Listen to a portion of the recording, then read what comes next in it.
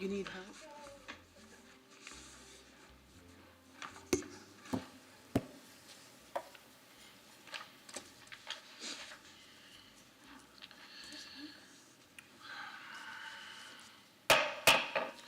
We will call the special work session to order. We are going to have a full day of strategic planning, and Councilmember Bunker is going to be joining us momentarily. My plan was to take breaks every hour and a half because of the length of the day. I think that would be best. That will put us right about noon for the second break when we can do a working lunch. But I think people's attention span and work product may be, we normally go 2 hours between breaks, but I think under the circumstances, it would be best if we do it a little more often. So, and if somebody needs a break prior, just raise your hand and we'll take a quick recess, other than Nicole. We're not going to stop for Nicole. So with that, good morning. I will turn it over to y'all. Okay, great. Thank you. I'm Jacqueline McCray. I'm from Baker Tilly. When we started this project, I was with Dale and I were from Management Partners, and on October the 1st, Management Partners combined with Baker Tilly. So I'm trying to find, oh, there's the PowerPoint. Look at that. It's amazing how that showed up so magically. We've had our comments from the mayor. Okay, I just want to orient you. I'm very happy to be here with you today, to see you in person. There is a certain synergy and magic that happens when people can come together in person and do the work that you're going to do today.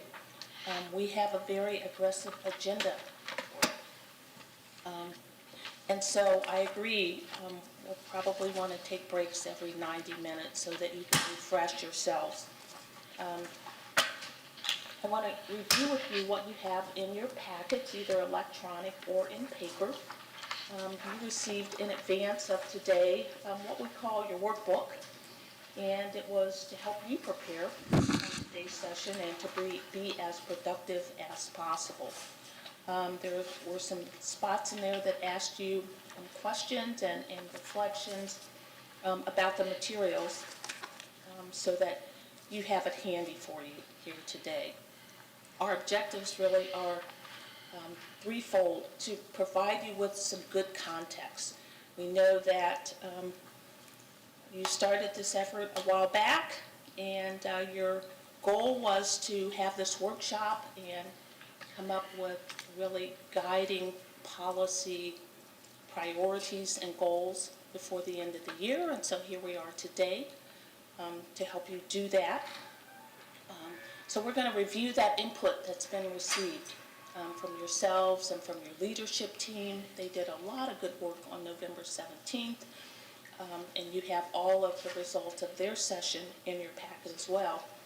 The heart of our work today, though, is really focusing on your guiding priorities for the future, your goals and strategies. Okay, not for this current fiscal year, but for the coming fiscal years. And so that's what we'll do today. The agenda is in your packet on page 3. And like I said, everything that you need for today is in your packet. And I am figuring out how to do this. So we're going to review the environmental scan data. John will go through that with you, get your questions and comments.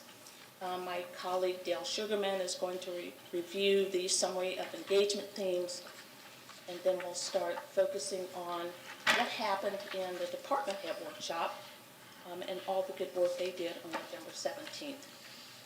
Break for lunch, have a working lunch.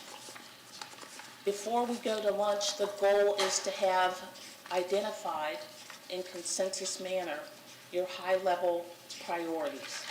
Okay, and then based on those priorities in the afternoon, we will review and develop with you the goals and objectives. Just a few ground rules. We know that you've all done this before. You've all completed strategic planning efforts. I don't know that everyone has. Okay. A show of hands for those that are new to strategic planning. For the city? Yes, okay. Okay, awesome. Well, good, I'm gonna go through just a review of strategic planning, but first the ground rules. Everyone, and we know that you all engage very well together. You're a team. You listen to each other well. You inquire, and you ask the probing questions. You stay focused, and you'll enjoy yourselves as you're doing that. And I realize that we have one more ground rule that I'm going to turn to Dale for.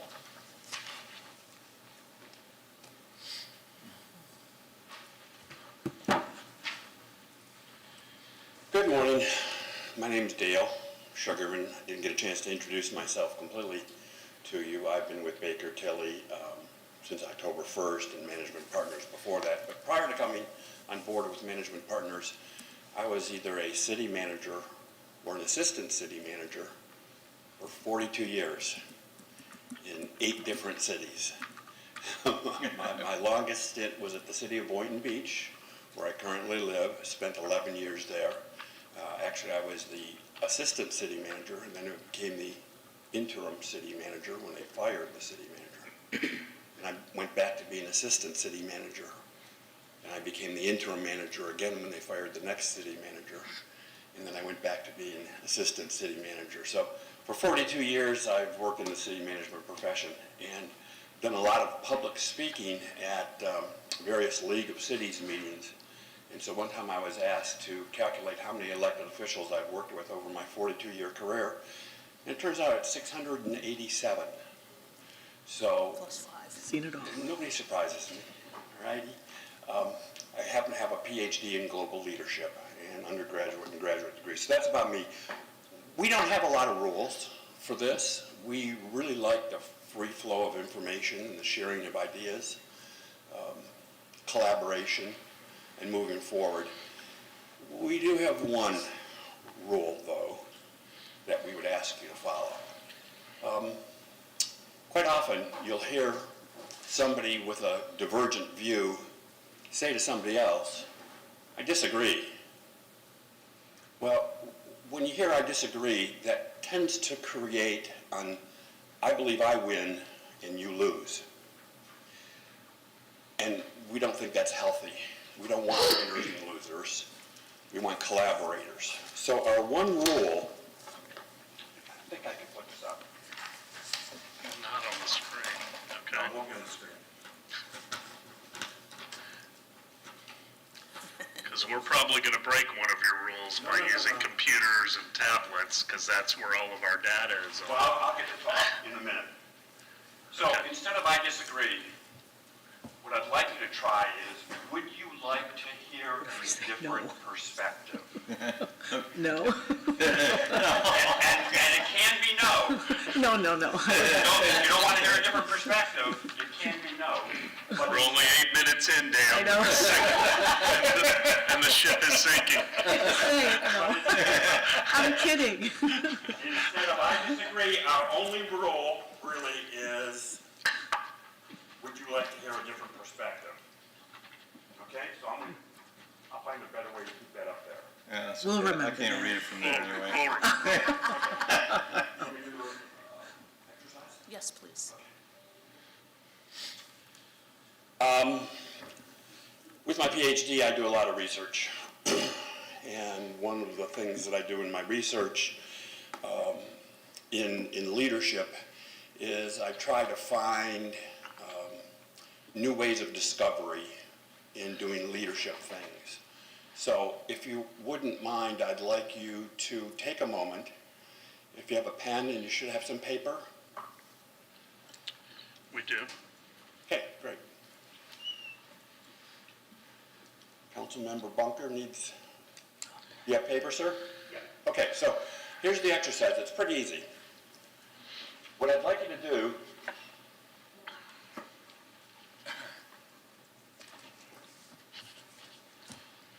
is I'd like you to write your name in the upper right-hand corner of the piece of paper. Write your name in the upper right-hand corner of the piece of paper. Does anybody need help? That's not gonna stay up. Okay, done? Now I'd like you to do it again. But this time, I want you to use the opposite hand, and I want you to put it in the upper left-hand corner of the piece of paper. Yikes.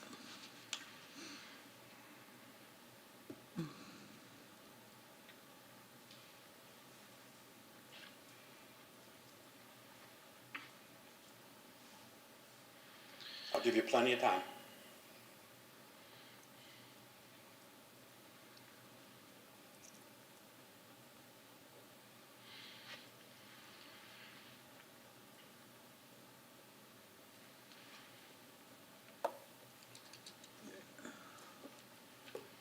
Okay, what'd you notice? I'm not ambidextrous. Not ambidextrous. Both hands don't work the same. What else do we notice? One's easier to read than the other. One's easier to read than the other. It's faster to write than It's faster to write it with your dominant hand, which also means it takes more time and is slower with your non-dominant hand. What else did you notice? I know a language from a different planet. It's almost non-recognizable, huh? Anything else you noticed? One looks better than the other. One looks better than the other. Anything else? All right, so what'd you learn? To do things a different way is a struggle. To look at Very things good. a different way. Very good. To do things a different way, it can be a struggle. What else could it be? A learning experience. Learning experience. time consuming. I'm sorry? Time consuming. Takes more time. More difficult, takes more time, harder to do. Some may even struggle completely because they're so used to doing something one way. So part of what we want to try to accomplish today is to not only have you stay engaged and not only listen and not only say, would you like to hear a different perspective, but we'd like you to think openly and broadly about a different way of doing things. Let's not get stuck with our dominant hand doing it the same way every time. Let's be open to each other. Let's be accepting of a different way of doing things. Again, that's part of the active listening process. And I'll leave you with this. If you want one more challenge tonight before you go to bed, if you brush your teeth before you go to bed, try brushing your teeth with the opposite hand. You're going to see what a struggle it is. So today I want you to be open, candid, and I want you to be able to think that there might be different ways, better ways, clearer ways to do things. Okay? Thank you.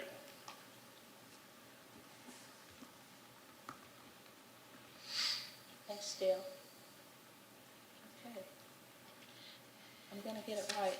And as the mayor said, coming in this morning with this cup of coffee, the bike rack, that's like the parking lot. So if issues come up in the course of our conversation today that either don't relate directly to your priorities and your goals and where we're headed, we will just log them there so that you can address them at a different time. I do have another little exercise for you. It doesn't matter which hand you use to write or to use your keypad, but I want you to think about 4 to 5 years from now. Dad, Yeah, She said 4 to 5. 4 to 5. 5 years. 45? 4 to 5. 4 to 5. Flowers. Yeah. I mean, like, 5, not 45, 4 to 5. okay. Now, right? And you have your tablet out, or your little handy dandy attachment of your hand called a cell phone, and you're checking the news, and you go to the Tampa Bay Times, and there's a headline about Clearwater. What will that headline say? And it's a positive headline. What will that headline say about the city of Clearwater in 4 to 5 years? Not 45, when we're all pushing up daisies. Okay, thank you.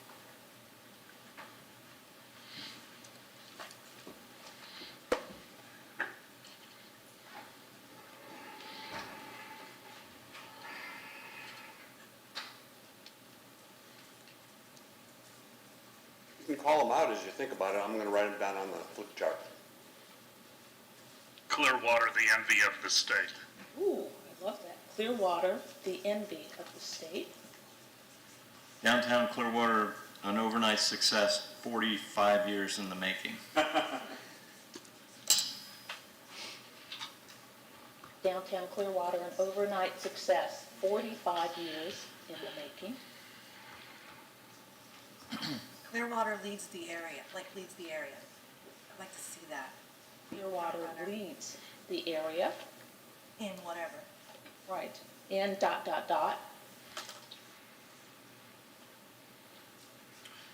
Clearwater turns downtown around despite Scientology's efforts. Clearwater turns downtown around. I can't write that fast. So what was the third one? It was A leader. She's got Clearwater leads. leads. leads. Clearwater Leads leads. region. Leads the Didn't we region. say region? Yes, you can wordsmith. No, I'm not. No, I like region better than area. Do you want to hear a different perspective? All right. Yes, I'm open. And then, Too many Why, yes. We Councilmember were doing really well. Conker, what is yours again? Clearwater turns downtown around despite Scientology's efforts, because it is the Tampa Bay Times. Clearwater turns downtown around.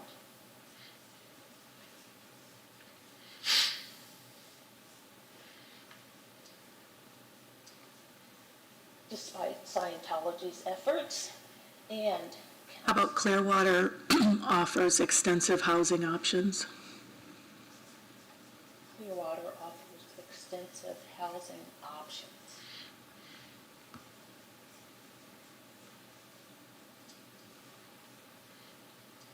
Any Do thoughts? you want this to be exclusive just to the council, or can the attorney and manager join in, or do you believe This that is they're your here? session. How would you like for them to be? I want them to feel free to pipe Great. in if there's Thank you. something that they think is beneficial.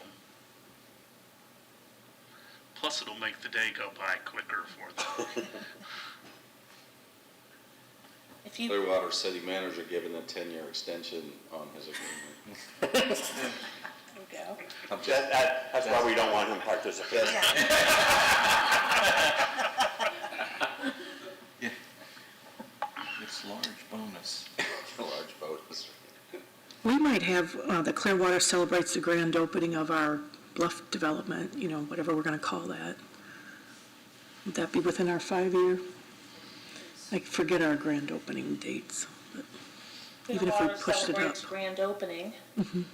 Bluff development. of many things, anything, Of other things. Yeah. Yes, of ... Trader Joe's on Myrtle Avenue would be great. I mean, I would seriously say that Clearwater has achieved a diversification of its economy within the next 4 to 5 years. Clearwater achieves diversification of economy. And as you all can tell, Dale is scribing, and then when Dale's up here, I'll be scribing. And so we will just kind of pause because it takes a while to capture your comments. But do you have any thoughts about your headlines? I love the leads part because we can fill in anything after that. Right. Leads the region in all sorts of things, economic development, housing, environment, citizen engagement, all that stuff. Right now, most of these headlines are dealing with downtown, and we need to deal with the entire city. Okay? Would you like The a headline. perspective? Well, How You many know- of them actually are specific to downtown? what's that? You just made a statement about that most of them pertain to Well, downtown. an overnight success in 45 years sounds like it's really dealing with the downtown, which Right. hasn't moved. Mine was about the downtown. That's two. Housing was great. Celebrates opening on the Bluff, that's downtown. Well, mine isn't, mine's for the entire city. Right. Mine too. I mean, when I started to think about the vision and, you know, you can use a lot of platitudes, but ultimately, and this is something I answered one of your other questions with, what really encompasses everything that I want for the city of Clearwater? And, you know, envy is one of the deadly sins, but I really would like other cities, counties, basically to envy how the city of Clearwater operates, serves their citizens, physically looks, our efficiencies, all of those things. That encompassed for me an awful lot in one single word. And so I did not use it lightly. I just took it from where we asked about reflecting on the vision and everything else.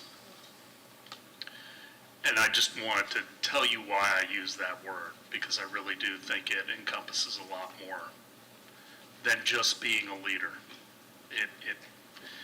It's beyond being a leader. It means you're doing most everything right, which is aspirational because we won't get it all right. How about You're doing everything right and people recognize it. That's why they're envious, because they want it, want what you have. Yes, Councilmember. Clearwater attracts national employers, big national employers? Clearwater attracts big national employers. Which I think goes to John's point of diversifying the economy.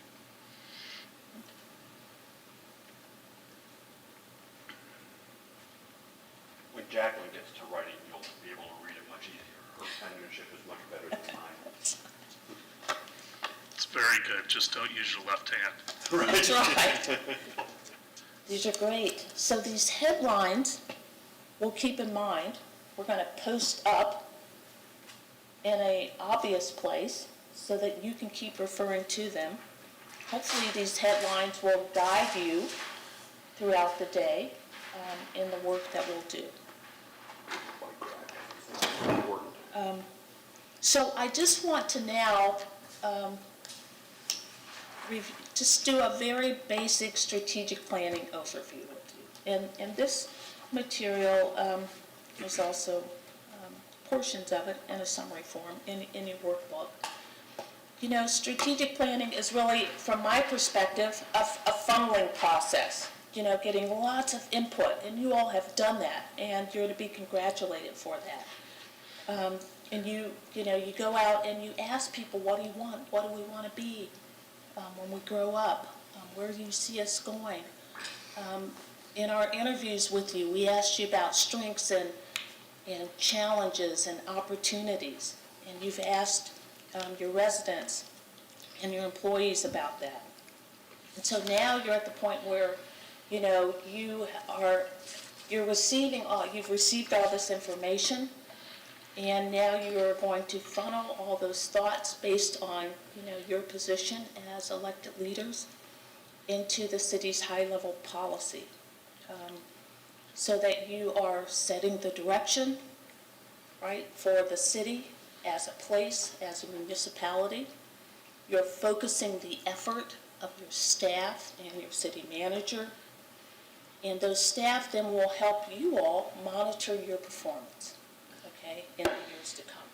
And so as a part of doing that, there are those elements of the strategic plan. We're going to work on vision and mission, priorities and goals, and you've really started to define the outcomes that you want to achieve in the near term. So, as you set direction and set this policy, then your strategic plan becomes a tool for decision making. You refer to it over and over again. It's not a plan that you do once and you set aside, but you're always looking at it and reflecting on it, modifying it as you need to. Most importantly, using the plan to set and allocate your resources, right? Be they financial or human capital. And Dale and I are going to walk you through vision and mission. In your packet, you have your staff on November 17th. They came up with some really good internal operational values to help them guide themselves in the work they do every day. And then we will discuss, once again, those priorities that, will be arrived at from lots of different input that you receive daily. Okay? Bill?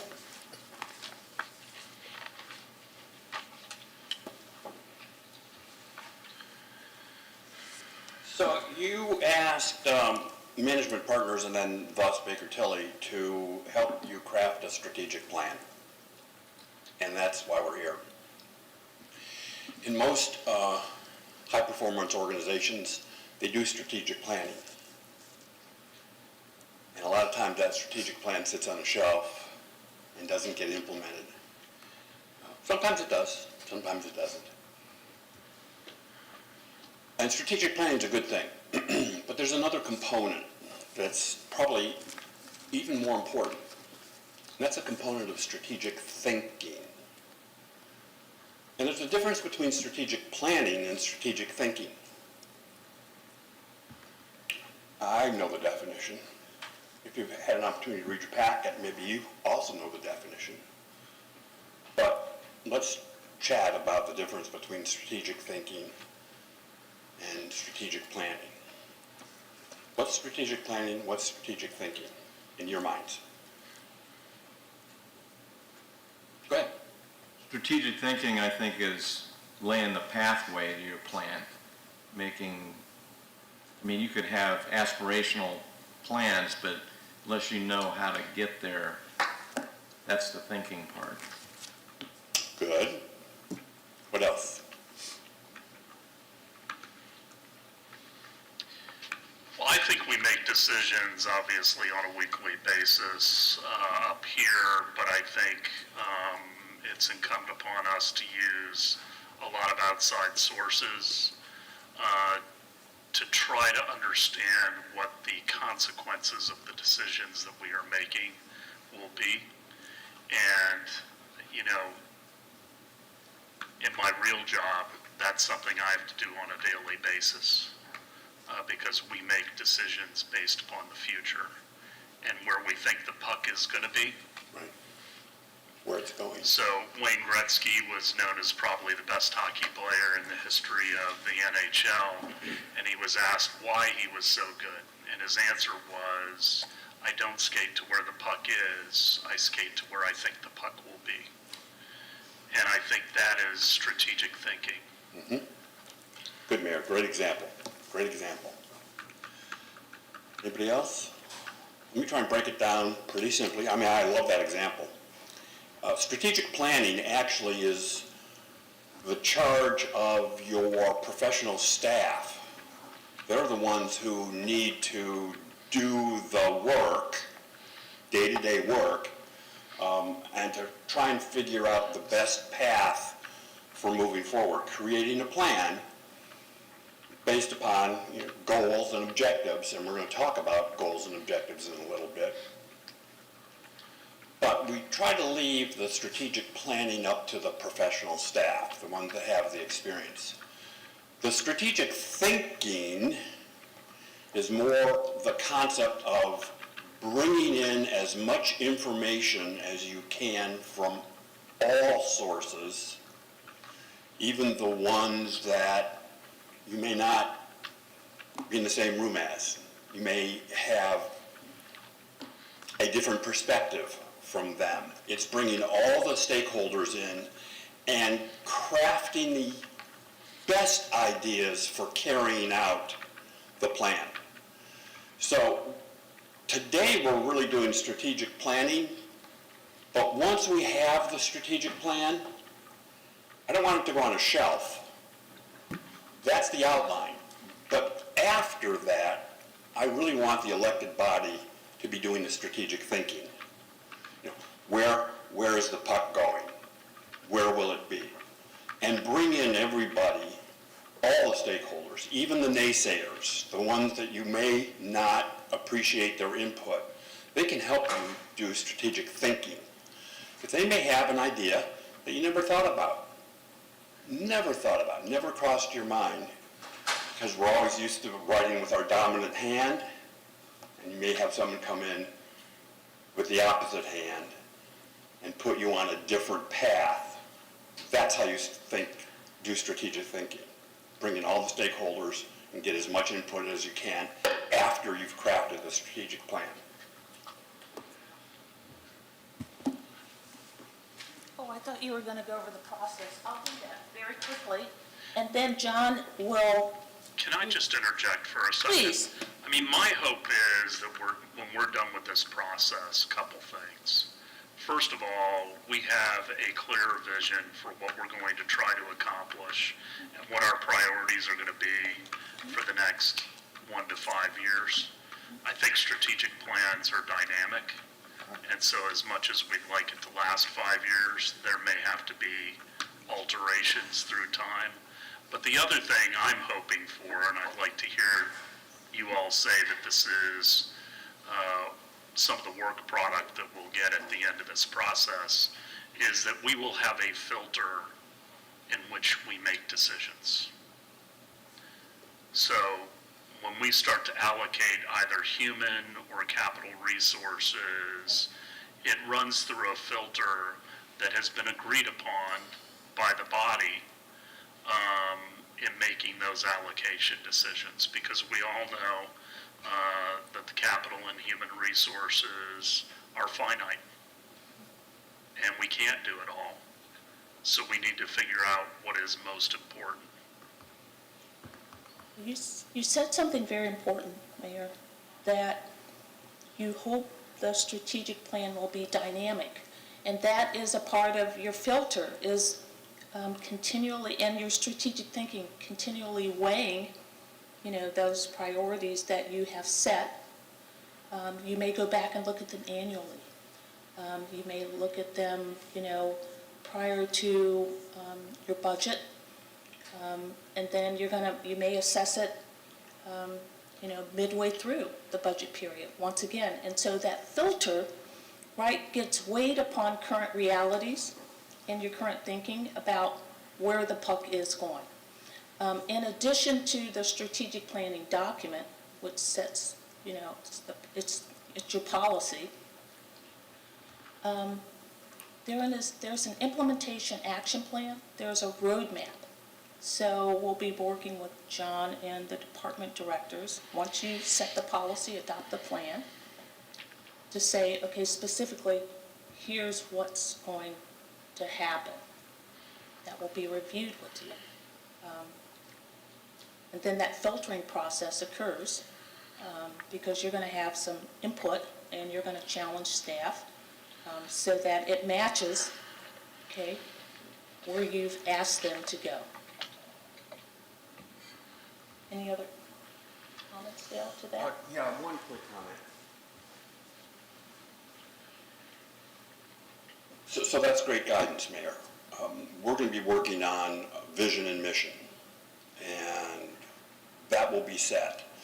And one of the things that I like to use I've learned over time in doing leadership stuff is that once you have a vision and mission set, and then you have people doing things, staff doing things, or even the community doing things, or even the elected body doing things, I always like to ask a question after an activity or an event.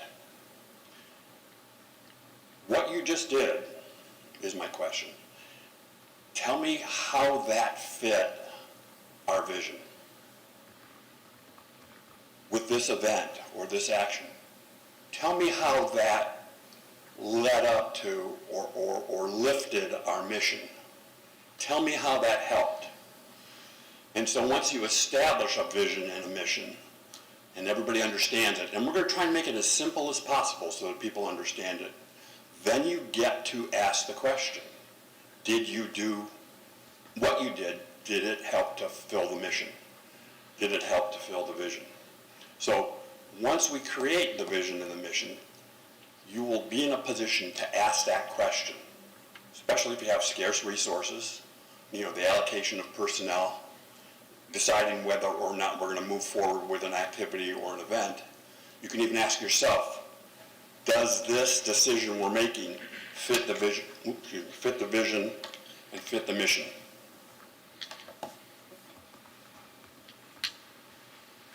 Other thoughts from your colleagues on the dais about the filter that the mayor's asked for? Can we just go back to that other slide? I just want just a little clarification. So the strategic planning, what you have there as a definition, is really what our department leaders, our leaders and our city staff have already done.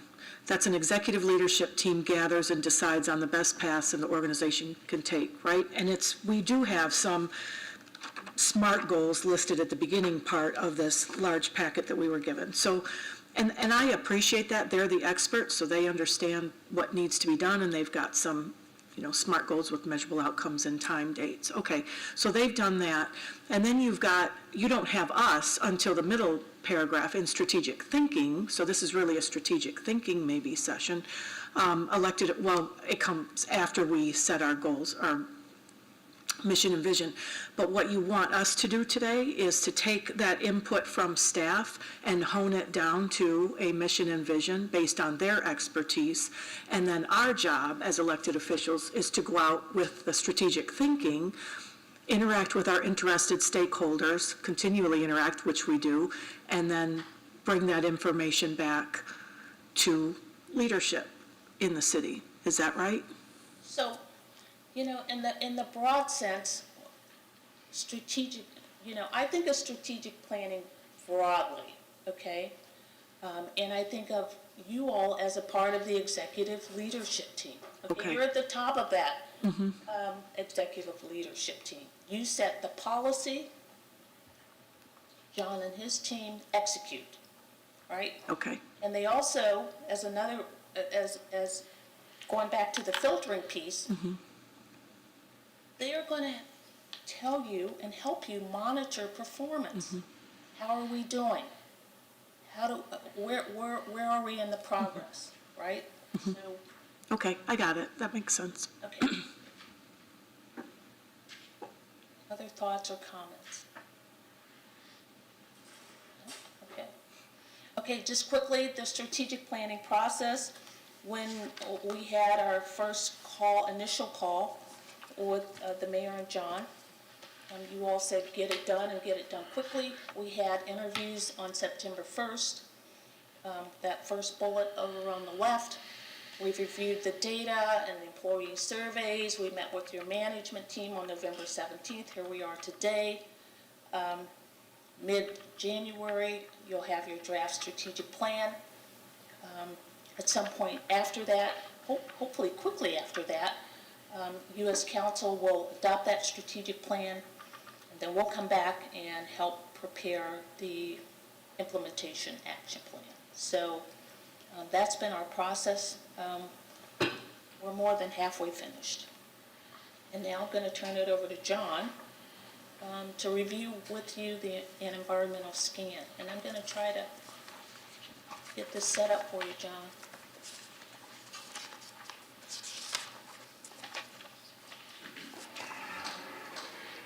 guess that says, there we go. It's all yours. Good morning, John Jennings, City Manager. What I'd like to just do is, and I don't want to take a lot of your time on this because I believe a lot of you already have this information. But I thought we'd do some top line focus on the these e-scan items, which is really who we are as a city. You know, what are our demographics? What are the educational achievement and frankly gaps in our city? Land use map, zoning map, traffic study, I mean, all of that stuff is for you to really kind of review. So I'm really going to just focus on the demographics and the socioeconomic indicators. And then just touch on the budget information and then just wrap up with the current strategic plan achievements. So based upon the 2020 census, the city population is about 117,000, or is 170,292. We're ranked as the 19th most populous city in the state, and we'll get into breaking that down a little bit more. So the 36% of the population of 25 years and older have a bachelor's degree or higher, which is, you know, very good, but we can do better. I think as you kind of go down this information, we have 82% of the population over 3 years of age are enrolled in public schools. 42% of the population over 5 years speak English less than very well, and I think that is an indicator of your discussion today, or one of the indicators. On the employment side, 59% of the population over age 16 are in the labor force, which is not bad. 99% of those in the labor force were in civilian labor. So, and that you see the breakdown on the pie chart there in terms of management, business, science, and arts at 38%, sales and office work at 25%, and then on the service side is basically 20% of our employment population. On income, we are lower than Pinellas County and the state in terms of the average median household income in Clearwater, which is $50,355. This is really based again on the 2020 census. On the housing slide, we have over 62,000 housing units as of 2020. 83% of those are occupied and 16% are vacant. Looking at the 2019 ACS data, you see that we had 60,504 housing units, and 80% of those were occupied, and almost 20% were left vacant. And then, of course, there's the pie charts will show you the vacant housing as it relates to seasonal housing, owner, and renter. So these are some of the future projections based upon data from Forward, Pinellas, and SwiftMud, and they predict a population growth in the city of 148,000 new residents by the year 2045. And this really breaks down to be a 26% increase in the population over the next 25 years. So getting really into the kind of the socioeconomic side of the slides. So we have almost 22,000 people, or 14% of our population in the city are considered to live below the poverty level in the city of Clearwater.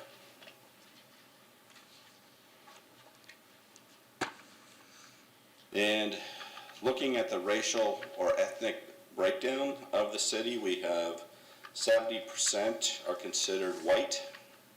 We have 13.7% are considered Hispanic or Latino. Black or African American alone are 8.5%.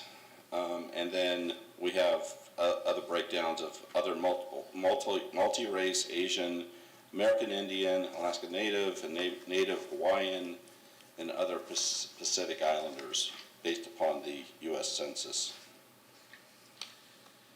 This is a heat map of the minority population in our city. I think this is informative and all of you can look at it. And again, this is households with limited English proficiency. The population 65 years and older, this is one of, I consider to be one of the future challenges. There are 36,748 individuals, or 25% of the population, who are 65 years of age or older in the city. But then when we look at the population of 18 years and younger, there are 19,747, which breaks down to 13% of the population who are 18 years of age or under in the city of Clearwater. I think that gives us a lot of information as to opportunities that we may need to really focus on for the younger populations to stay in the city. So this is some transportation information. 10% of the occupied households do not have access to a personal vehicle. And again, this is a slide that you can look at in terms of commuter habits. I'm not going to go into detail. The same with this slide, commute by non-personal motor vehicle. And these are the existing land use maps, which certainly anyone can take a look at these if they're interested, the zoning map. And so on the total budget, so these are all city operations. As we know, we went through the recent budget process, and I've been speaking with all of you about a goal-setting meeting in early February about that will give city staff a greater opportunity to listen to you as to the budget priorities. But as you can see, we had a 4% increase.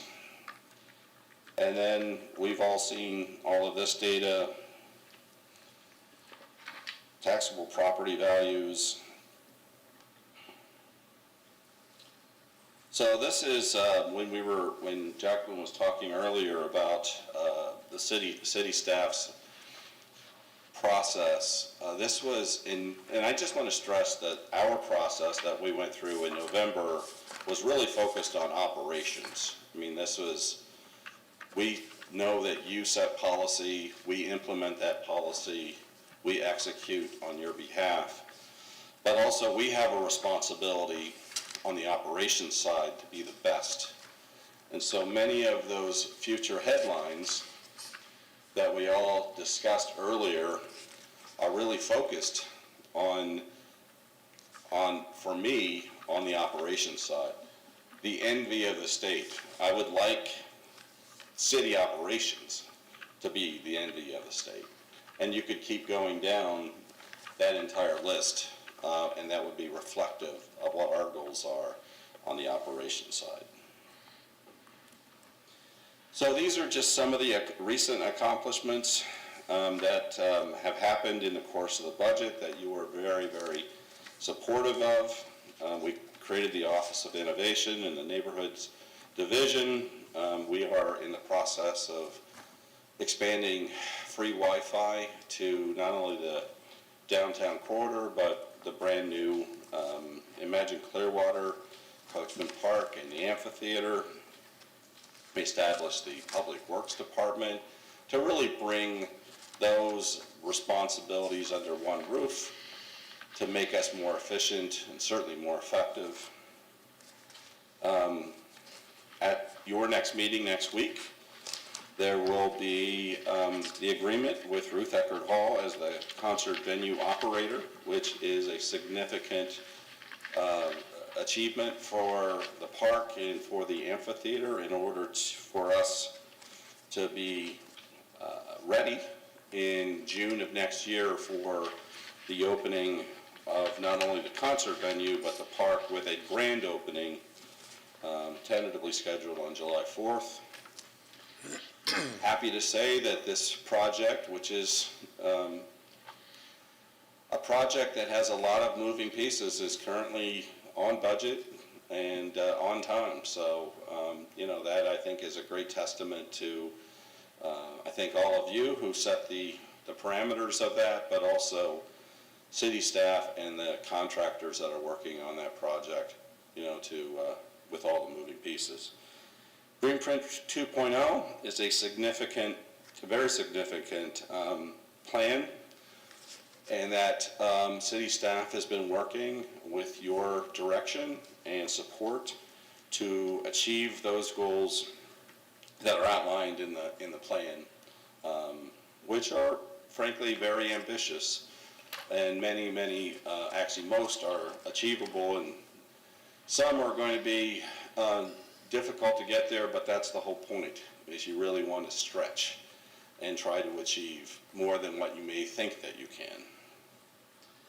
Finally, North Greenwood CRA, that is a critically important opportunity for a section of our city that will come before the council in April or May of next year, after the county has done their review process, which the county will receive that in probably January or early February, and then having that come for final ratification to the city council.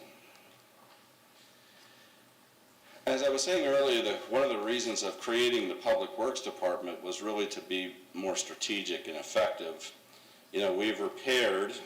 One of the priorities that I heard from all of you is when I interviewed, was that we needed to really focus on the basics of what municipal government is responsible for, and part of that is fixing our sidewalks.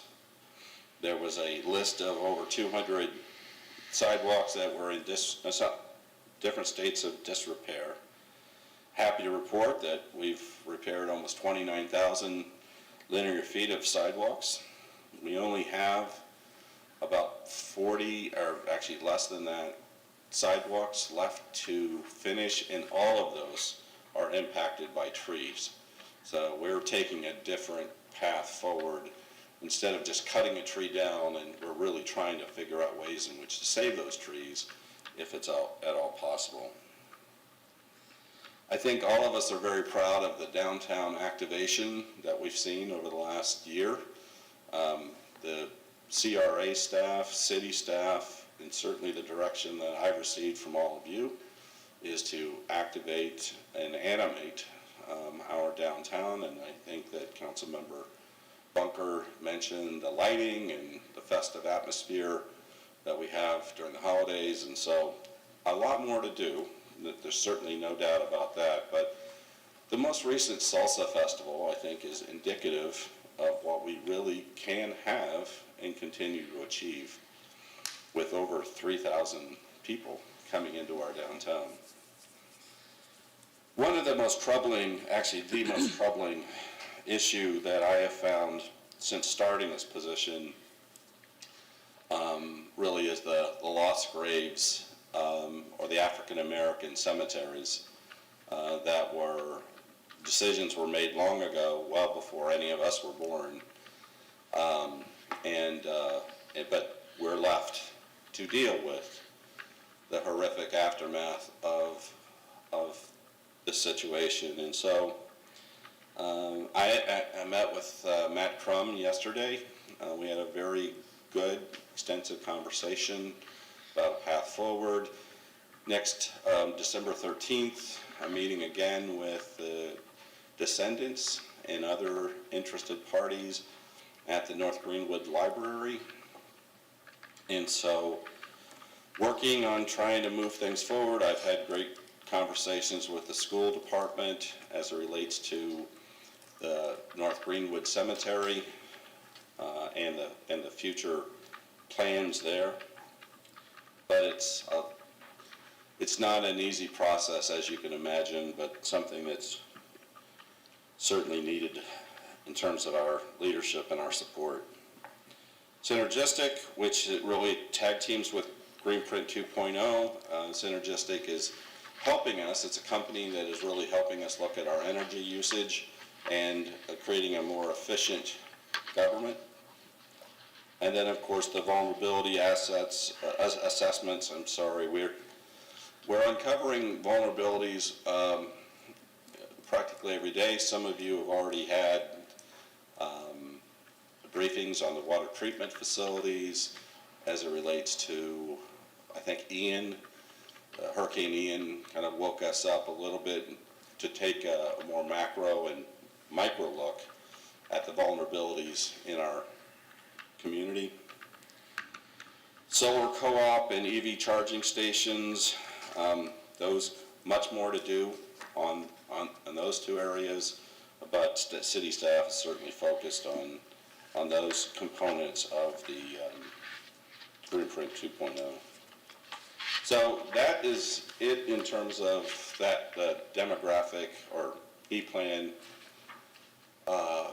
information, and we thought that it might just be helpful to set the stage for your discussion. Thank you. Any questions for Mr. Jennings? I have just a couple of comments about, I had asked earlier about some of the demographics, and I appreciate the demographics that are here, but, some of the sources are 2020, which is pre-COVID. And so I asked for some information, and just to be, so I got some from Denise Sanderson, who's our Economic Development Director. And so on page 13, we have under employment, we've got 6.4% were unemployed, but Denise sent 2.6% are unemployed. And I think, it's just, as we talk about who our constituents are, the idea that we have most of our constituents are working. We don't have a lot of high-paying jobs in the community, but the idea that people could go out and get a job, people are working. And so I think we need to, that's a significant difference, so I thought I'd mention that one. And then the percentage of people living in poverty was, I think, again, it's a 2020 number, 15.3%. And then, a poverty threshold for a family of four is $27,750. The other thing is the housing units. I find it interesting on our housing units, again, for 2019 and 2020 data, is that 19.6 of our housing units are vacant. And, are those rentals? Because I don't think we have a bunch of vacant rentals in the city. From what I hear anecdotally and people on wait lists and stuff, I can't imagine that's, I don't know if we're talking about rentals, but we've got average housing price that I asked for. And so in Clearwater, the average home price is $384,000. For Florida, it's $392,000, and nationally, it's $397,000. So those aren't huge swings, but the average rentals are strikingly different. So for a two-bedroom in Clearwater, I've got average rental as $1,846 a month. For Florida, it's $1,661, and nationally, it's $1,326. And I know that those are averages, but it just, it helps put in perspective our challenges for the people who live and work here and are working. And I just think it's, we should be familiar with this ALICE designation of asset limited, income constrained, and employed people, because that's what I think we have a lot of when we talk about our constituents, really. and the jobs that we want to try to attract. So those were some of the notations I had on demographics. And then, just as a note that we can maybe put on bike rack or something, I would like, the poverty rate from Denise was 15.3%, so it's just, it's a 1% increase, which, again, you do the math, what does that mean as far as the number of people? So we have over 22,000 people that live at or below the poverty level in Clearwater, and from the information I have with the COC, elderly are increasing exponentially.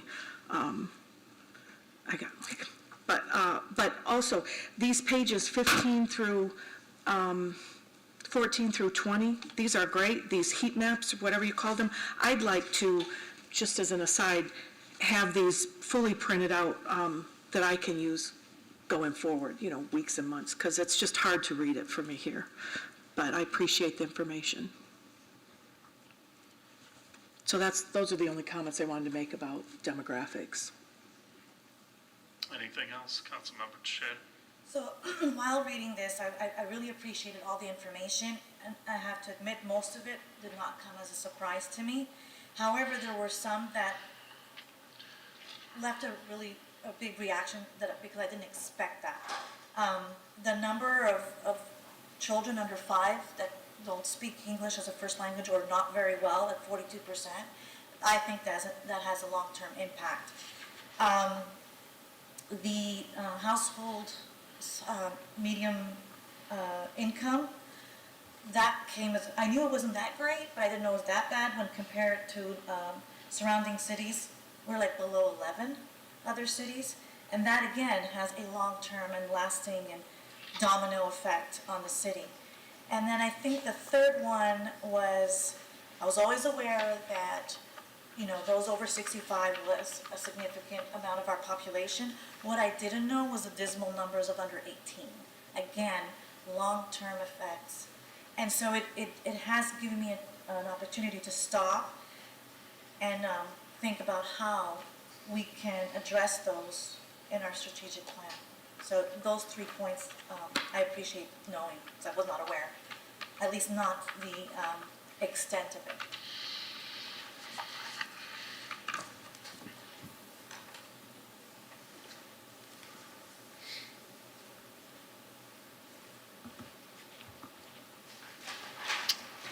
Anything else for John before I move on? One of the things, though, Dale, that I want to come out of the strategic plan is us to identify philosophically what we believe is in our lane and what is not. There are some things demographically you can look at. You can say, I'm not happy with the fact that the statistics are what they are.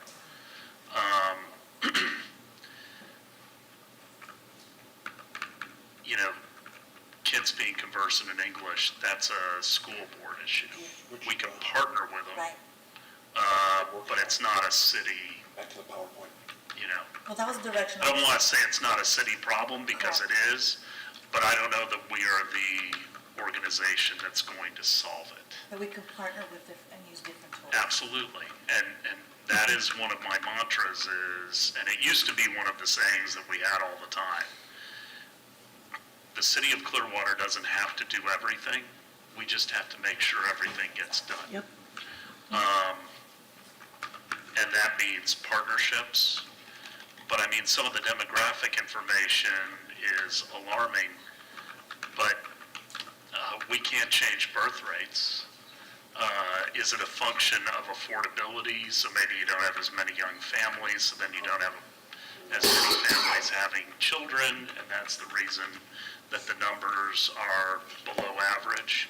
I mean, there's a cause and effect, and I just want to make sure we're still doing strategic planning at the end of the day.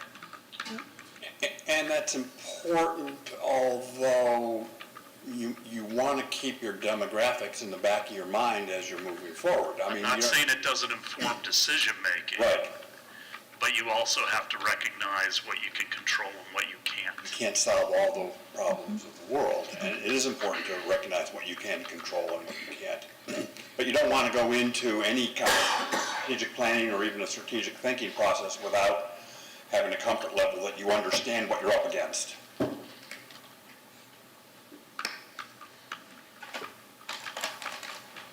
All right, our next assignment is to cover a summary of engagement themes.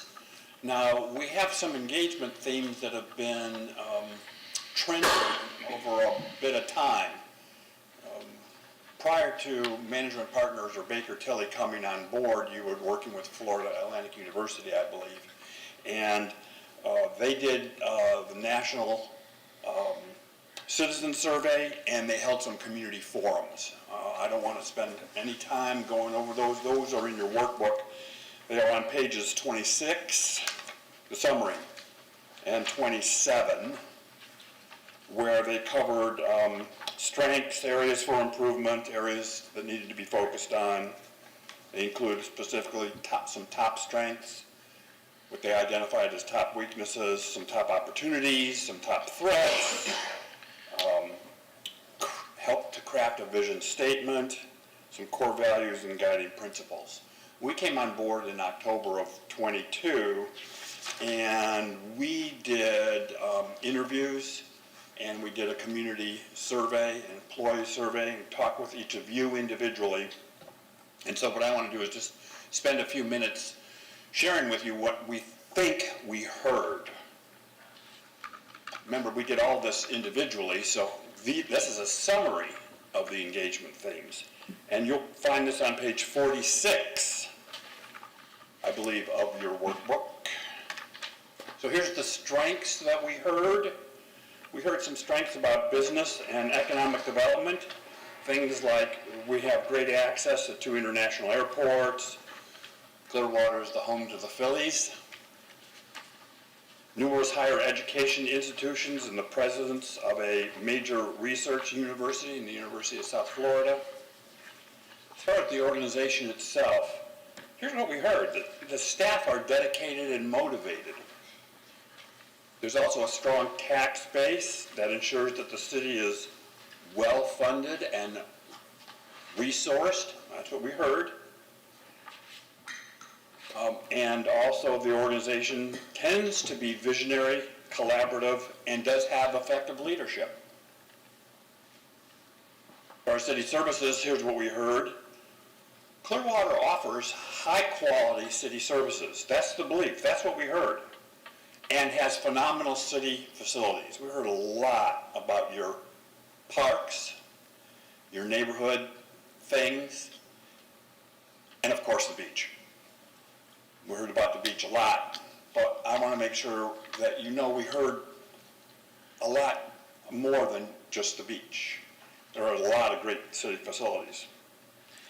And the community attributes also were identified as great strengths. There's arts and cultural and entertainment opportunities apparently going on quite often. Again, the beach and the natural environment. We heard you have very engaged citizens, active community, and that this is a very diverse community. I think as we saw in the environmental scan that John presented, you do have a diversity in your community. It seems to be a family-friendly destination, both to live, to work, and to visit. Clearwater is also placed geographically in a location that you have all the opportunities and options of the entire region. So you're in a great physical location to various Tampa Bay communities. And then we also heard again about the natural trails and parks that you have throughout the community.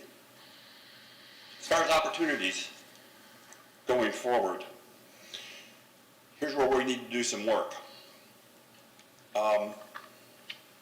We need to work on attracting new businesses and diversifying the economic base. I think we caught that in one of our future headlines. We heard we need to capitalize on the waterfront. Now, frankly, I'm not sure what that means because I've heard nothing but good stuff about the waterfront, but maybe there's more, so that's something we can discuss and think about. We heard that it's encouraging to be pursuing a dialogue with the Church of Scientology, and there needs to be an effort to unify residents across all the neighborhoods. Thank you. For development activities, we heard Clearwater needs to do something to develop affordable housing. Now, it turns out Clearwater's not alone. Need to do something to develop affordable housing everywhere. Also, we heard that there's a need to develop a mass transit solution and implementing the US 19 corridor project. As far as investment in the community, broadening transit options, improving education and job opportunities, and of course, improving the downtown. So, here's some of the challenges. What we heard is that we need the city leaders to prepare a realistic agenda and align on a strategic direction going forward. I think that's exactly what the mayor said. That's what we're here for. As far as development, growth seems to be somewhat unplanned, and so we need to set in motion a plan for development. And there's outside factors that become challenges for us. First, the county seat moving from downtown. We have been through somewhat of an economic recession, and tourism downtown has been waning. We need to be thinking about that. And then, because we live in Florida, the natural disasters such as Hurricane Ian and climate change. Hurricanes, red tide, and sea level rise. So, it seems that the key priorities and the goal areas are as follows: attracting and retaining high-quality city staff, working on economic development and diversification, establishing some citywide customer service standards. We heard from your staff that there is a need to protect the backbone of communications infrastructure and then delivering on the infrastructure projects throughout the city. The staff told us they want a holistic approach to developing downtown and a multimodal transportation system for the public.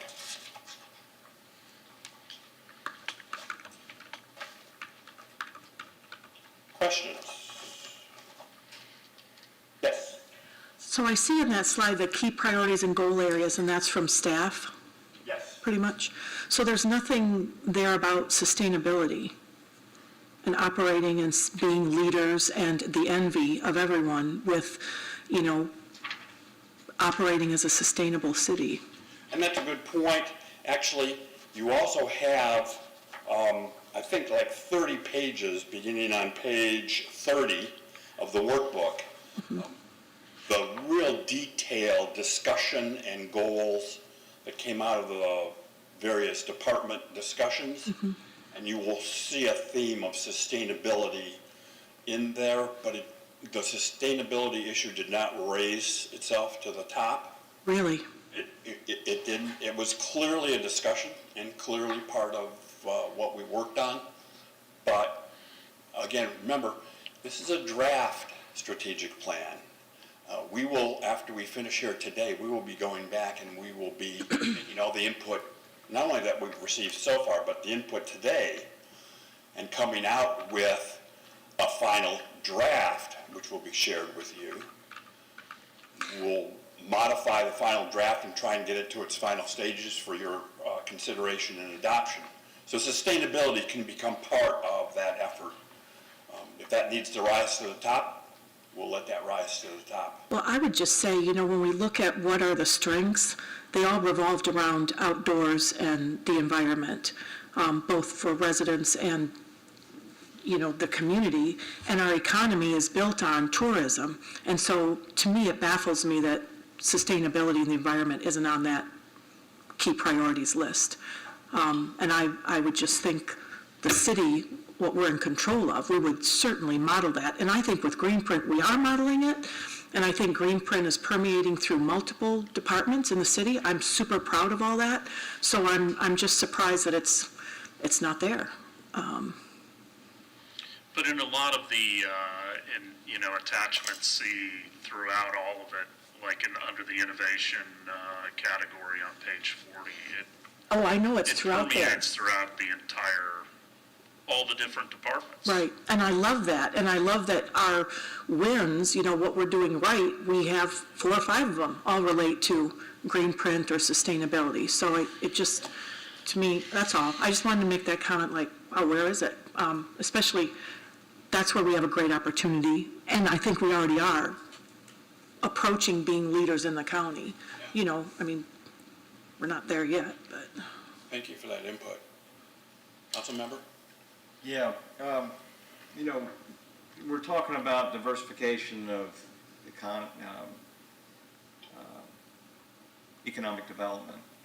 And I know we've discussed this before. One of the things that I know that we need to have, and I think all of us do, if we're going to really attract big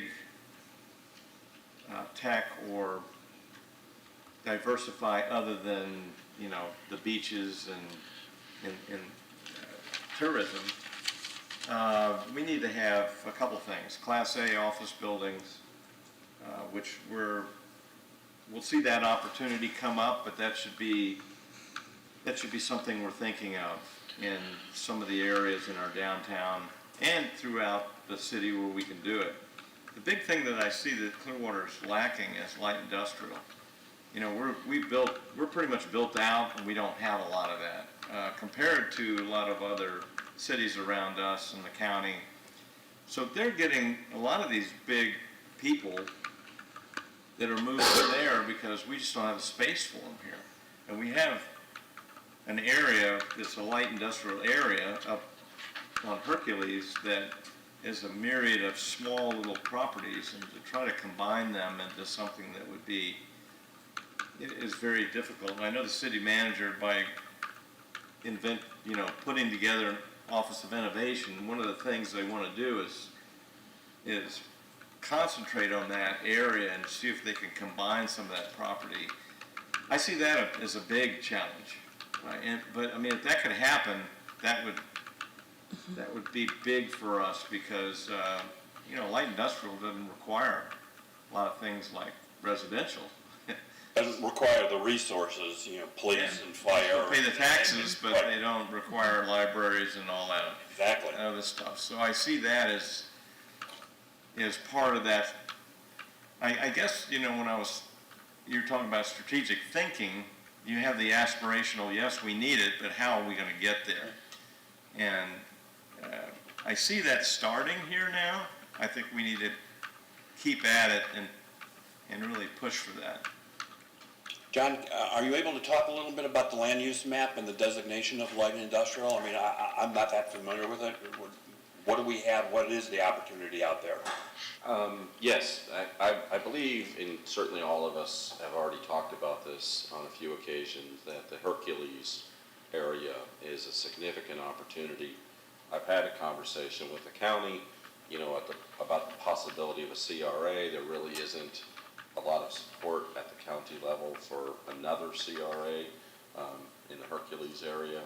But there are other ways in which the county administrator and I discussed that, kind of a more regional collaboration, county-city collaboration, in terms of really focusing on the aggregation of some of those properties, building enough mass, but also having to lay the underground infrastructure that is needed out there.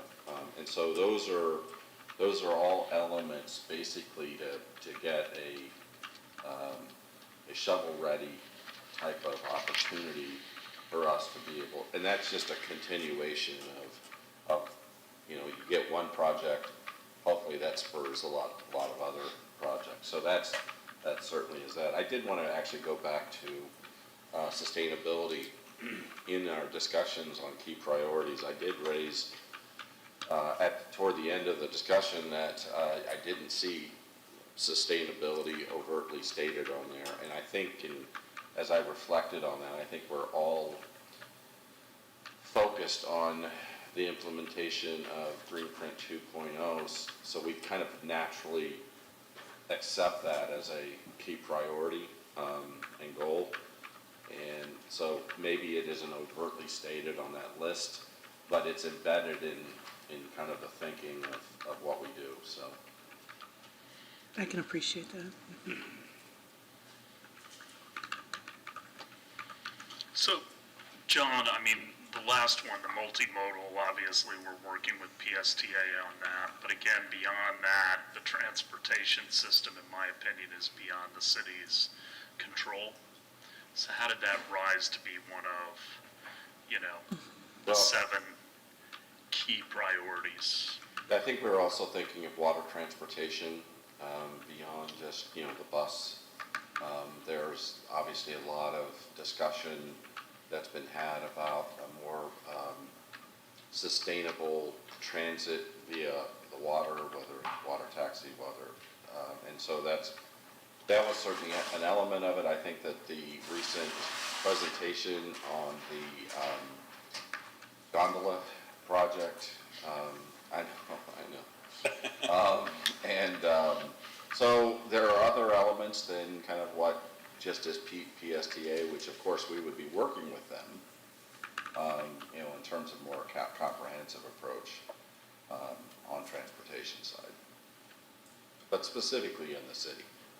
Well, and I would think, at least, one of the challenges or things we're going to have to work out with multimodal transportation for the public is getting people back and forth or shuttling or whatever our options are going to be when Imagine Clearwater is in full swing with the venue open. So that'll be something that we're going to have to start thinking about, starting next summer. You mean shuttling from the beach to downtown? I would think maybe or getting from downtown to the park itself?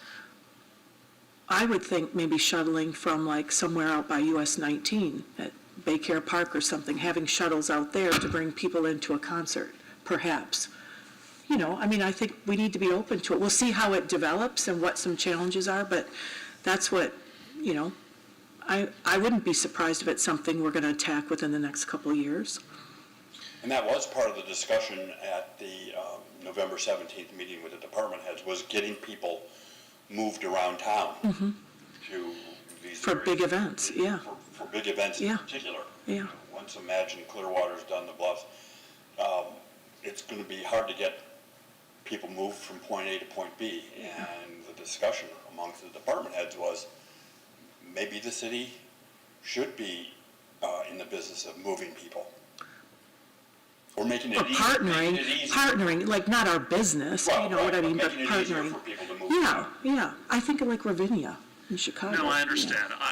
I don't think we're ever going to have the necessity to move people from Baycare or somewhere else. I think we're going to need and I don't want to get off, I think we can go down rabbit holes here. Yeah. I think we're going to need a circulator in downtown that's going to hit all the places that are not as close as people would like to the park during those bigger events. And I think the Jolly Trolley is going to be the natural opportunity there. Well, and I think knowing our demographics, if we have this, what percentage is it, over 50, over 60, 64% or something like that? Whatever it was, it's a big chunk. I mean, and so the people here in Clearwater are not used to walking 5 blocks from, a parking garage to they're just not. And can they adapt? And younger generations, as we age, we're used to walking. That's one thing, but I think the reality is that's what our population is now, and that's how they've operated. Anything else we want to cover? I know we're coming up on our first break, and then we're going to be dealing with vision and mission next. So it's a different topic, and you're going to be asked to do some work. So we're 7 minutes ahead of the 10:30 break. So let's go ahead and just take it. Let's take the Seems break like now. a natural. And we'll come back at Right. 10:33. Terrific, thanks. Sorry for being late. That's okay. I started to watch the president's.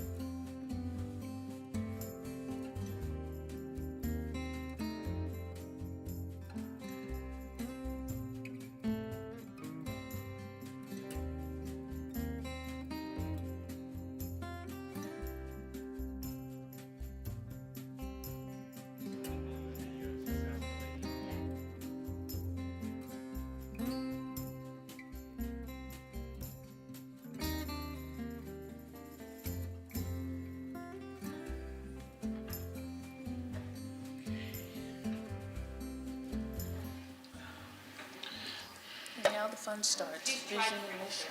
Sure. It's for her too. What's the name of the restaurant? We'll reconvene the special work session. Moving on to mission and vision, or vision and mission. Okay, welcome back. I'll be working from, I'm going to start on page 6 of your workbook so you can see it. It's titled Vision Statement.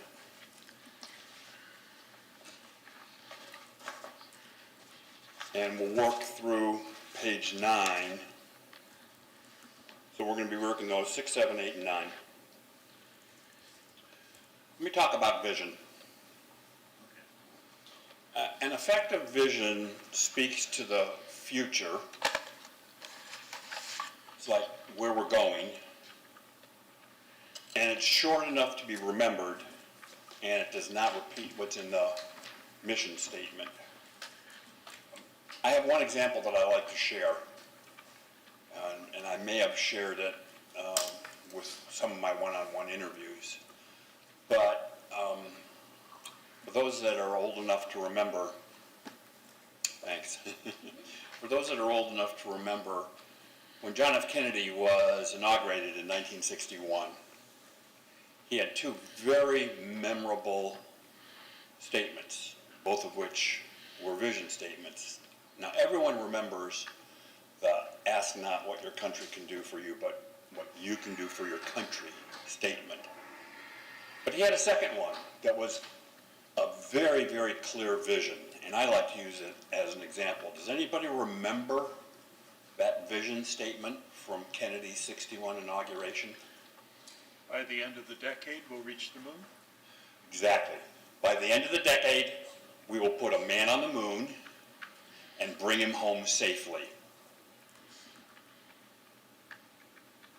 That's a pretty clear vision of where we're going.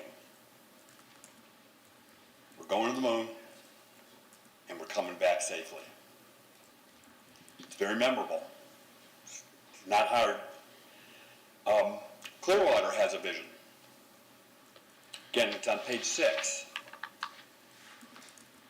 Here's the city of Clearwater's current vision. Let me see if I have it. Yeah. So there it is. Clearwater will be a uniquely beautiful and vibrant community that is socially and economically diverse, that invests for the future, and that is a wonderful place to live, learn, work, visit, and play. That's your promoted vision. In your workbook, I want to share with you what work the department heads did when we met with them on November 17th. It's on page 4 of your workbook. So we heard 4 basic themes for updating the vision, and notice it's just in draft. But this is what came out of an all-day workshop with your department heads. A community where everybody prospers and thrives. A community that thrives. A community experience where individuals and businesses can thrive. A community experience where everyone can thrive. Notice a general theme? That's what the department heads came up with. So our question today to you is this your vision for the future of Clearwater? And if it is, great, we can work with that, and if not, what changes might you suggest? Also on page 6 of your workbook, this is a full summary of the comments about the vision statement by elected officials, the management team members, and also members of the community. There's a list of maybe 15 there. So, on page 7 of your workbook, do you think the vision statement for the city should be changed? If yes, we've asked you to write down below on page 7. And Jacqueline's going to try and capture any words we have for a vision. So we got a lot a lot of information here, a lot of input. We got it from the community, we got it from the department heads, we got it from our surveys.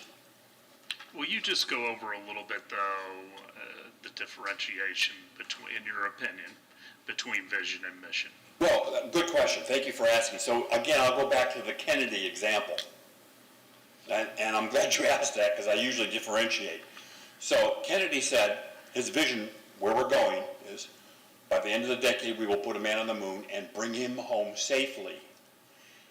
He didn't say how we were going to do it. He just said, here's my vision. This is what we're going to do. And what came from that? What came from that was mission control down in Houston.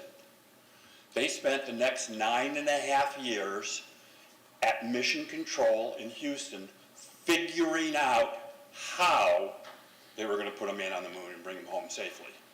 So the mission is the what you're going to do, how you're going to do it, when you're going to do it.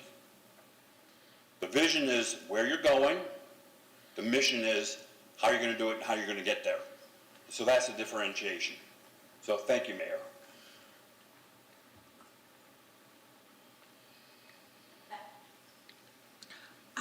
Back to the mayor's original comment from this morning, that vision is aspirational. Right. Councilmember Albritton and then Vice Mayor. So I always thought that you try to be on a mission as brief as you can instead of very wordy. I mean, you could do more. I mean, I like the vision statement. It could be a little more wordy, but mission should is, I think, should, because you want people to remember what that is. Right. Yeah, it needs to be clear, concise, and memorable. Yep. I would note that, so these four, essentially, they're all the same. The first two are more affirmative, and the second two are like they have the ability to. You've got the word can in there. Not that we will. A and B is a community where everyone prospers and thrives. I mean, that's pretty darn aspirational if we've got everyone prospering and thriving. The others are where they can thrive. Not that they will, but they can, the opportunity. Environment to allow it. Right, That's correct. right. And so that, to me, seems like that distinction there.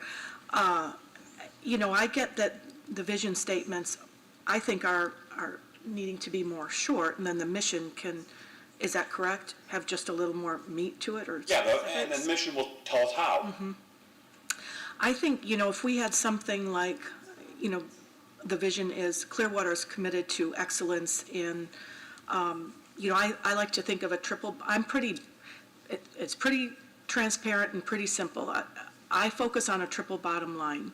So the city does well, our residents and businesses do well, and we protect the environment. That's a triple bottom line that a lot of businesses, came about in, I think, the early 70s or whatever. And municipalities and other agencies are adopting it. But I think with a triple bottom line focus as well as transparency, I would put transparency and accountability, but I think transparency leads to accountability because if people can see what you're doing, you're held accountable. And so I think those three things, I think an excellence, a vision statement is we are committed to excellence in our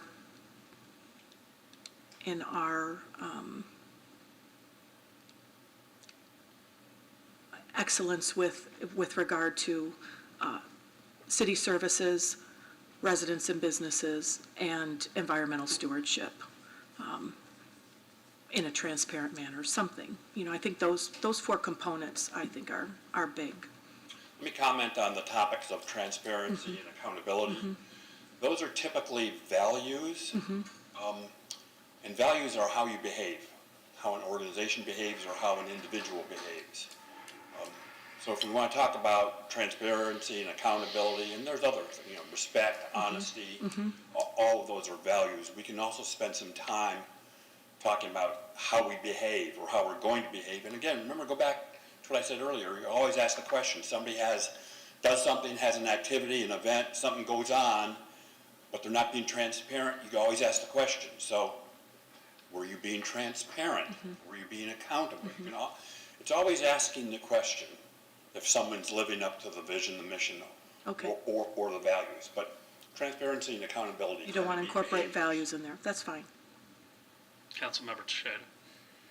So, I find our present one too wordy and not memorable, so it renders itself useless. So I did a little bit of research looking at other cities, and I asked myself, what is striking? And the one thing that was common was that the cities that had a one-line vision, I can easily retain, and it was impactful. So I'll give you an example. Miami is a modern and diverse city that is a global leader in technology, innovation, and resiliency. South Florida's top city to live, learn, work, invest, and play. Very concise, one line. I also found that the live, work, and play is really being Overused. used. Yes. So I want to go away from that. I agree. We So- started using it in '02, by the way. So the one thing that I like is the word thrive, because it means so much. It means vigor, it means help, it means prosperity, and an upward, right? So I like the word thrive. I think it can encompass a lot. So not that I'm sold on this one, but this is the general direction I was thinking. Clearwater, a beautiful city where everyone can thrive. Clean, and everyone can remember it. Something like that. And we had a long discussion with the department heads about what equals thrive. And let me share with you, part of it was, it's not just that we have a safe environment, but we have an environment where people will be attracted to it. We also talked about things like infrastructure, making sure that, you know, the water and the sewer was safe and the sidewalks were complete and replaced. And we spent a lot of time talking about how do we capture a definition of all those wonderful things about a community as it relates to a vision, and what popped up, you see, every time was the concept of thriving. Yeah, because in order to thrive, there has to be, the environment has to be conducive, right? It has Yep. to be safe, it has to have an infrastructure, it has to have a way to grow. So I think it's a powerful word. I agree. I was trying to look for things that would be all-encompassing. And I went back to envied. So Clearwater is envied for its quality of life and stewardship. Because you don't have quality of life unless you have economic opportunity, unless your city is safe. There are things to do, activities, you know, our parks, our rec, our libraries. And then the stewardship part encompasses how we manage the city's finances, the environmental issues. Stewardship to me is very all-encompassing as well. That we have a responsibility in many different ways to be good stewards of the resources that we have within the city.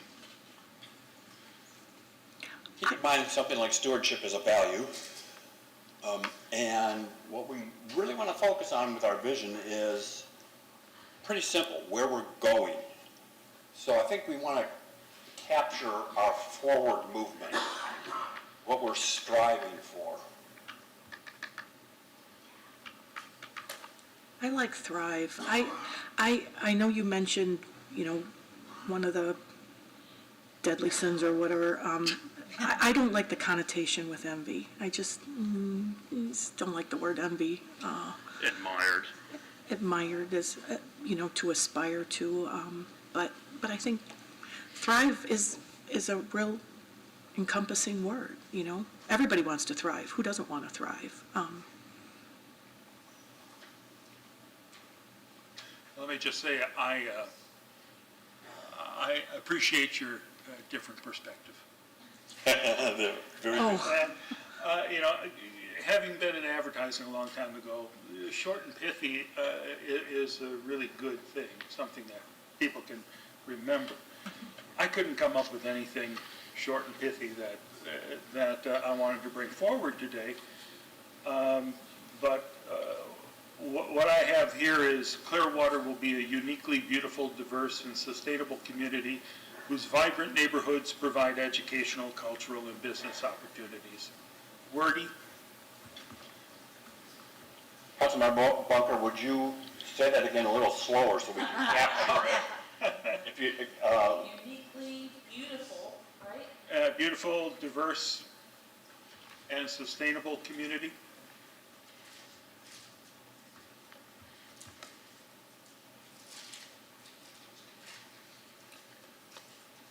Yes. Whose vibrant neighborhoods provide educational, cultural, and business opportunities.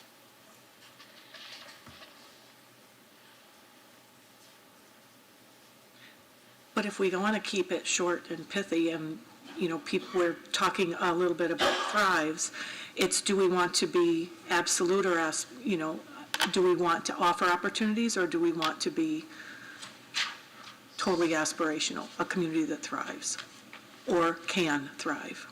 Is it the can, that qualifier there, or is it that we will be when we're everyone? can is a qualifier. Yeah, I mean, the top two don't have that qualifier. Right. Educational, cultural, and what's the last two words? Business opportunities. Just trying to cram everything into there. This C here that says a community experience where individuals and businesses can thrive, I don't think you need to say individuals and businesses. I think if you say everyone, it covers everything. Yeah, that's what D gets to, I think. Yeah. Something like maybe a vibrant, diverse community where everyone thrives. Well, remember, a vision is forward-looking. So what you're describing is what you believe it is now. What are we going to work toward? A vision is where you want to go. So maybe it needs to be the A, something like that. I'm sorry, maybe it needs to be? It needs to be without the qualifier of can. I mean, it's where we want to go. Certainly, we Well, want we to be aren't where there everyone. now, No, so- we're not. No, we're not. I mean, we're not describing where we are, and frankly, you're talking about a utopian society, which Right. we're never going to achieve. That's my only, Right. I mean, there will always be people that don't thrive. And I don't think we're Or vibrant right businesses. now. You Well, know, that's why I think I like the word can, because you're not saying will, can. So the environment or where Clearwater is a city where you can thrive rather than will thrive, it suggests that the city has an opportunity for you to thrive versus we guarantee that you will. You know what I mean? So we don't have that now? If somebody moves here, they're like, well, there aren't the resources so I can thrive right now? I think we can improve on it. I do too. It's always something that we need to work on. It's not something we just give up because it's utopian like the mayor said. So it's an ongoing goal. In 61, did anybody know we'd put a man on the moon? Did anybody even believe it in 61? They still I don't wasn't believe it. here.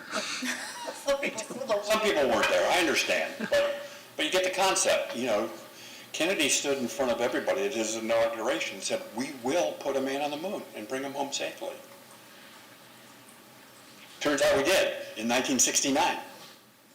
But from 61 to 69, we didn't know. As a 6-year-old, I knew we could. You knew we couldn't. Oh, yeah, we could. Okay. Sure. So again, a vision is aspirational, where we want to go. Not where we are, it's where we want to go. And then we want to measure against that. Well, and I think prospers and thrives is kind of redundant, so you could narrow it down to thrives. Well, prospers. So if we're real aspirational, a community where everyone thrives. And do we want the word community versus city? Well, and everyone doesn't incorporate our most important resources, which is the environment. Everyone is like a person. Oh, I see.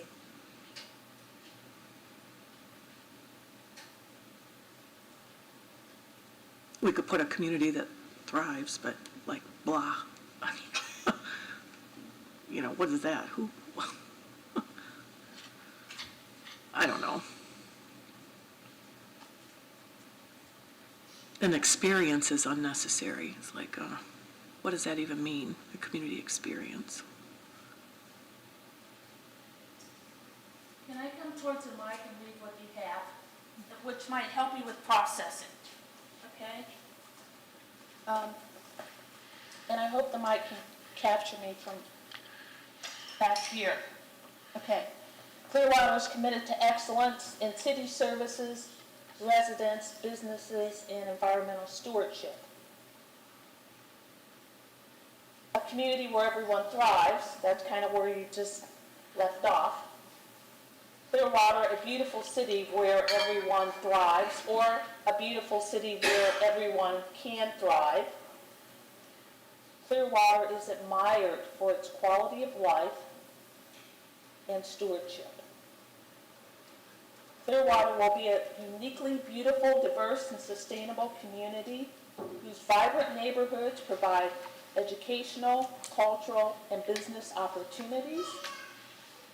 And a vibrant Clearwater, a vibrant, diverse community where everyone thrives. That's the same as this one. Anything you want to mark out? Anything you want to give a thumbs up to? These are all drafts. We don't want to come back to you with 5 drafts. I liked Lena's Miami one. Can you read that Miami one? Well, it's not us, that's for sure. Oh, sorry. Miami's a modern and diverse city that is a global leader in technology, innovation, and resiliency. But that's not forward. like Right, you're it's not saying. forward-looking. It's just a Yeah. statement of what it is, so, but I like the shortness and conciseness of it, but, I mean, one of the things I think Clearwater, we can set it apart from other cities, I think it's exceptionally beautiful. So I do want its appearance or its environment to be included in it to set us apart from other cities. Well, our tagline is also aspirational, Right. you know, Bright and beautiful from right, Bay to beautiful Beach. from Bay to Beach. We're Yeah. not there yet. There are pockets of beauty and We could say thriving from Bay to Beach. Clearwater, a community that thrives from Bay to Beach. That's aspirational. I like that, from Bay to Beach. I mean, the vision statement is also the why, right? Whereas the mission It's is not the what, it's the what why. and how. Yeah. So, Yep, the what and the how is the mission. A thriving community from Bay to Beach. A thriving community from Bay to Beach. And that would give you something to work on, Right. right? And it would make us, focus on the parts that need it, from Bay to Beach. So if we can check it off, it's thriving here or here or here, we can work on where else. Are there ones you want to take off? Can we go that route? Can we eliminate what you don't want? well, they want to eliminate mine, so you can take that off. Okay. You can take off mine too, the triple bottom line is not fit Triple there. bottom line. There you Okay, go. we'll take that one off. I can live with the one under the vision currently. Which one's that? Clearwater, a community that thrives from Bay to Beach. Yeah, I think that's strong. Me too. Wow, There you go. Check the box. good work.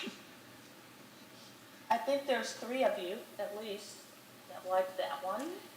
Maybe? I'd like to get unanimous. I would. Any input from the staff? John. Michael, you asked, Jennifer? Are you engaged? Yes. Okay. What is the statement? I want to come over and read what was good work. Clearwater, a community that thrives from Bay to Beach. Remember, we came out of our department head workshop with the word thrive in everything we were doing. Well, that's good to know. The council has picked up on the vision of thriving. The Thrive other is one all is in- Clearwater, a beautiful city where everyone thrives, or a beautiful city where everyone can thrive. You could put a beautiful community that thrives from Bay to Beach, but the beautiful is like, again, Thrive is so all-encompassing. I think it encompasses all that. But, Mayor asked if Reed wanted to comment. You can too, Jen. the one with beautiful or not, or without the beautiful? Our communications director. Yeah. Well, If you're here, you get a voice. Woo-hoo. She wanted to be invisible. Oh, she's behind I can't see her behind the thing. Come on, Jennifer. Joelle was Joelle. one of our valuable, I want to check in every once in a while, people during our department head workshops. So she had valuable input. Institutional knowledge.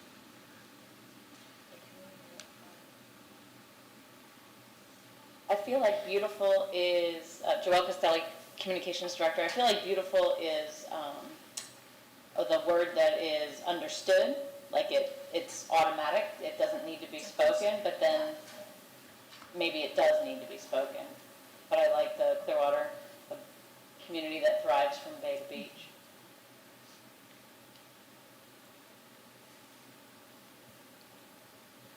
And that's the aspirational aspect of that. Correct. Because obviously we, Some areas don't.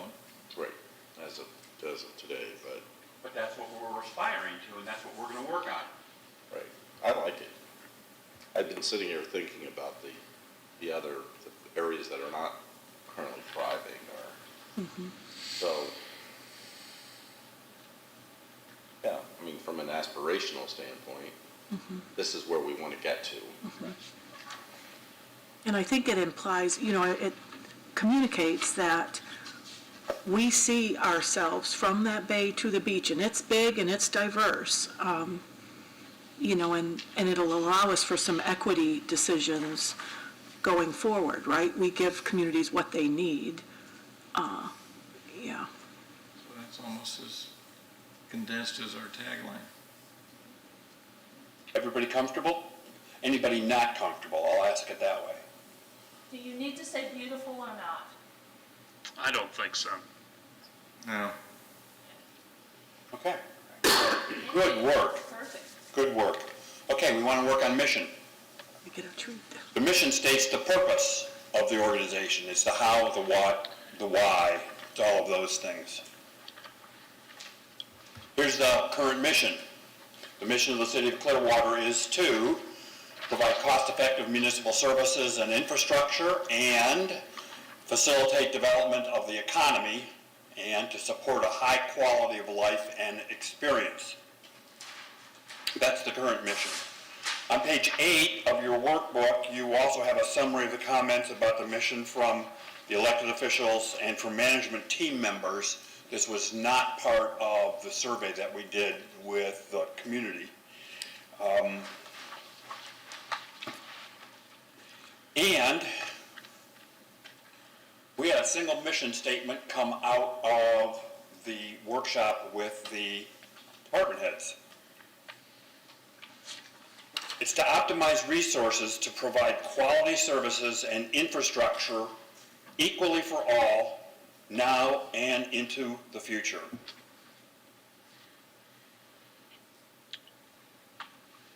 Again, I think what they were attempting to do was to capture, in its simplest form, everything that they do.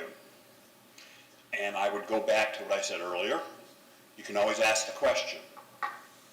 What you just did you optimize our resources to provide quality services and infrastructure equally for all? You always ask the question. Once you have a vision and a mission, you ask a follow-up question. So, does this mission articulate a clear purpose for city leaders and staff? And what, if anything, would you change? And you can, if you did some writing, it would be on page 9 of your workbook. I made note that, so this is the direction that would be for staff. What are we going to do as we work all together, us, leadership, staff? I don't think, I don't know if it's appropriate to put a distinction that we're going to be leaders in our regional leaders. Also, again, lacking any environmental stewardship mention of that as we go forward and optimize resources with an eye towards protecting our most important asset here for everything, which is the environment. Again, if it's implied because we are already moving that way, I think it needs to be written out because as leaders and to be envied, we need to put it out there that this is what we are doing. We always make decisions with this in mind, and I'm proud of how we are moving the ship a little bit, but it's not all well known, and we're in our infancy. The whole nation's in its infancy of doing this, and we need to, I think, put it front and center, whether or not it's appropriate to put it there, but it struck me that I think it should be. So I think some kind of reference to leadership, being leaders in our regional leaders, and some kind of environmental stewardship in all we do. Mr. Jennings? Yeah, I would just, on what you're seeing before you, this, in our mindset, we were really thinking on the operational side.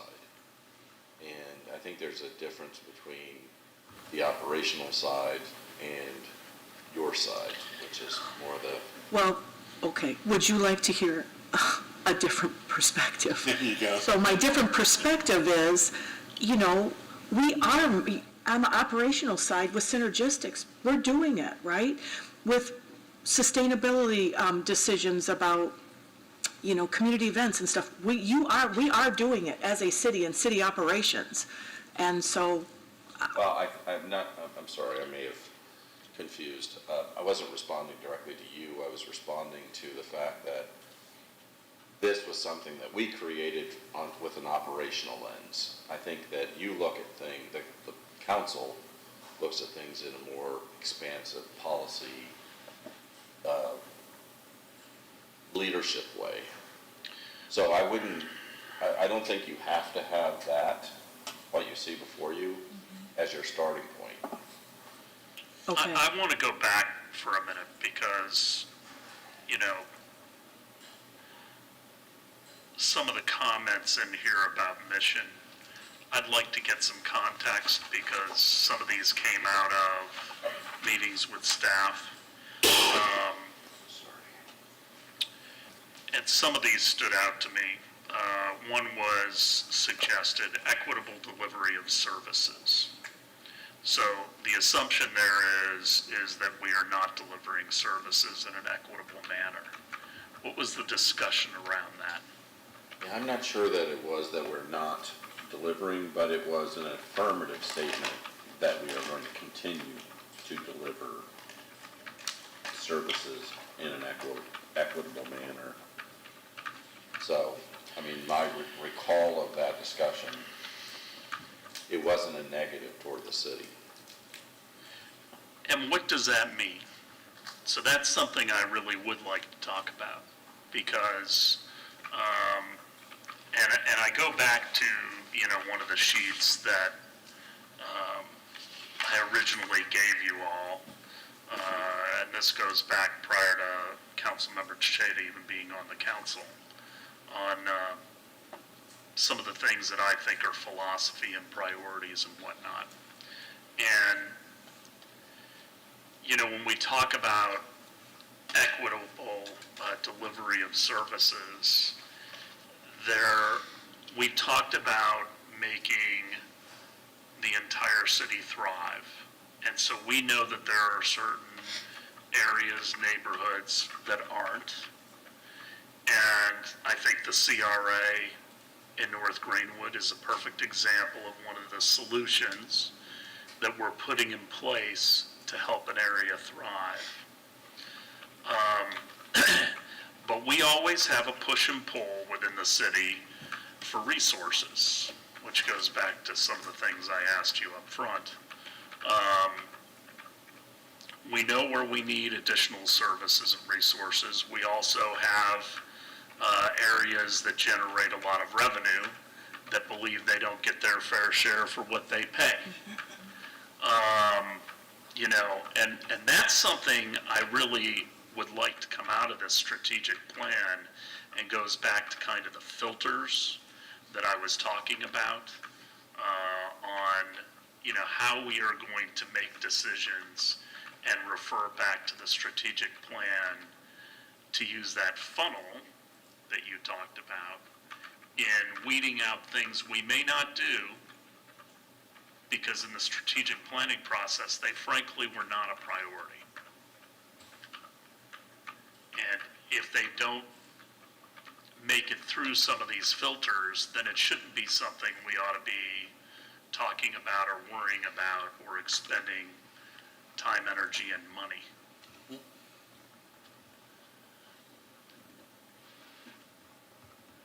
So everybody sees, the delivery of services being equitable in different ways.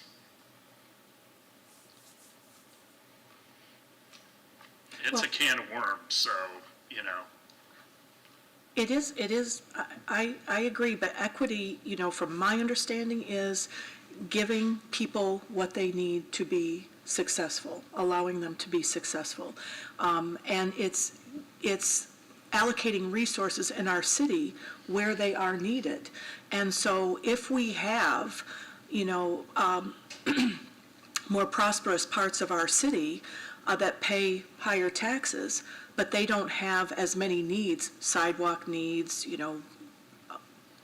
things that deal with vandalism or infrastructure, or well, infrastructure is, that's not a choice. But if they have different needs, well, it's also needs versus wants. it is needs versus wants, but it's also equitable quality of life. And, just because someone lives in a neighborhood where their tax base isn't as much as another precinct or a part of our city, does that mean, that they don't look as nice as other parts of our city,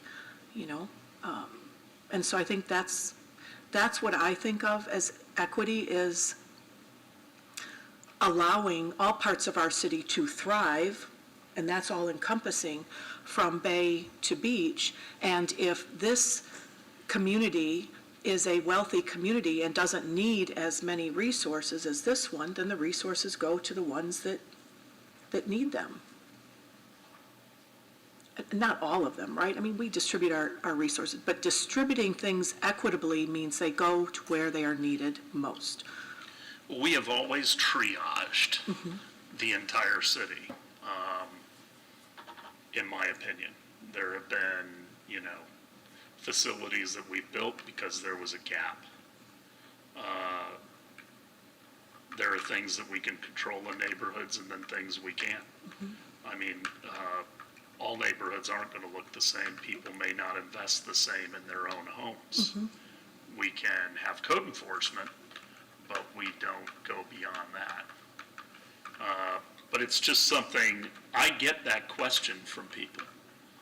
I get that question that we want something in our neighborhood, why can't we get it? You're spending money over here. Yep. I pay a lot in taxes. Oh, absolutely, get that. Why aren't you cleaning the beach? Or something along Lighting those our lines. entranceway and all that stuff, yeah. And it's just something I think has been an ongoing issue as long as I've been involved. And it's something we ought to discuss and kind of put to bed. I agree. I kind of, during my campaign, I did a lot of canvassing and knocking on different neighborhoods. And I noticed that. It's like bickering siblings, where I would go to Morningside and they would compare resources from another community. Then I would go to Greenwood and then they would say, well, this community has this. And then I go to the beach and they're like, well, we're being taken for granted. So each neighborhood is actually measuring up to others. And so that is a strong push and pull that is a continuous conversation even now. So I think we do need to address it, you're right. So let me see if I can maybe help. Hopefully I won't confuse you. So when we met with the department heads, every department head, whether it was IT, HR, code enforcement, housing, economic development, water, sewer, utilities, whatever, police, fire, they all had their own individual missions. And we spent hours talking about what it was that they were doing and delivering and how they were going to do it. We talked about their mission. And what we discovered was everybody has their long list of things that they want to do and accomplish. And so that's why, in the end, what came out of the department head work was a general mission statement to say, we want to optimize all the resources that we have, whether we're IT, police, economic development, housing, utilities. We want to optimize the use of our resources to provide quality services and infrastructure equally for all now and into the future. So that was the department heads at the micro level crafting an overall operational mission. What I'm hearing you say, and it's good, and I talked with John about this, you shouldn't be in the weeds of the IT department or economic development or water or sewer. You need to be global with the mission that will answer the how, what questions for the entire community. So, and I think John was trying to say this mission statement that came out of the department head work was purely at the operational level. So if we want to craft a mission for the elected officials, this is our time to do it now. Based upon what you just said, that, you know, when you go into the community, when you're out in Publix and you're in the checkout line, you know, you hear some very specific questions. Why not? Or why did you? So I want to differentiate what we did with the department heads and this mission statement, and maybe where you want to go with the how, the what, and the why. Well, and I don't even agree with, you know, I think providing quality services to everybody, but an infrastructure equally for all. First of all, different areas want different things. Yeah, they have their own set of priorities. And then secondly, unless you parse the city up into regions rather than neighborhoods, there's certain infrastructure that can't be supported. Right. I mean, we can't have a rec center in every neighborhood. Right. We can't have a library in every neighborhood. They are servicing segments of the community. Overpasses all over the place. Right, I mean, it's just, you know, I mean, we don't have anything in my neighborhood, and yet, you know, they pay reasonable taxes, but we don't have any facilities, and there's no room for them. So look at the top, page 8 of your workbook. Effective mission statements clearly state why the organization exists. Its purpose for being. So let's focus on that.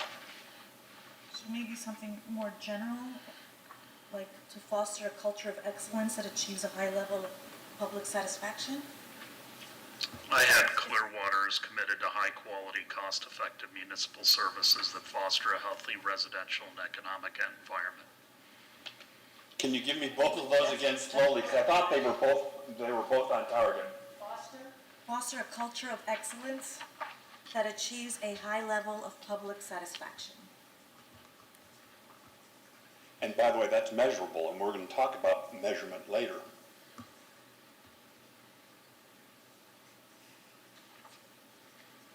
And Mayor, would you give us yours again slowly? Please. Until she's finished. Yeah. He's ready. Clearwater is committed to high-quality, cost-effective municipal services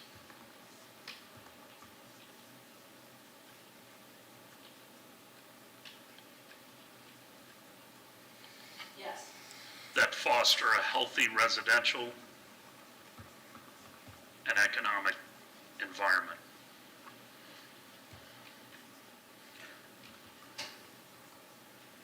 Can you read that last part? That foster what? Residential and That foster a healthy residential and economic environment. I like the word foster. There's a bunch of great words in there. Foster a culture, I like healthy. I've got one, but it's longer. You don't need to write it down, but I mean, as I reread it, no, I mean, But it's, we want to capture it. yeah, well, I've got. Bounce off of it. Protect so our mission then would be to protect and enhance Clearwater's livability, sustainability, and economic well-being for current and future generations through visionary leadership and responsible decision-making, accountable and sustainable fiscal practice, the development and celebration of a diverse and beautiful city.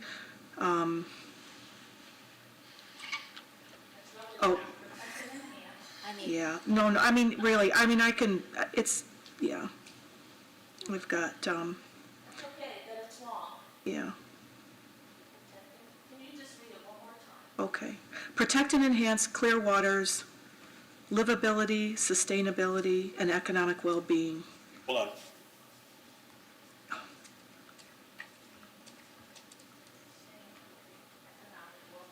For current and future generations. Through visionary leadership. And then I cross this off because visionary leadership can be all-encompassing, right? Because I've got in responsible decision-making, which would be part of visionary leadership, accountable and sustainable fiscal practice, which again is visionary leadership, you know, whatever. And then, yeah. Yeah, that's enough. I mean, that's enough to play around with. Enhance livability, sustainability, and economic well-being for current and future residents. Yeah. There's a lot of ways to do that. Yeah. Yeah, and even, I like generations, only because I like to be, you know, I think a lot of what we're doing, it's, we're planning, you know, we're making decisions that are gonna affect people for generations. Yeah.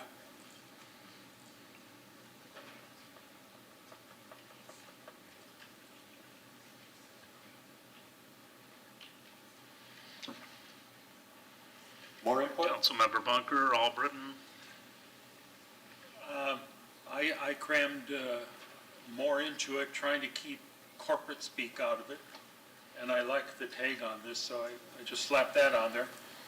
The mission of the City of Clearwater is to provide quality services and infrastructure, foster job creation, and care for the environment, to support a high quality of life for all now and into the future. Provide quality services and infrastructure. Foster job creation and care for the environment, to support a high quality of life for all, Quality of life for all. now and into the future. That's that triple bottom line, Mark. What's that? That's a triple bottom line. Triple bottom line. Okay.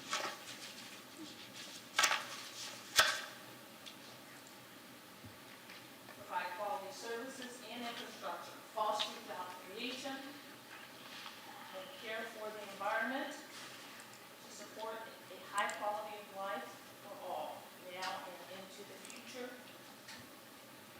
Protect and enhance livability, sustainability, and economic well-being for current and future generations. Clearwater is committed to a high quality of life, cost effectiveness, municipal services that foster healthy residential and economic, a healthy residential and economic environment, foster a culture of excellence that achieves a high quality of satisfaction. And that's what we have. We've got 4 of them.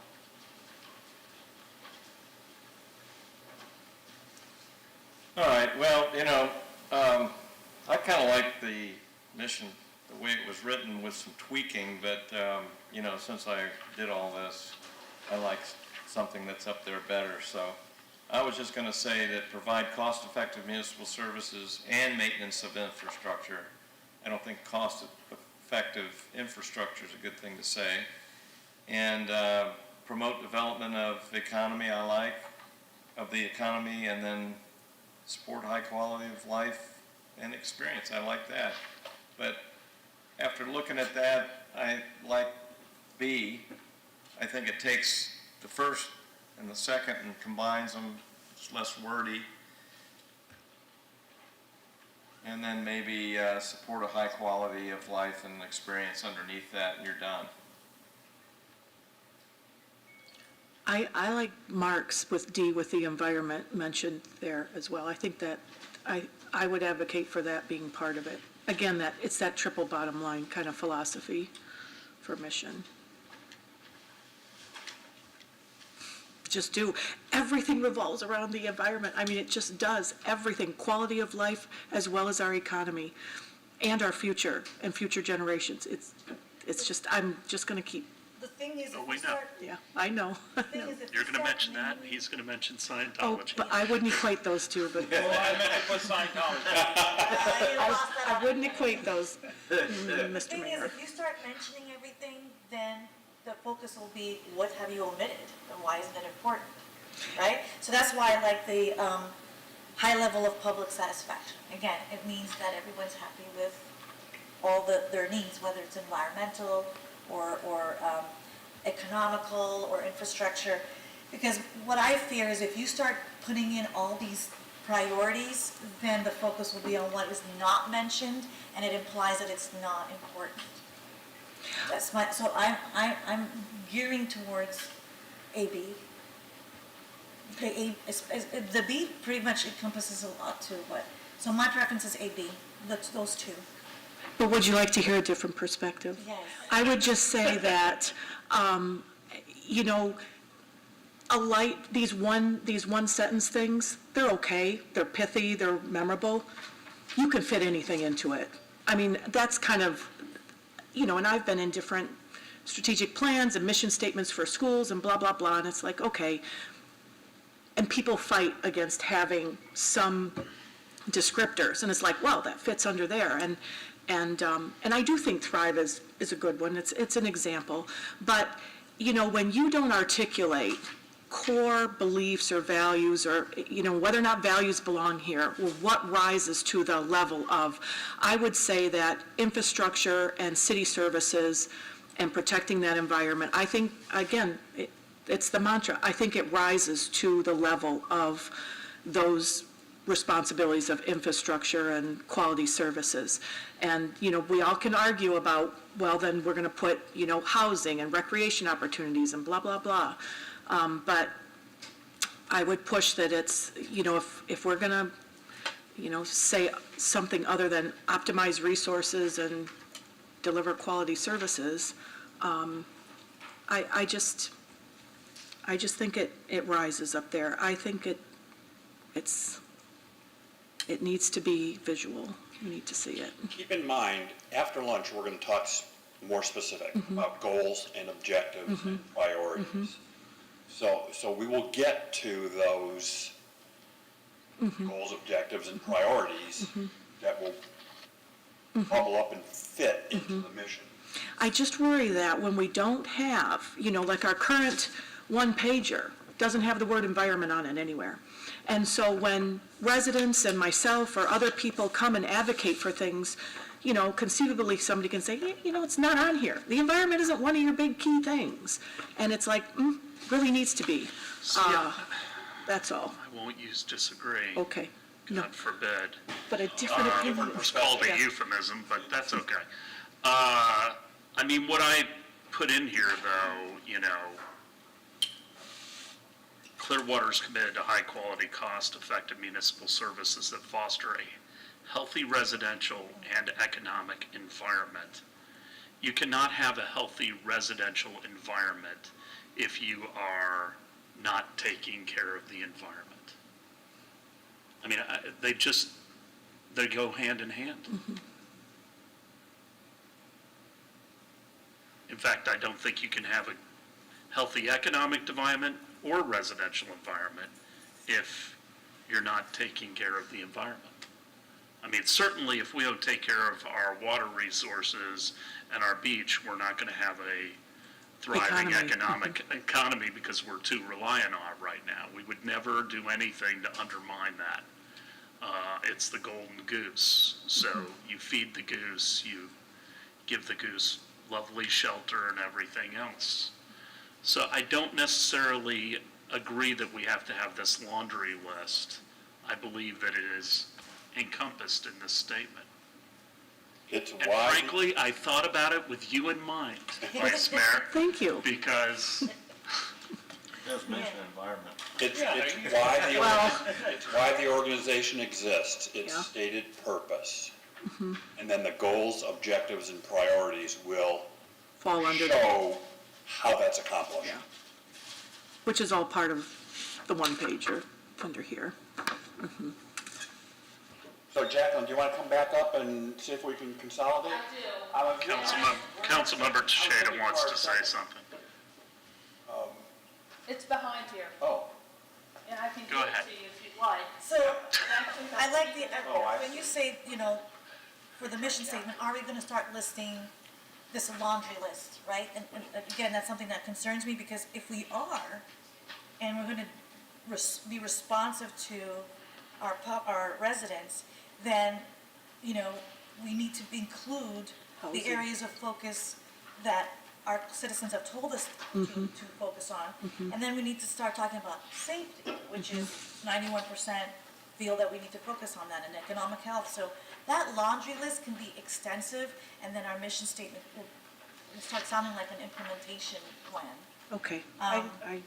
And again, I don't want to risk by listing this laundry list that it implies that what's been omitted is not important. So again, I just want to reiterate that if we're going to do a laundry list, then we're going to have to be responsive to what people have told us to focus on. I agree with what you're saying, and what I will also add to the discussion is that the way I think about the mission statement is, regardless of whatever job I do at City Hall, be it a policymaker or a police officer or a fire person, the mission statement applies to me, and I'm thinking about it every day when I drive into work, okay? Doesn't matter what I do, it applies to me, because you all have to live by this mission statement, right? So if I'm, regardless of my job, I'm gonna foster a culture of excellence that achieves a high level of public satisfaction, regardless of what I do, laundry list or not. Okay, I'm going to be committed to quality, cost-effective municipal services that foster a healthy residential and economic environment. And I have here parenthetically with a question mark, that fosters sustainable, healthy residential and economic environment. Maybe, maybe not. Or I'm driving into work and I'm thinking about protecting and enhancing livability, sustainability, and economic well-being for current and future generations. That's my job, whatever it is. Or I'm thinking about providing quality services and infrastructure that foster job creation, care for the environment, and support a high quality of life for all now and to the future. Regardless, doesn't have to be everything that does not have to be mentioned. But these are the four that you have. Maybe you start with taking off what you don't like so much. You can take off mine. I do like the mayor's. I mean, if you want to insert sustainability in there, I'd be happy with that. I mean, it doesn't have to be, but I also think it's important, to add for now and future generations, that we really do, if we're driving into work and thinking about what our mission is, it's not just doing the work of today, it's looking to do the work of today that affects future generations.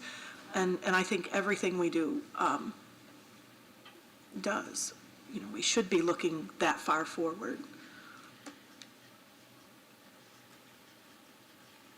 Current. A friendly amendment. It may not.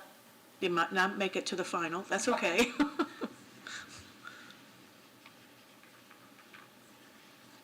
So read back B with those, with that latest. Clearwater is committed to high quality, cost-effective municipal services that foster sustainable, healthy residential and a healthy, sustainable residential and economic environment for current and future generations.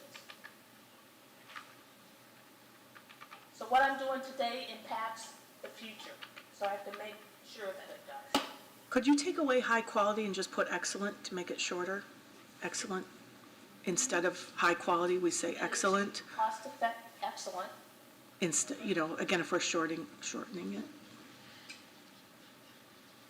Or excellence in or something. How about for today and tomorrow instead of future generations? Huh? You like what? Today and tomorrow instead of future generations. Okay. But I would say, would you like a different perspective in that future generations is way down the line and tomorrow is tomorrow? I don't know. I think the communication is that we are looking really long-term about the impacts of our decisions. But tomorrow is, We're all one centering word. around, well, there are three centering around B. Are there others centering around B? Are there other opinions? Yeah, I like that too. I'm just a little bit worried it might get too wordy and get lost in the weeds again. Well, again, remember, we're still in draft, Right, so, right. and you'll have another shot at this.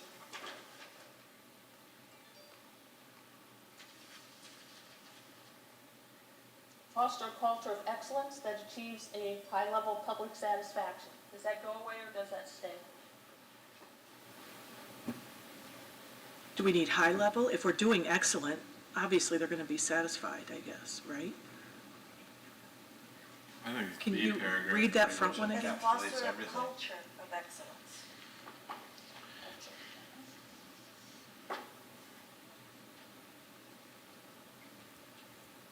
It's 11:36. Not trying to rush you. Are you looking more at the second one, the brown one, or the first I was one? looking at this brown one. Okay. Yeah. Can you read it one more time? Clearwater is committed to excellence in cost-effective municipal services that foster sustainable, healthy residential and a healthy residential and economic environment for current and future generations or today and tomorrow. Well, It's if a we're, little clunky, but it Yeah. needs some smoothing out. would we have to have cost-effective? Because isn't excellence in delivery of public services Yeah. include cost-effective? I don't know. Yeah, that one. You don't think so? I do not want to lose cost effective. Okay. Because you can have excellent levels And at pay any for price. it. Okay. Agreed. And I heard earlier the discussion about public satisfaction. So I don't know if we want to include that or lose that at this point, but I thought public satisfaction was important.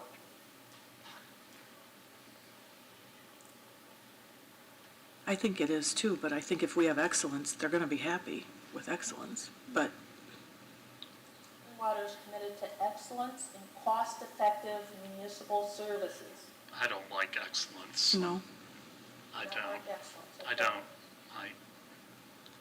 Committed to high quality, that's where we started. Cost-effective municipal service. Can we live with high quality rather than excellent? Yes, okay. do you need high? Do we want quality? You want high quality instead of just quality? You can get rid of high. Want to get rid of high and just have quality? Committed to quality, I mean, let's assume they're going to be high quality. Only you can read that. that's right, you're right, only I can read that. Yeah. Clearwater is committed to quality, cost-effective municipal services That what? That fosters? that fosters Healthy. healthy residential that fosters a healthy residential and economic environment for current and future generations, or a healthy residential and economic environment today and tomorrow. And we've taken away sustainability or whatever because it's incorporated into healthy. I got that. I would keep the generational phrasing, just, Healthy is sustainable. As far as today and tomorrow. yeah. Tomorrow, the city of the future, city of tomorrow is, something that. You're okay with today and tomorrow? Yeah.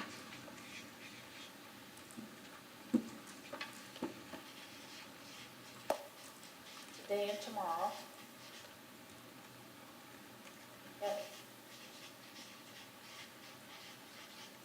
We're still focusing on B. So some form of B sounds like the mission, some form. I was writing down something. Oh, there, Trying to just get it clarified. correct, thank you. It's morphed a little bit since we started. Yep.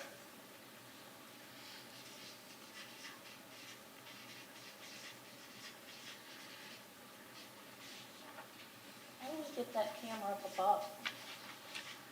It doesn't rotate. Oh, Now, they've come in before. The disagree sign is blocking it somewhat. oh, I see. Are we closer to for future generations or closer to today and tomorrow? For current and future generations or closer to today and tomorrow? I thought I heard today and tomorrow because tomorrow is the future. They're both 4 words, I mean, for now and future, or whatever. For current and future generations, and those will be our 2 iterations. 4 or 5 words. I'll do it. The county uses today and tomorrow. The county has a real long mission statement, just I FYI. think it's way long, Yeah. too long. Yeah, Yeah, can you remember it? Okay. For current and future generations. Maybe to differentiate yourself. I think, first of all, being committed to something means that you're going to do it today and tomorrow. You don't commit to something just for, Today. yeah, I mean, I would think it's prefer unnecessary. Clearwater is committed to quality, sustainable, cost-effective municipal services that foster a healthy residential and economic environment. that sounds Yeah. good. Yes, There you go. very nice. What have you got? Did you just play around with it? Read I it did. again? No, it's beautiful. Clearwater is committed to quality, sustainable, cost-effective municipal services that foster a healthy residential and economic environment. Very good. Yes. I think that's good. Excellent. Yeah. Good job. So, I think I got it. That's awesome. Clearwater is committed to quality, sustainable, cost-effective municipal service which fosters healthy residential and economic environment for current and future generations or for today and tomorrow. Or even take off the bottom. Service or services? Services. Yeah, plural. Municipal services and take off for today and tomorrow? Yeah, the whole future business. There you go. Oh, well, he didn't, not even for current and future generations. You think that's implied, that we're looking forward I do. generationally? I think that's where the commitment Remove comes from. from. Commitment means you're doing something until you are no longer committed. I mean, we're committed to it. So remove future generations. I guess so, but I think of, myself advocating for things at different, whatever, making decisions that are more long-term. It'd be nice to have it as a tool that I could wave up and say, you need to make this decision for the future, but, yeah.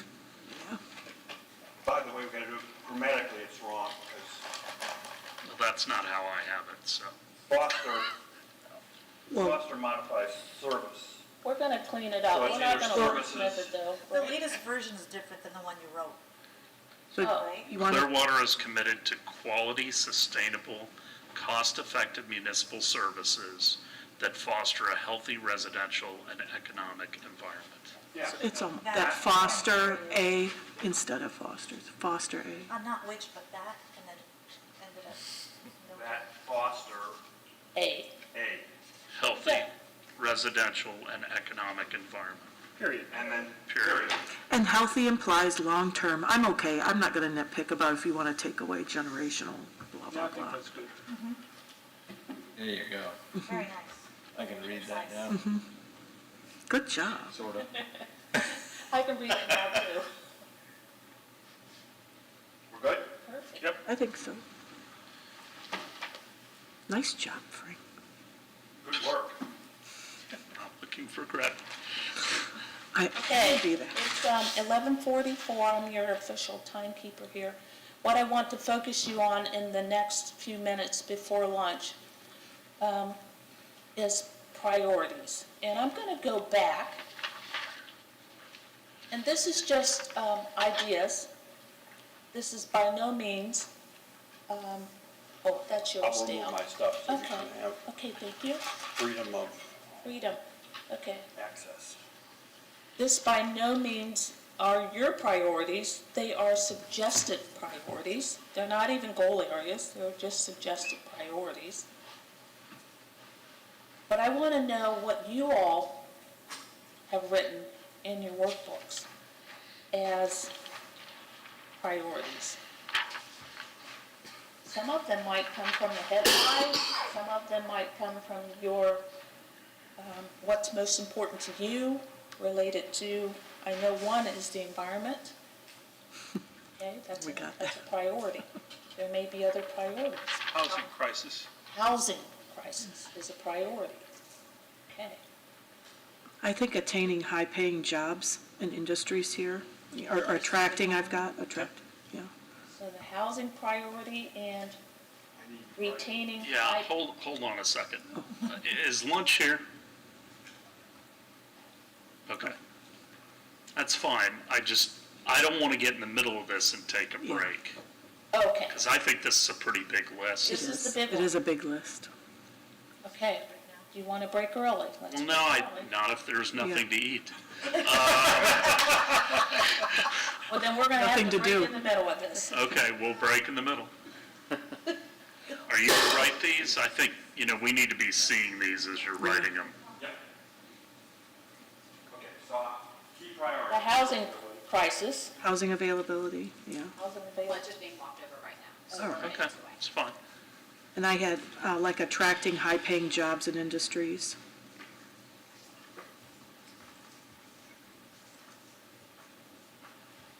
And then, one of the things, under one, are there significant opportunities that are missing? It was a great list, 26 through 28, but I think to go along with the mayor's, desire to be envied, I think, we behave, be seen, and be recognized as leaders in the county or region. I think that's it's something we should work towards. That's a priority. Behaving and being seen and being recognized as leaders. And we'd have to really define There are lots of areas we can be goals, how we leaders, would yeah. accomplish that. Correct. And I think we're leaders in a lot of things, but, Other priorities, Responsible development responsible development. is what, a lot of feedback I get from And what's behind that word responsible? it's nuanced. It's, It's in the eyes of the beholder. yeah, I know, it's like a loaded question. Depends on who you ask. Pardon me? It depends on who you ask. There's various degrees of what they think responsible is, but in general, it's, if there's gonna be development to do it, be conscious with, Green Print 2.0, sustainability, how it impacts the surrounding area. Okay. How it impacts the residents around it, and traffic, how any development impacts the city. So to do so responsibly with that all in mind. But again, this is very, I think it's transitions is one of the big things that we've Transitions, had an issue yes. with. Okay, Transitioning from either residential to commercial or, high-density residential to low-density residential, we have some transition issues. Yes. We call them buffer areas in Cincinnati, but they mean the same thing. How you, right. Yeah. So that you don't have a parking lot next to a single-family residential residence. There's no transition, there's no buffer. Well, and our responsible development also deals with green space, so our residents have spoken about that, not only transitional, which is legitimate, but also protecting green space. Protecting green space. Okay, so it doesn't get all gobbled up. And environmental issues have to be a priority. Environmental issues are a priority.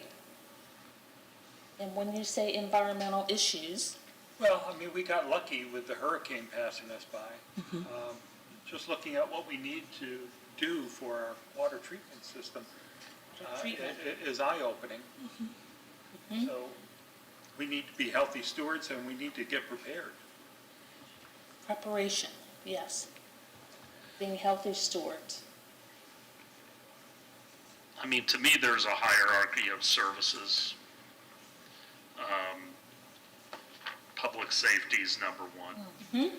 So, you know, police and fire, within reason, you know, Public takes safety. priority, Yep. followed by Police and our, fire. what I consider to be our municipal services, which is water, sewer, gas, solid waste. Quality of life, which I put parks, recs, libraries, trails, the beach, environmental in that, economic development, and infrastructure. Quality of life, and then economic development and infrastructure. I think another priority that I saw from the surveys to me is our communication with our residents. She's not in the room, so I'll say it. And this is not a reflection on public communications. Sure. I don't think we toot our horn enough Yeah, so that people, citizens actually know all the services that are being provided, or the level at which we provide them compared to our neighboring Others. communities. correct. Agreed. Yeah, Because we are leaps and bounds ahead of a lot of our neighboring communities. telling the story. Yeah. And when You gotta be very redundant on that. Say that again, Councilmember Barton. Redundancy, you have to be very redundant on the do. story. Need a lot of resources to do that. You have to be all over the place, and you have to be on social media, and all forms of social media. And I think if the public hears all that, it will improve satisfaction and perception, and even hopefully unite everybody if there's that sense of pride, right? So maybe aggressively educate our public about how Aggressive Promoting, education, yes, Yep. yeah, to imbue a sense of pride. Yeah, when people have pride, then, wow, they tell their neighbors and their family, and because we are leading in something. Yes, we are. Several of our departments have been awarded for their excellence, and we need to, Amplify that. Yeah. Yep. educate, amplify awards. Yes, excellent priorities. So, Mayor Hibbert, can I ask you a question? Shoot. So your list of priorities, beginning with public safety, is that a part of your filtering system that you talked about earlier this morning as you make decisions and set priorities? It is for me, but there's also other filters, Okay, financial filters, of course. Good to know. All right, that I think are necessary. okay. I would agree with Comes that, lunch. too. Yeah, there's your lunch. And here comes lunch. It's 7 minutes early. You might want to break here so that you Do you can all feel prepare this yourselves against- for lunch. Anything else we can add? I think we'll come back to it. I'm sure people will want to add more. Okay, we'll take a recess and get some chow. Yes. It's a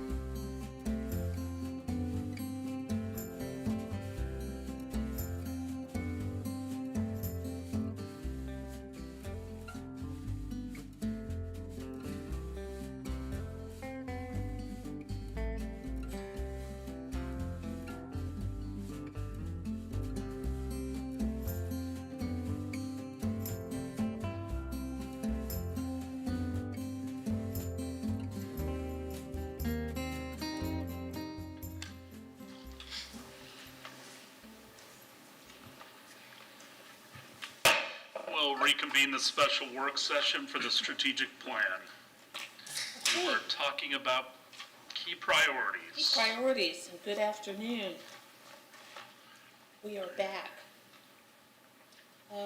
Right before we broke for lunch, we started talking about key priorities, housing crisis, attracting high-paid jobs, being seen and recognized as leaders in the county.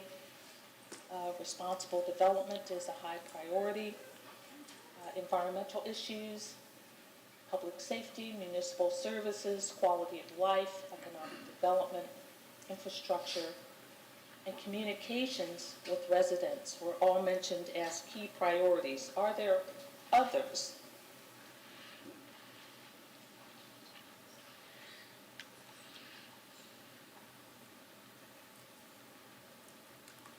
Any other? Pretty all-encompassing. Do we have diversify the economy? I'm so sorry. Say that again louder. Diversify the economy, not just getting jobs, but actually. Diversifying the economy, Diversify the industries and stuff. okay?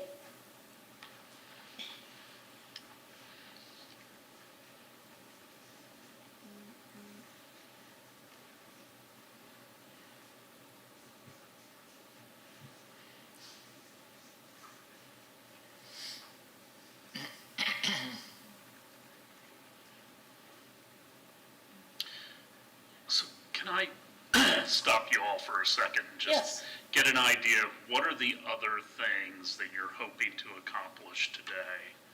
Because I got some things that I want to be incorporated or have a discussion Yes. up here about. I don't think they're necessarily priorities, they go more to the filters, Okay, but some philosophical discussions that I'd like to have. Right. I don't know if those would be more appropriate elsewhere, so if you can give me kind of an outline of what else we have to accomplish Right. this afternoon, it would be helpful. sure. So as we discuss key priorities, once again, we're gonna kind of narrow those down to a shorter list, and talk about, of that shorter list of priorities, what are the outcomes you want to achieve? Once we have that figured out, then you all as a group will start discussing for each of the priorities, what are the, 2 or 3 key goals and objectives, goals and objectives for each of the priorities that you then will turn over to your able staff, right, to start working on.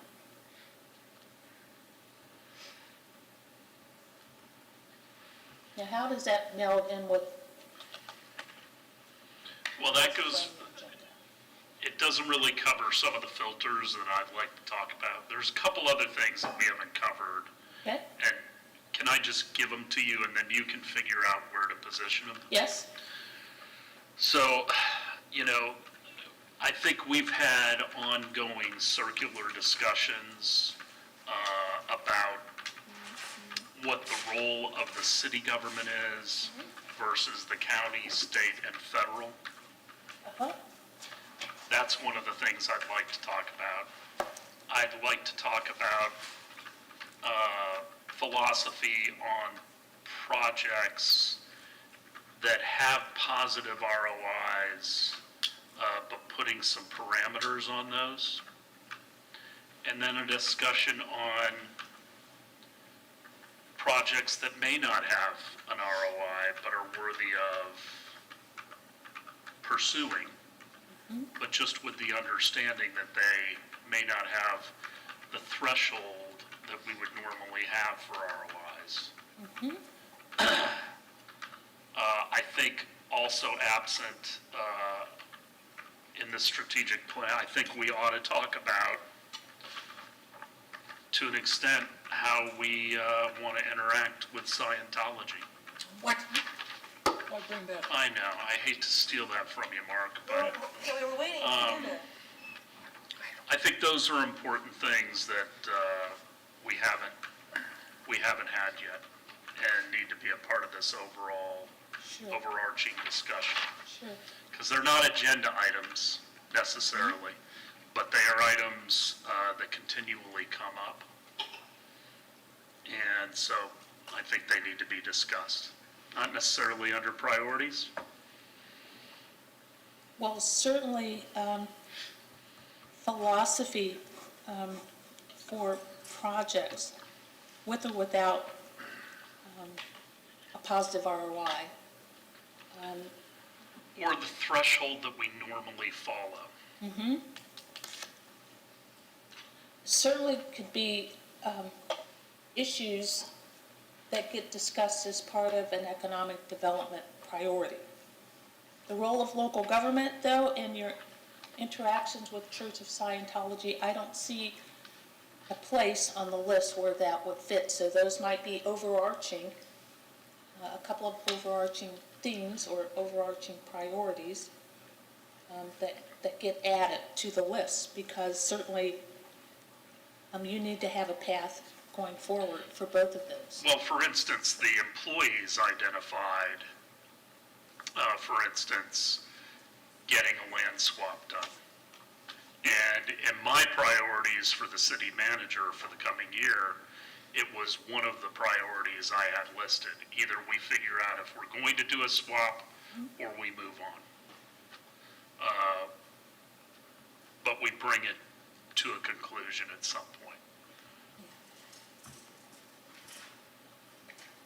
And so if I may, so that would be a specific goal or objective, and we would put timeframes on that, and we would measure whether or not we get anywhere.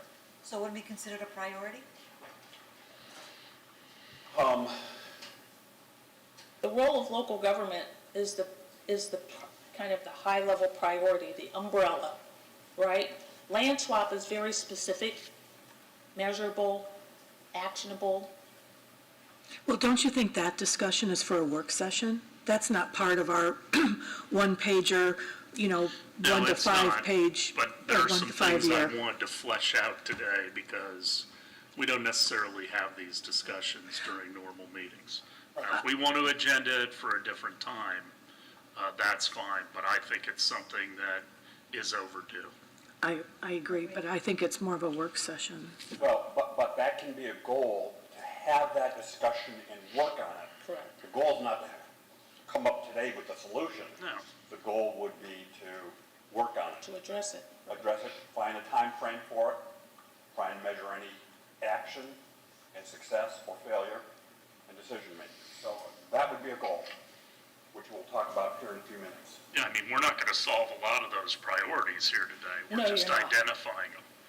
You're identifying, and you're also establishing goals for them, your next steps.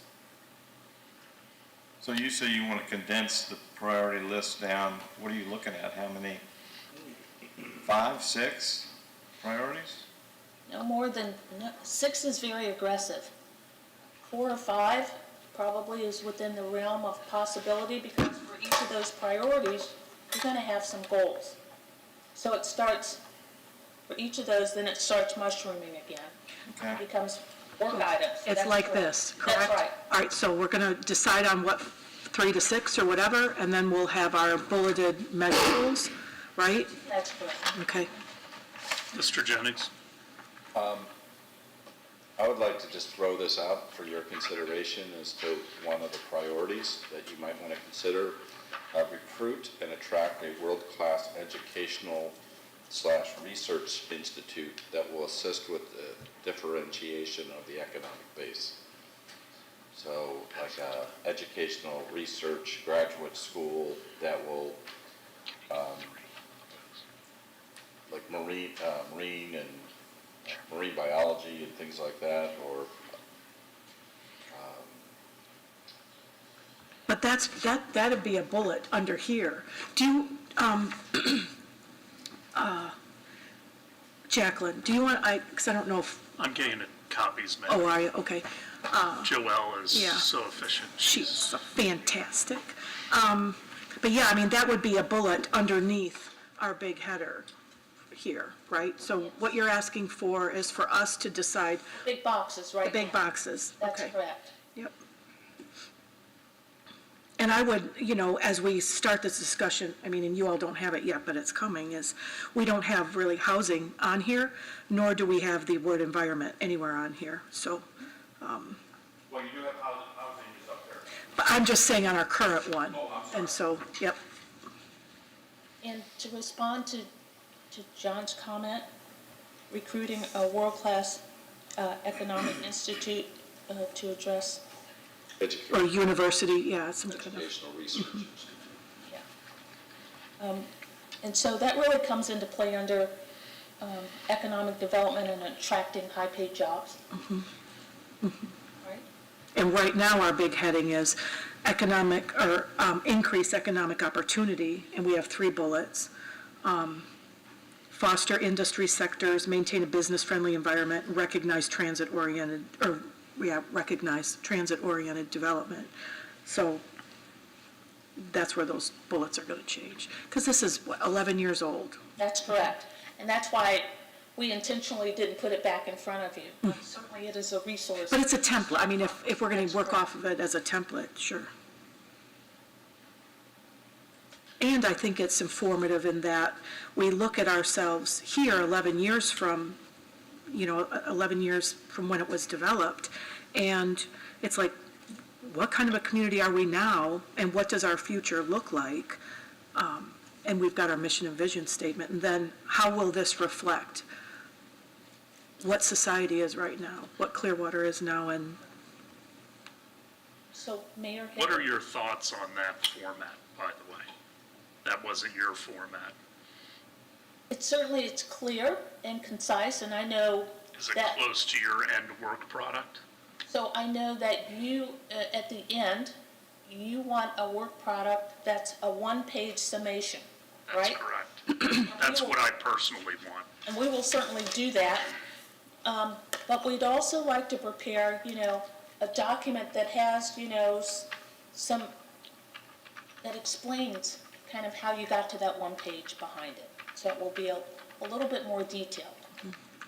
I think that's important because a lot of those words that we've used, thrive, the community vitality or whatever, that are all encompassing, I think it's good to have an accompanied attachment that really explains what our intentions were, so it's not ambiguous, Well, I'm not saying that's the only work product, but that's something this is something, in my opinion, when we're done, ought to be included in every agenda. Yeah, I would agree. I think that's a good idea. I mean, it Yep. just ought to be the cover page. Ideally, we'd have it posted, It's fine.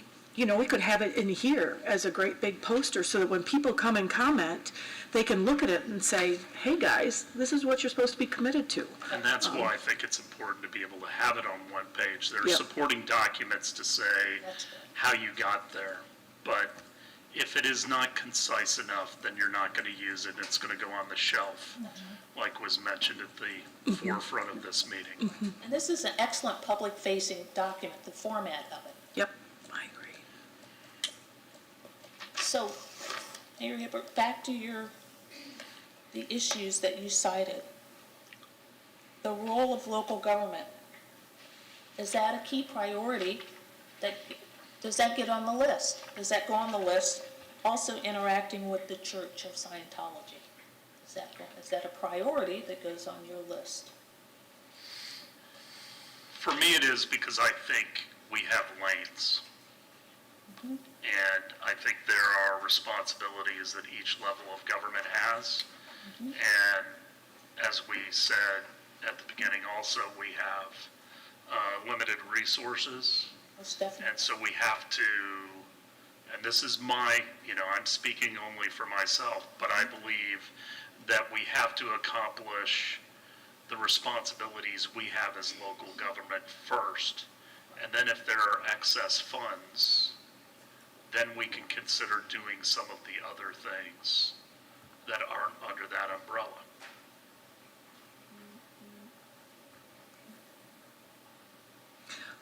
Well, I just want to be, so I'm thinking that your discussion right now is leading us towards the boxes under strategic direction. So there are 8 of them currently on this That's format. correct. And so certainly developing a relationship with the church isn't going to be a box, right? I mean, that's not going to be an all-encompassing No. box, but maybe it would fall under diversify the economic base or community relationships or whatever. Yeah, communication with residents. Yeah, and business and organizations. Right. So are we now, and, just as a comparator, I mean, if you want to put this up, so the boxes, again, for the county, they have 1, 2, 3, 4, 5 boxes, and they have it set up where they have a center box. And their boxes are deliver first-class services to the public and our customers, ensure public safety, public health, safety, and welfare, practice superior environmental stewardship, foster continual economic growth and vitality, and create a quality workforce and a positive, supportive organization. Now, again, they're the county, which is a little different. But I think that gives us a nice idea of, that's a little more, I think, professional than develop and promote our brand and quality and efficiency that we have.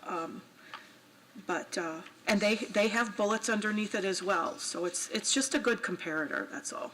Sure, and based on the one-pager that you currently have, in terms of priorities, I see 2 of them up there: facilitate development of the economy, provide cost-effective municipal services and infrastructure. And then under those 2 priorities, right, there are some goals. And so that's how those 2 priorities then have been stratified. And then under those goals are objectives. So whether you get to 2 or whether you get the 5 priorities, the idea right now is really to, among yourselves, and it may come down to a vote, determine, which of those, because you can't tackle everything, and you do have limited resources in a finite amount of time, you'll have to decide what to focus on. A lot of those on that list could be put underneath, Correct. subdivided, so. If you combine some of those, what would you combine? Public safety could come under municipal services. Well, again, the county has it, ensure public health, safety, and welfare. That would be police, infrastructure, right? Utilities. So public safety and municipal services. Ensure public health, safety, and welfare, yep.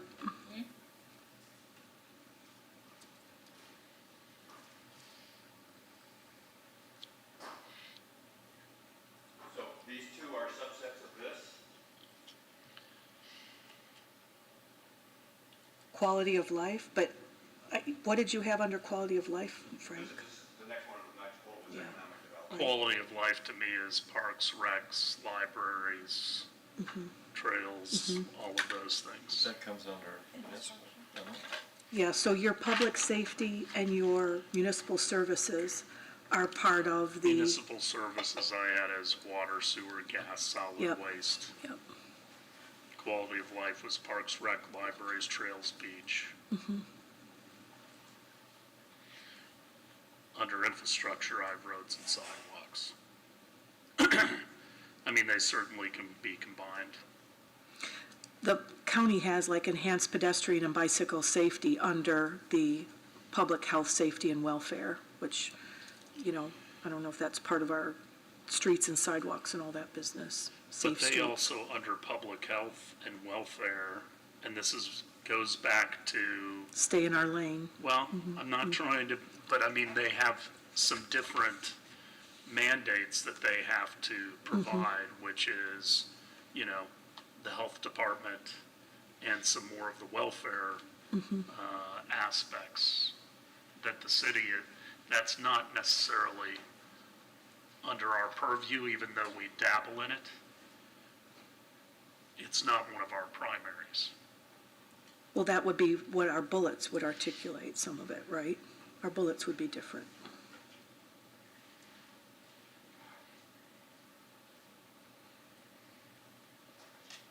Other comments? Councilmember Albritton, I think you were going to combine some things, or you were going to suggest combining some things? Yeah, well, one of the things under this original one we had since 2002 or whatever, facilitate development of the economy. I think promote development of the economy would be better. Promote instead of facilitate. I noticed that on somewhere on the staff said that they thought that facilitate was a weak word. But I think that you could, under the development of the economy, you could put housing, you could put the new high-paying jobs. Dale, can you bring that over on the easel? Sure. Mr. Margolis's head is blocking my view. I could, duck down. Yeah. That's better. Thank you. Can you all see that okay? David, can you see that? Yeah, I'd see it better. Okay, thank you. So you were saying put housing and. Well, I mean, you could put housing under promote development of economy. I mean, you do have housing stock that matches need. Economic development? Well, housing and development as a department, I mean, within our city, so, I mean, they make sense to go together. Yeah. I would argue that they're two, to me, it's, I don't understand the marrying housing with economic development. I think they're two so huge, different responsibilities, but, yeah. Put under municipal services. Well, not housing. I think I would maybe put housing under public health, safety, and welfare, helping to ensure that our residents have safe housing options or housing options. I don't know where it would best go. Mr. Jennings, do you have any? Yeah, I'm just sitting here thinking, in terms of kind of what you were saying earlier about the role of municipal government. I'm not sure the city is capable of ensuring that everyone has, a place to live. We can ensure that it's safe through inspections and all that, those type of things. But in terms of, I do not see it as an issue as having housing and economic development together as of now. Well, I don't know that it's our responsibility to make sure everyone has a home here, but I think it's our responsibility to encourage housing that fits our economy and our income levels and our demographics. And so in our community, we don't have high-paying jobs. We have about $50,000 is what people are working with. So are we taking a position that, we're going to be the tourism industry here. People are going to come here and work in these jobs, but then they're going to live in a bedroom community somewhere away because they can't live here. So they have to commute an hour or so. Our job isn't to worry about where our workers live. Our job is to worry that we've got jobs here, and whether they're high-paying or not. We've got jobs, and I hope that we would push for more higher-paying jobs with a university center and with tech and all that stuff. But right now, our demographics show that, people don't have an income to live here with our average rent and home prices. And so does the city have a responsibility, do we have a goal or priority to match housing options with our demographics? But Can I backtrack a little bit? You're saying that housing should not be partnered with development. Mr. Jennings, can you speak to that? Explain, why is housing and economic development partnered together? So I think unfortunately housing in the current environment has been defined exclusively around affordable housing. And that is not what, the way in which we define it internally. It's certainly one of the priorities is to seek affordable housing. But housing in general, to go to what you're mentioning, is an economic development tool, and hence the reason why they're together. So it's more of a broad-based approach. I don't understand how housing is an economic development tool, but Well, having, You have to have housing for, workers and everything else. I think we are also, I get a little uncomfortable. The market, not perfectly and not always as timely as we would like, makes determinations as to what the demand is in a certain area. We're already seeing, and I know it's not coming soon enough for people, but there were reports, I almost said it to all of you the other day, that housing is starting to come down in price nationwide. That was in the Journal just the other day. We may never, I could probably say we will never have enough housing for certain segments, especially those in the hospitality industry. We're just not going to have enough. There's too many workers. And sometimes, hospitality is a bridge job into other jobs. You may not be in hospitality your whole life. It tends to be younger people. They have roommates and other things. And then there's some people that are in hospitality their entire lives because of a lack of training or education. I think we need to be looking at that as well. Not only building affordable housing, but helping people get the training so that they can afford housing who already live here. Mm-hmm. I think it's a multi-pronged approach. But affordable housing is kind of a little bit out of our wheelhouse. We have a housing department that can use state funds and county funds to incentivize developers to build affordable housing, but as everybody knows here, it's a hard task because we've had 2 or 3 affordable housing projects that have taken years to put together for the incentives. So, I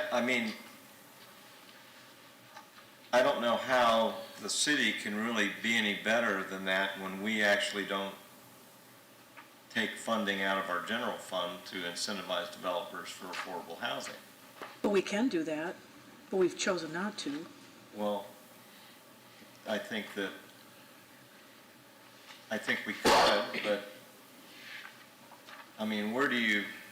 where do you draw the line? And, usually it's county and state that's in their wheelhouse to do.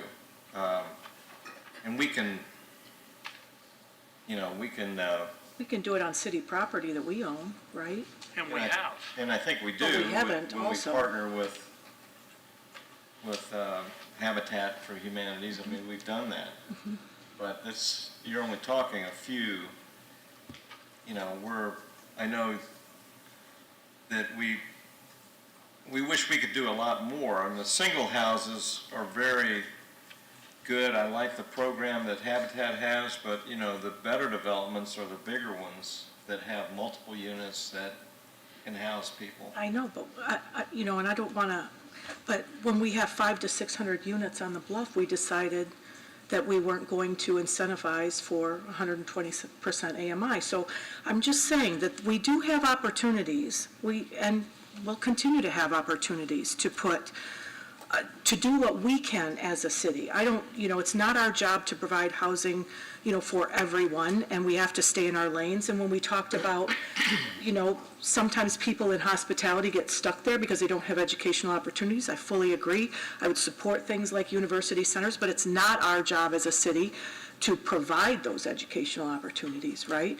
But when we have levers to pull, when we can incentivize, and when we can demand on our public property that we want to see be certain things, then we need to do that. So I'm not here to have the city provide all sorts of those services, but we can partner, and when it's really it's our property, we get to control contracts and parameters, that's where we need to step up and have those, priorities that are listed on a strategic plan that we can speak to and say, we said this was important to us. All of our residents put, housing as number one. Then what are we doing when we have those decisions in front of us? Well, this is why I wanted to have the discussion about what our lanes are, because we've kind of gone down this path before. And, I don't think we've ever brought any closure to it. I appreciate the people who came out, but it was a very small sample size.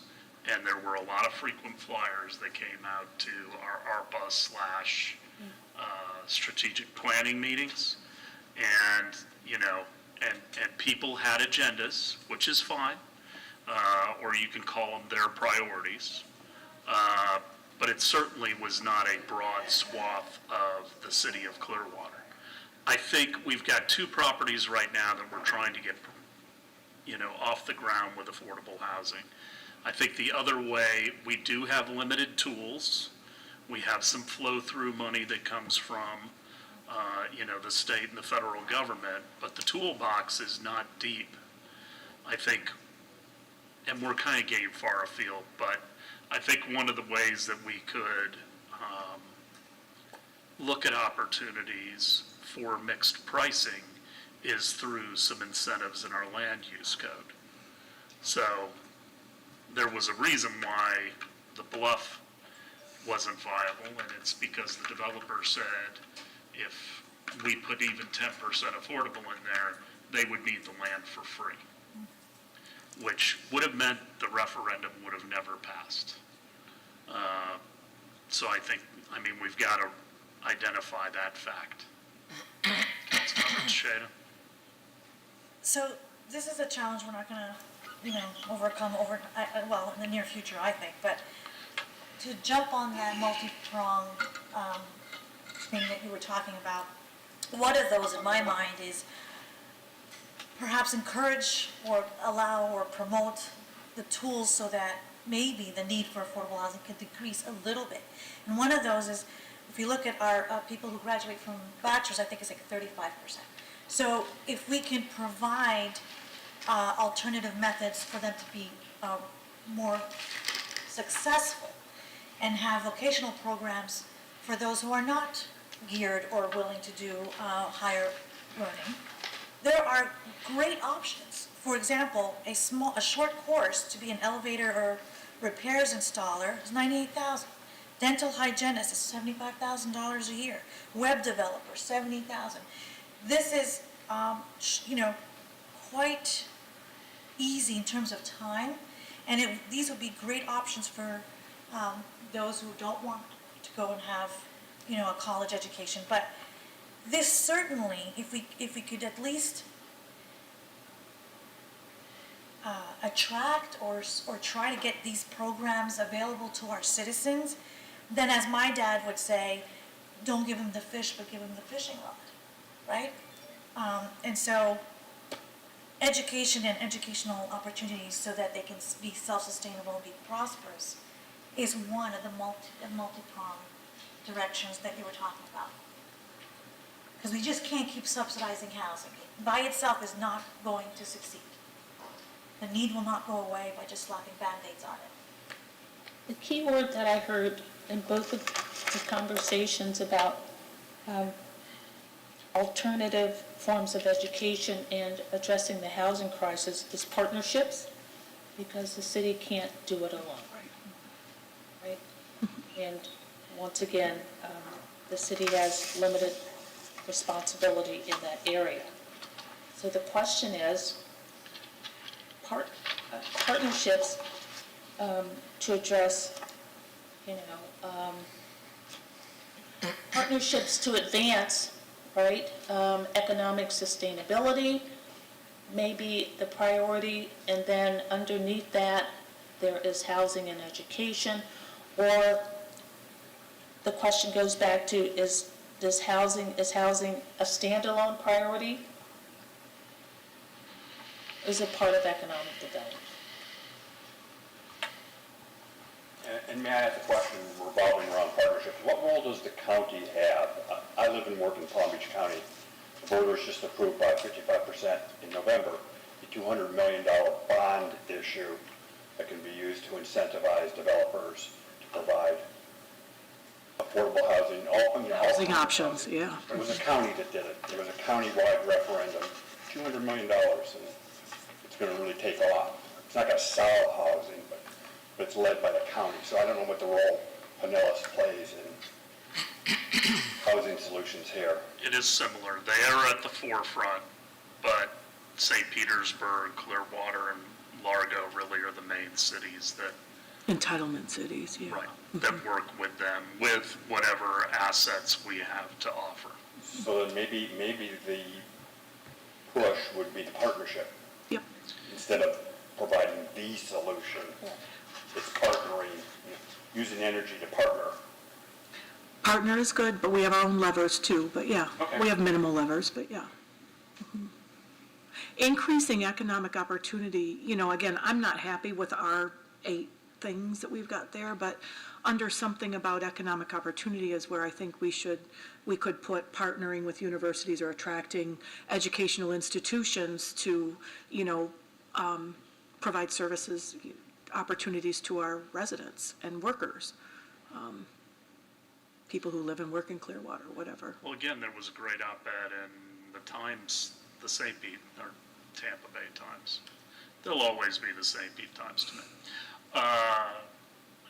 With Bill Gady, who is the regional president of Bank of America, and Tanja Williams from St. Pete College talking about, the fact that they are partnering directly with B of A and also with Duke and some of the people that went through the trainings and, are now linesmen or lines people, I guess, and they're making 6 figures. I think those are the type of partnerships that we need to be engaged in Absolutely. to get people so that they can afford the housing rather than, and that goes back to the multi-pronged. I do think it goes under economic because I think they're hand in glove. I think the housing, education, and economic development they need to go hand in hand even if they don't. Agreed. You know what I'd like to see under economic development is more promotion of P3s, public-private partnerships, to do development. We've talked about it a long time, but actually put it right in the plan. So expanding public-private partnerships under economic development is a good goal under that priority. But I want to refocus you all so that we come up with this Yeah, you gotta herd cats now. discrete list of You gotta earn your priorities, pay. right? Because I'm not sure, it's 1 o'clock. And so I am going to put on my facilitator's hat and say, it's time to decide on key priorities because we have to help you all, right, come up with some goals and objectives in the next 2.5 hours and a little bit more. So you're talking about the 8 colored ones there, right? That's Blue, correct. orange, green, yellow, okay. If we're using those titles. If you- Well, no, I mean, Right. how we want to word them. I'm not happy with those titles. Your priorities are the pink, right? The 2. This only has 2. Priorities are the big 2, but you all might have more than that. You might get up to 6 because look how long your list is. I don't like those 2 priorities. I mean, But they are priorities. yeah, but I mean, don't have- there's nothing about residents or quality of life in the big priorities there. What are our priorities on the wall? I mean, do we have them? Because, we're going to facilitate development of the economy. I mean, okay, I'm on board with that. I think that's a priority, but, right up there is the quality of life for my residents here, So they're not listed. What if we, under municipal services and infrastructure, take out quality of life and safety and make a separate thing for safety and quality of life, and then start putting some of those underneath that? So have like 3 pink bars? Yeah. They combine quality, public safety and quality of life. And then you have economic development, housing and education. And I know that we don't want to combine them. So I just need to interject real quick. Yes. Because it's been said that, well, we can vote on, we cannot vote today. Right. This is a work session. Oh, I meant dot voting. So maybe we can Yeah, get yeah, yeah. consensus on certain things, and then you're gonna bring back hopefully a more refined product. Yes. That then we can start taking some votes on, but I Yes, just wanna make consensus, that clear. thank you, okay. We do some consensus dot voting, I'm just kidding. And so, and to keep it as a one-pager, I mean, I get the 2 pink lines. Maybe we can refocus the second pink line to include something about residents. I mean, I think the visual is a good visual there. I can't imagine adding another pink line, but, Wouldn't the residents go under quality of life? I think to have residents, the word residents somewhere on a pink line, because that's who we're working for, is our residents. We're not working for businesses, you know what I mean? We want businesses here, but we are here for our residents. So safety and quality of life for residents? Because to me, it's a given, it's for residents. When I look at housing and economic development, it's for residents. I'm looking at pink lines, you know what I mean? So we've got those Facilitate 2 development of the economy. and It's provide- like, wow, we're a city, we're here for the economy. I mean, I'm here for the residents Now, I first. have to say something though. I know they don't get money unless we have an economy. I get No, that. no, Okay. No, I just Sorry. wanted to point out that businesses are also taxpayers. And the people. So, They don't necessarily live here, though, but, No, they don't, but they're paying a lot of the freight. right. And they add to our city. I absolutely know that. I support businesses, champion businesses, we need them.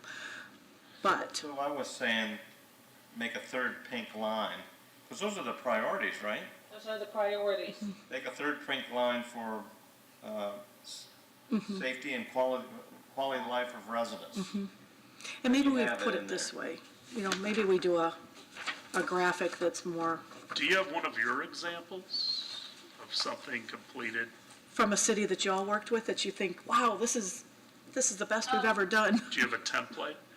We don't have a template. We do have a one-pager, and I don't want you to get bogged down with the format of it. Let us work on what Okay. it's gonna look like, Okay. okay, in the end? Anyway, that's my 2 cents. So whether it's 3 down or 3 across, that's okay.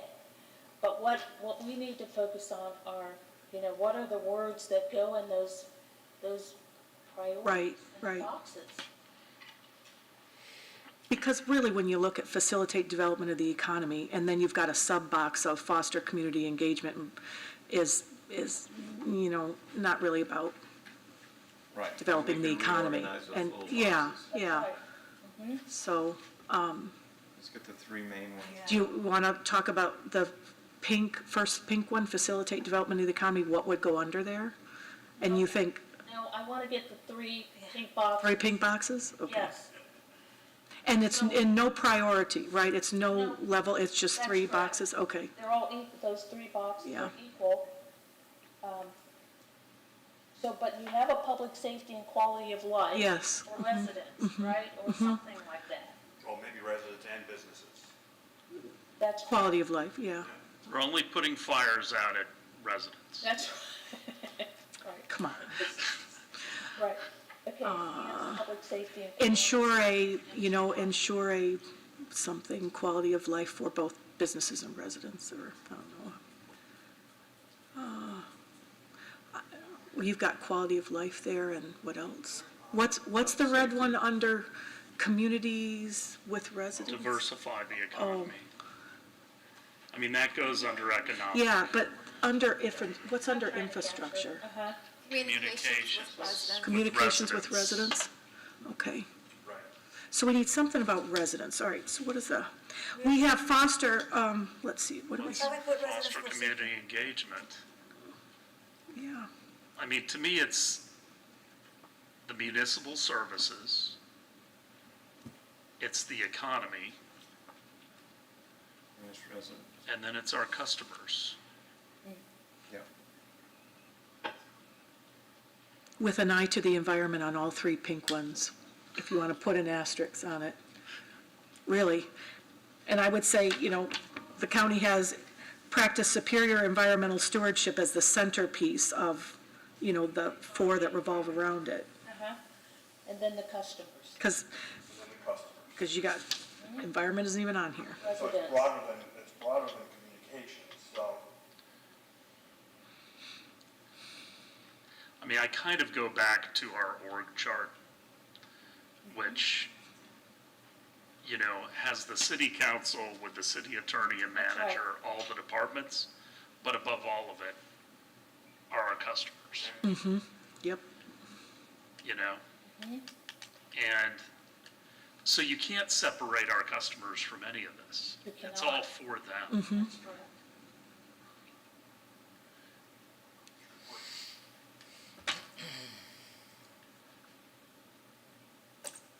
Which brings you back to 2. Yeah, I'm still, yeah. What was your statement that you, I didn't write it down, for the mission about being, kind of, your verbiage for good custodianism or responsible, what was the word you used in the mission statement? We captured mission stuff over here. I know, it was too small, I can't read. Well, the mission is right there in red. Yeah. Clearwater is committed to quality, can you read it, Dale? Clearwater is committed to quality, sustainable, cost-effective municipal services that foster a healthy residential and economic environment. That's the mission. I think you're thinking of the vision where I said stewardship. Yeah. But that would go under, that, well, Yeah, that's the statement that you got rid of. But the thought is still there. in terms of residents, right? I don't know that you can incorporate in some way almost, that organizational chart, but without the big, with the customers being paramount in the pyramid, in the hierarchy of what we're doing. Can I try something? Go ahead. Okay, let me see if I can get to that. I think you're almost on target. Let's try this. Please fill in the blank. The customer is always, Right. Right, First. We know that's not true. I know. I have a different perspective. And you should know this in local government. Quite often, the customer's wrong. They Yes. just don't understand, they don't have the background, they don't have the information. Here's what I like to use. The customer is always the customer. So, what does that mean? Listen to them, treat them with respect. Think about what Publix does. I don't know where the rice is. The employee at Publix doesn't go aisle 3. The employee at Publix takes you to where the rice is. Helps you find the answer.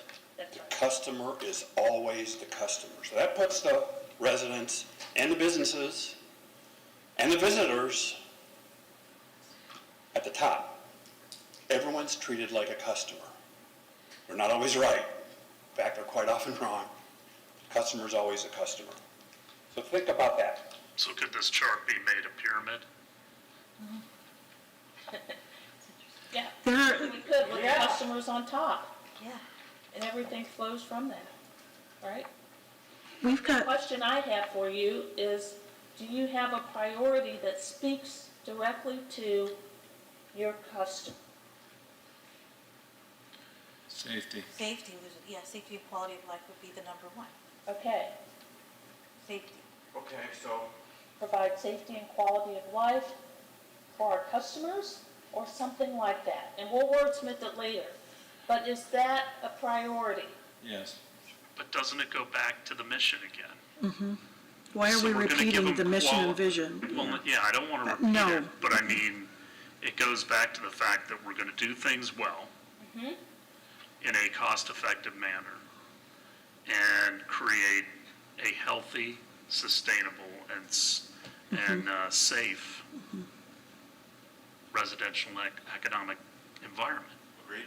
So, I mean, those, now, how you do that is another story. Right. How about this for a third pink line? Enhance community, comes from Dunedin, 6 EPIC goals. Enhance community relationship strategies that strengthen inclusiveness, respect, transparency, and collaborative engagement.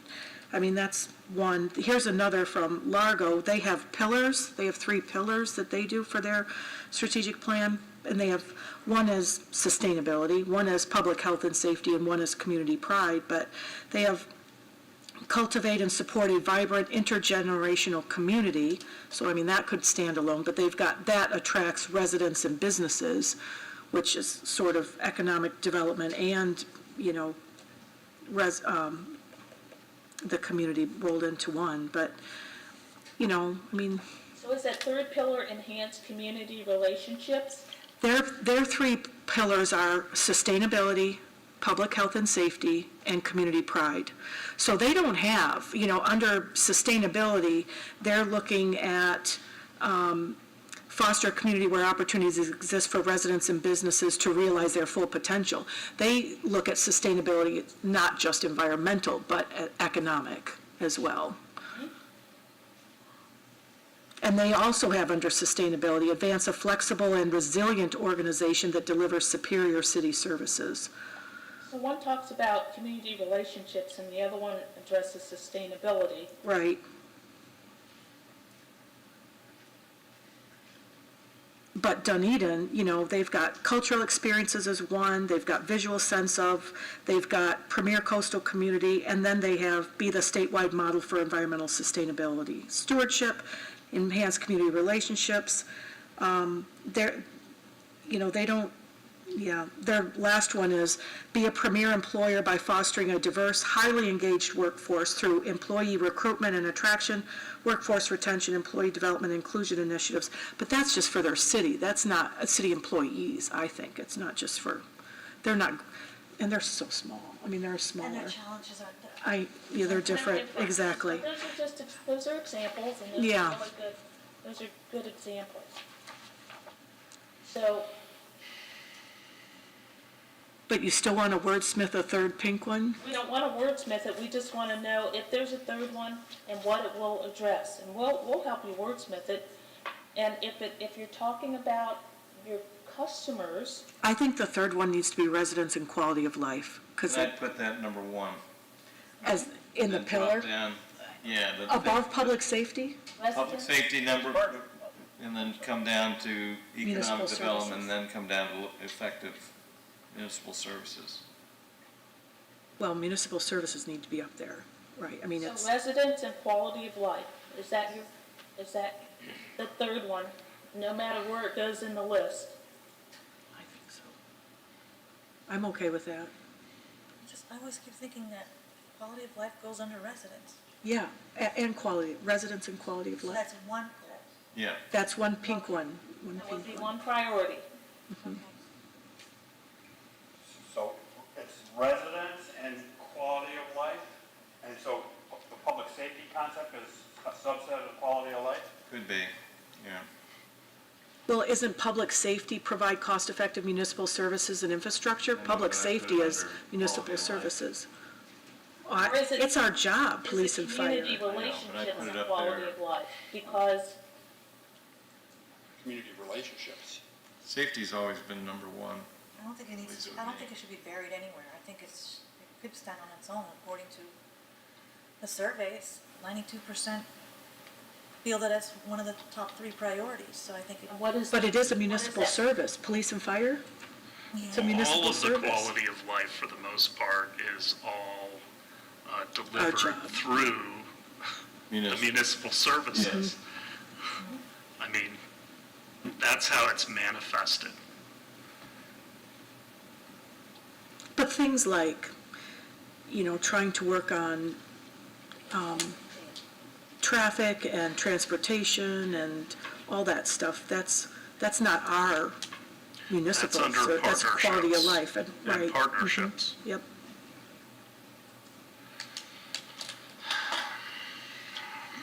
So is there a third priority? I think so. I think residents need to be part of a third priority. See, I don't think I think they're a part of all of them.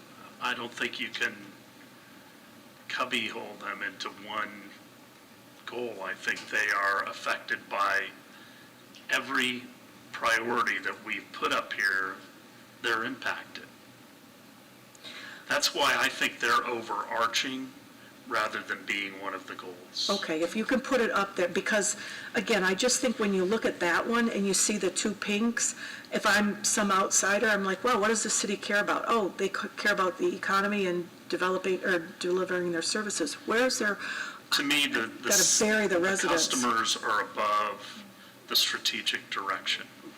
I think on that's this great. chart. I think that would be So the great. vision and mission, and then below, above all of everything else is our customers. I agree. I'm okay with that. So it's like a pink line, but no bullets, because it's overarching. Well, you can put a box around the whole thing that has them in it. That goes around that whole, do you see what I mean? Yes. Because there's not one thing up there that Doesn't touch a resident. doesn't touch them. You're exactly right. Yeah. The way I see it is, this is a care plan for a patient, so it's a given. So you don't put just everything, all your goals, patient, patient, patient. It's about the patient, or in this case, residents. And this is our care plan, our therapeutic plan. So, it's in itself a goal, because the whole reason of being is for the The residents. residents who pay the tax down, and businesses, yeah. Yep, So one overarching visual. theme, that the city's residents and customers are paramount in the priorities and goals. got it. And the city's priorities and goals, okay? And we're defining customers to include residents, businesses, Tourists, tourists, developers, and partners. I would just put partners. I wouldn't have developers. They're partners. Developers are partners, Okay, aren't and they? And partners. they're businesses too, so. Right. Yeah, I think I said businesses. You did. Yeah, Plus, we don't have a whole lot of places to develop. right. Redevelop. Redevelop. All right. Okay, I'm going to turn it over to Dale, and I'm going to scribe, because I think there is consensus now, and I'm not going to take out any dots and make you guys put them anywhere, because you can't vote today, but there is consensus on the overarching and the two priority areas of municipal services and economic development. And there's a lot that go under both of those. And that's where Dale is going to take you. And I didn't move that sheet up back on That's the wall, okay, if you I don't mind. got it. And so safety would go under municipal services? Yes. Yeah. Okay, can I switch to the presentation?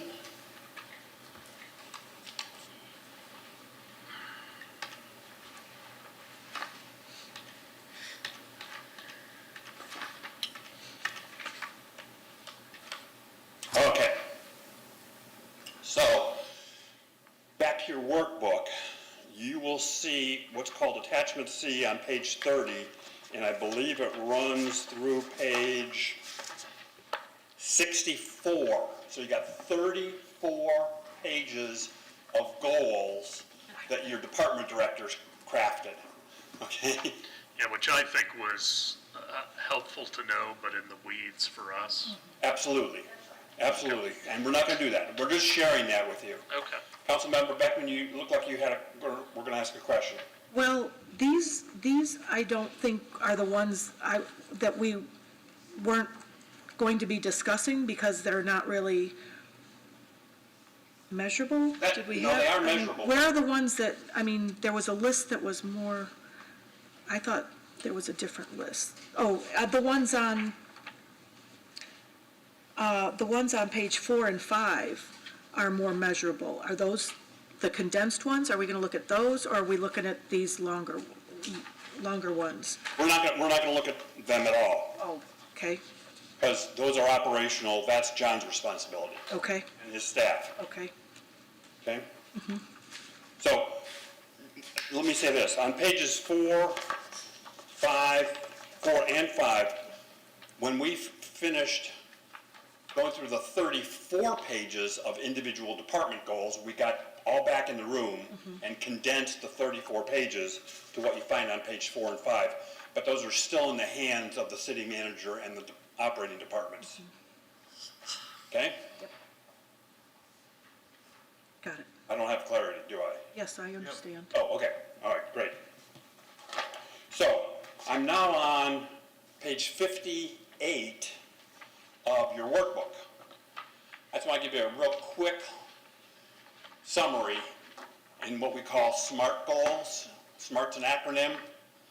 The goals need to be specific, well-defined, clear, and unambiguous. They need to be measurable with criteria that measure the progress toward reaching those goals. They need to be attainable, not impossible to achieve. Need to be realistic. They need to be within reach and relevant to the city's purpose.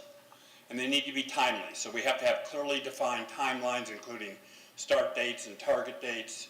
And that's for the purpose of creating urgency.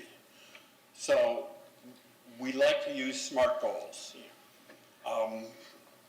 Putting a man on the moon and returning him safely was a vision. It wasn't a goal. But if you remember, those of you that saw Apollo 13, when they lost, or they were exhaling the carbon dioxide too much, and they were going to lose the oxygen in the cabin.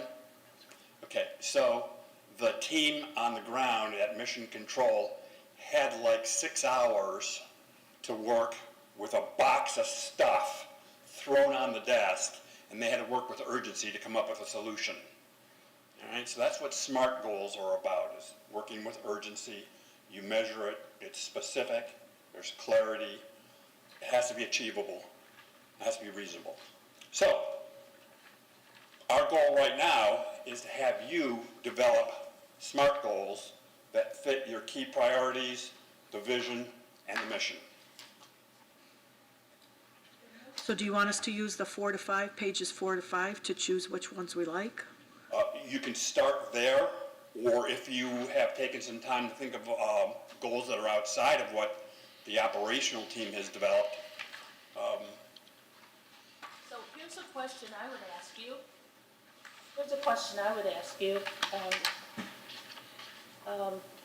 Under the priority of municipal services, right, in the next 2 to 5 years, what do you want to achieve?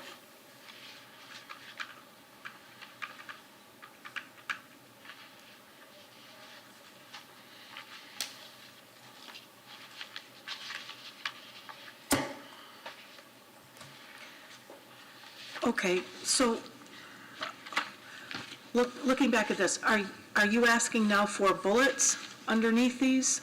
Because we got our 3 pink ones, well, we have 2 pink ones, and then we have An overarching residents and customers up there. Yes?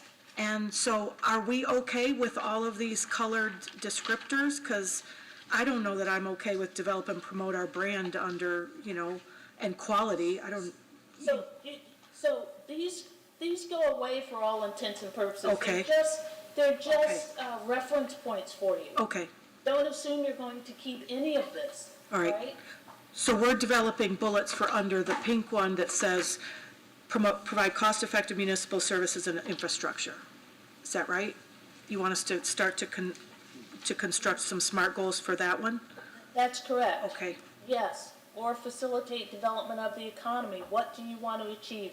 So one of those was you wanted to, back then, diversify the economic base. Right? which again is not a SMART one. It's not a SMART bullet. But you want smart bullets. Well, we'll craft them to be It smart. can be smart. Yeah. I mean, It can, Well, but that's that what- we'll one craft them. doesn't. We'll help craft them. We'll Okay. set dates, we'll set So measurements. we're not supposed to, we don't have to create a SMART goal with dates and timelines and accountability. We can make, that can be part of the discussion, you know. Let me use another city. We just did some work in Palm Bay. They need to build 3 fire stations in the next 8 years. So they'll build 3 fire stations within the Right, next so we'll 8 have years. build 3 fire stations, you know, and they break it down. Design work done by October of '23. Requests for qualifications by January of '24. But those things, those 2 examples are not going to be on a one-pager. They might just have developed 3 fire stations by, 2030 or something. I don't think they're right? going to be on the one pager, no. Right. Or it might even be develop 3 fire stations. That's one of the things they want to achieve. Right, Build fire right. And that would be it. Right. Mhm.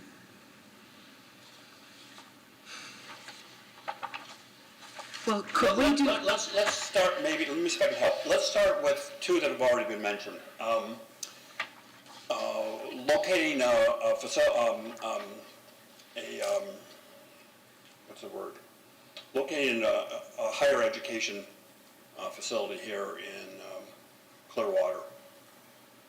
Or working with the Church of Scientology. or the housing one that's going to, John, you weren't really saying you were talking about more of a research facility that's private sector. Yes. I think keeping it broad like that. Yeah, I mean, we already have a higher education. You got USF, Well, we don't have USF directly, we have St. Pete College. St. Pete College. We have a campus here. I know we're not going to get another USF campus in Pinellas.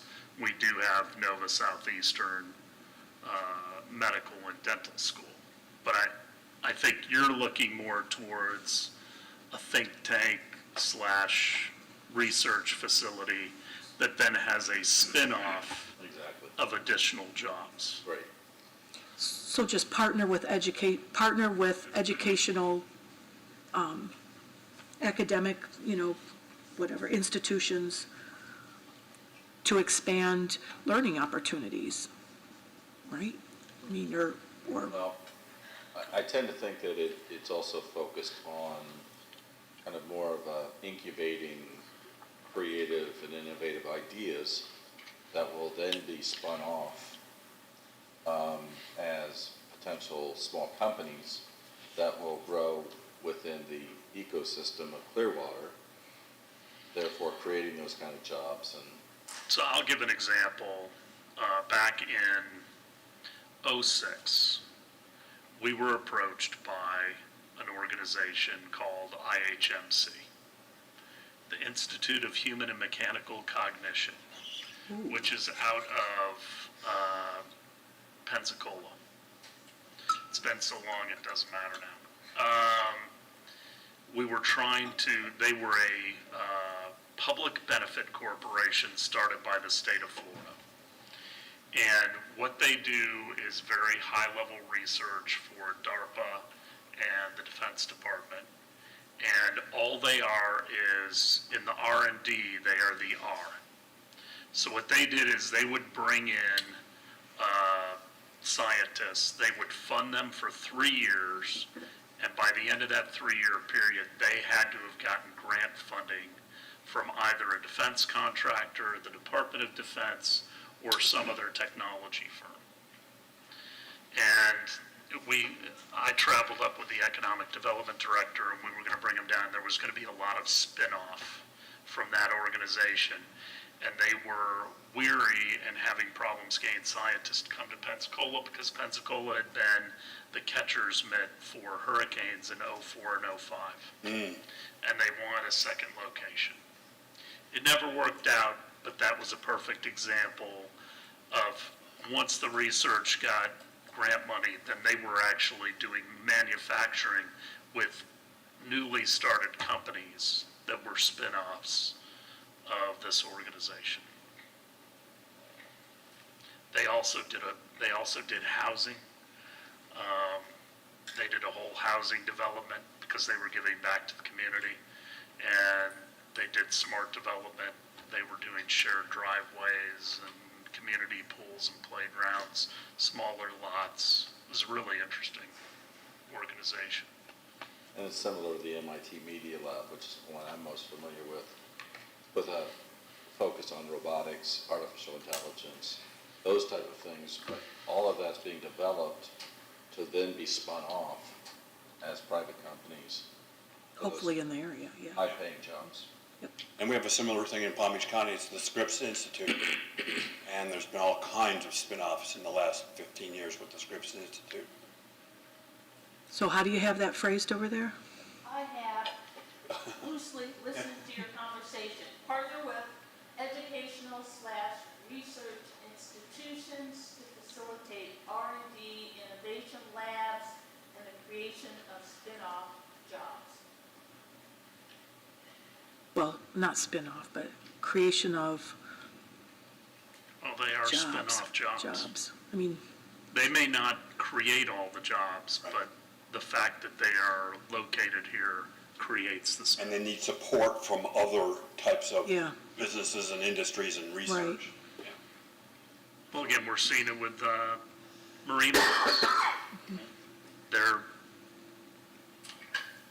headquartered here. Now they want to create a manufacturing facility down off of Pie.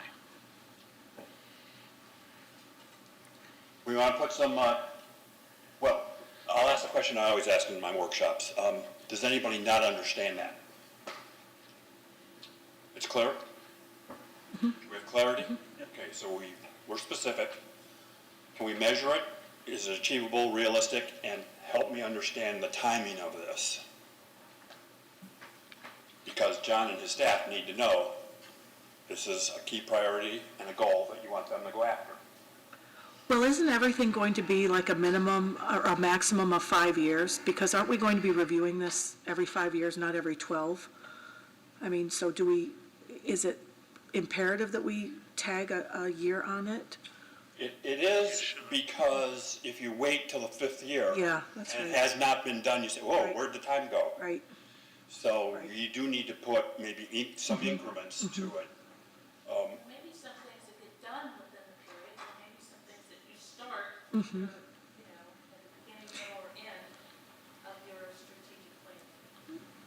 well, and wouldn't those details be included in the attachment, the explanation? I mean, we could put a year here, but, RFPs and deciding and all that doesn't need to be on a one-pager. No, Right. they're supporting Yeah. documentation. Right, The question is this one of the top priorities? well, we can rearrange them after we list them, right? No, I know, but we're only going to have so many. There's only so much Space. from a resource perspective. And how are we going to foster this? Means we're going to make an investment. Are these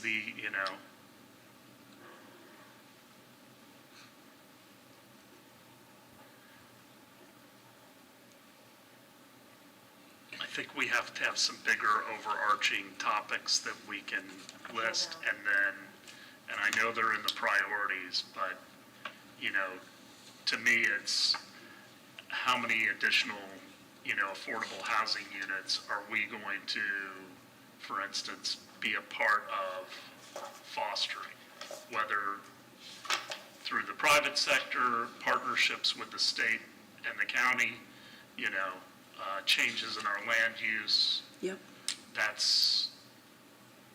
If that's a priority, then Well, I think, I think looking at pages, I mean, this is excruciating to look about this and wordsmith it and all that, but I think if all those pages in the 40s and 50s were from, discussions with staff about their priorities in the different departments, and then you've distilled it onto pages 4 and 5 with these measurables, I mean, can we start there as far as what would fall under,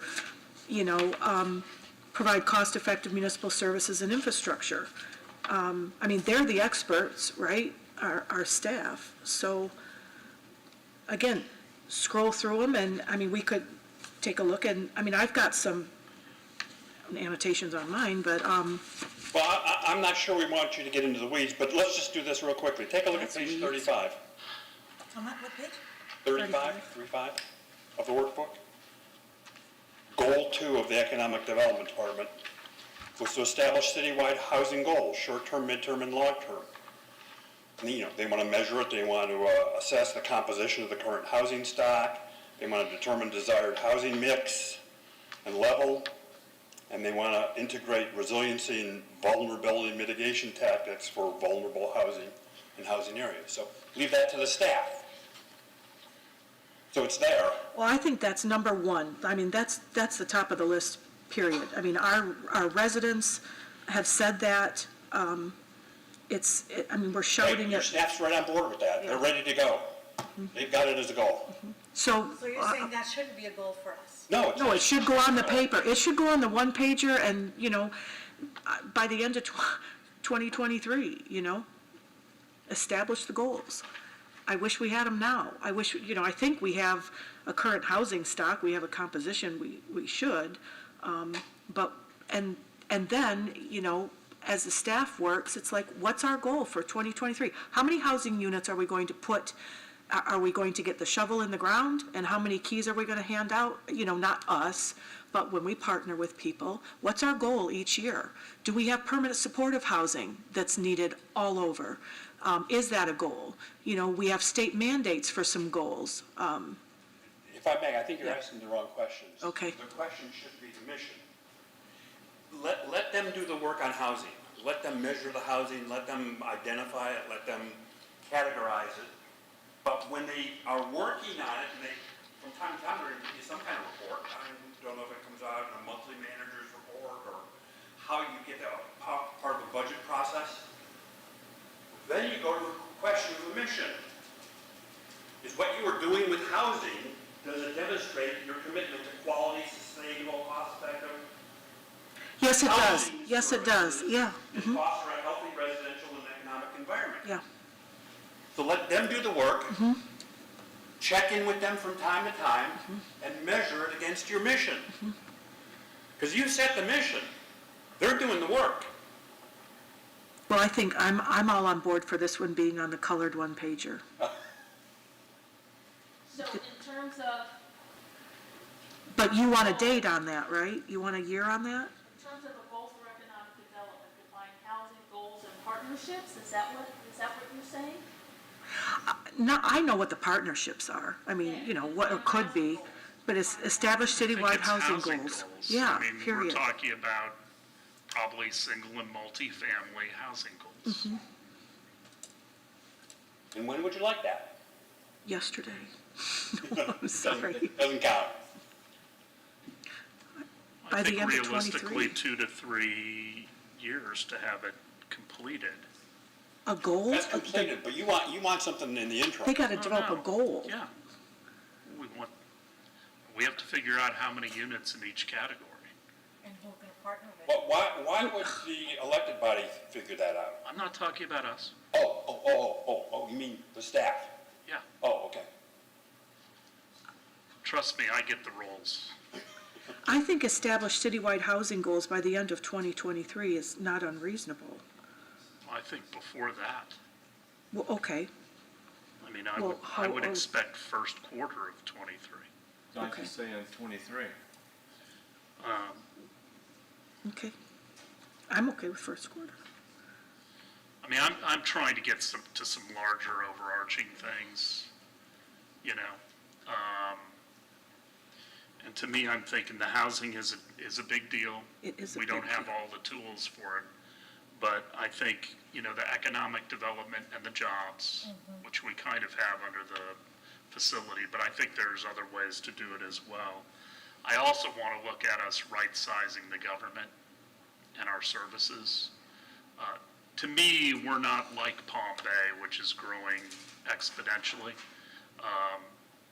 We've probably got the right number of fire stations, police headquarters / substations, Rec centers. libraries, rec centers, and all of that. Yeah.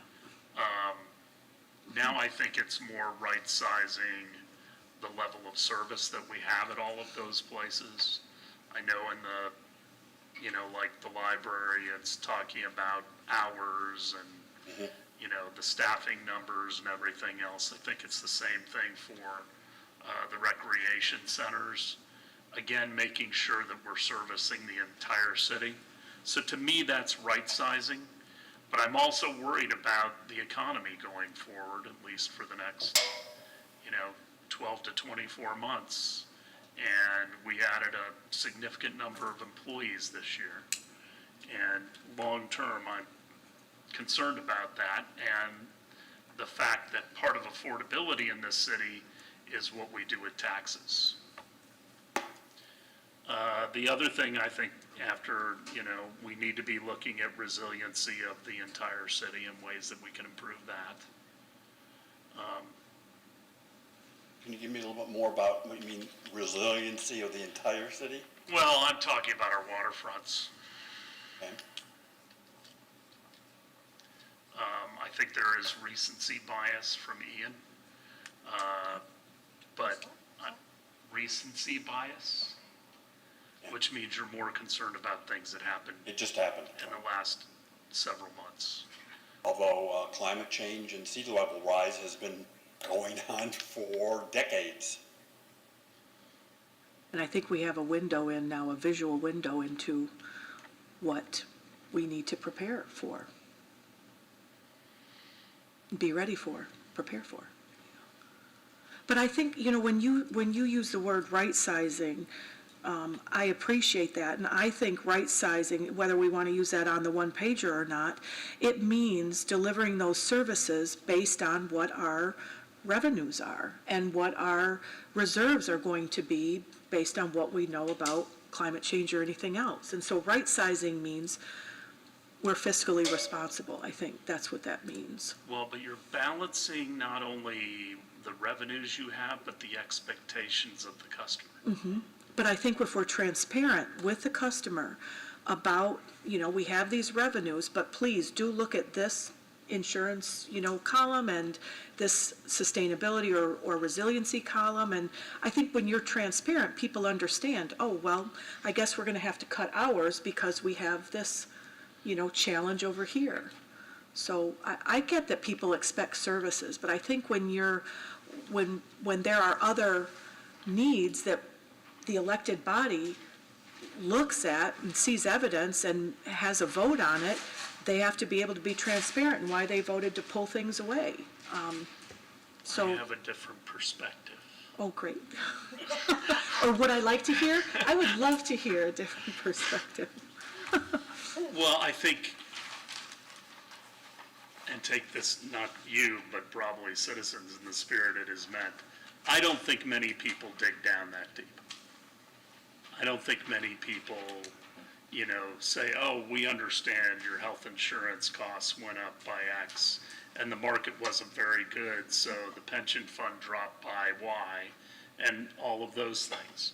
What I hear is the battle between people who like pickleball versus tennis, I know. and the people who, I get it. like pickleball right now could care less about the tennis players and vice versa. And that's where, we're kind of the referees in this whole process and have a lot more knowledge. That's why we have representative government. Most citizens don't want to get in the weeds. They just want to live their lives and go home and play pickleball and watch Netflix. And they leave the decisions, up to whoever they elect. And when they don't like the decisions, then they complain.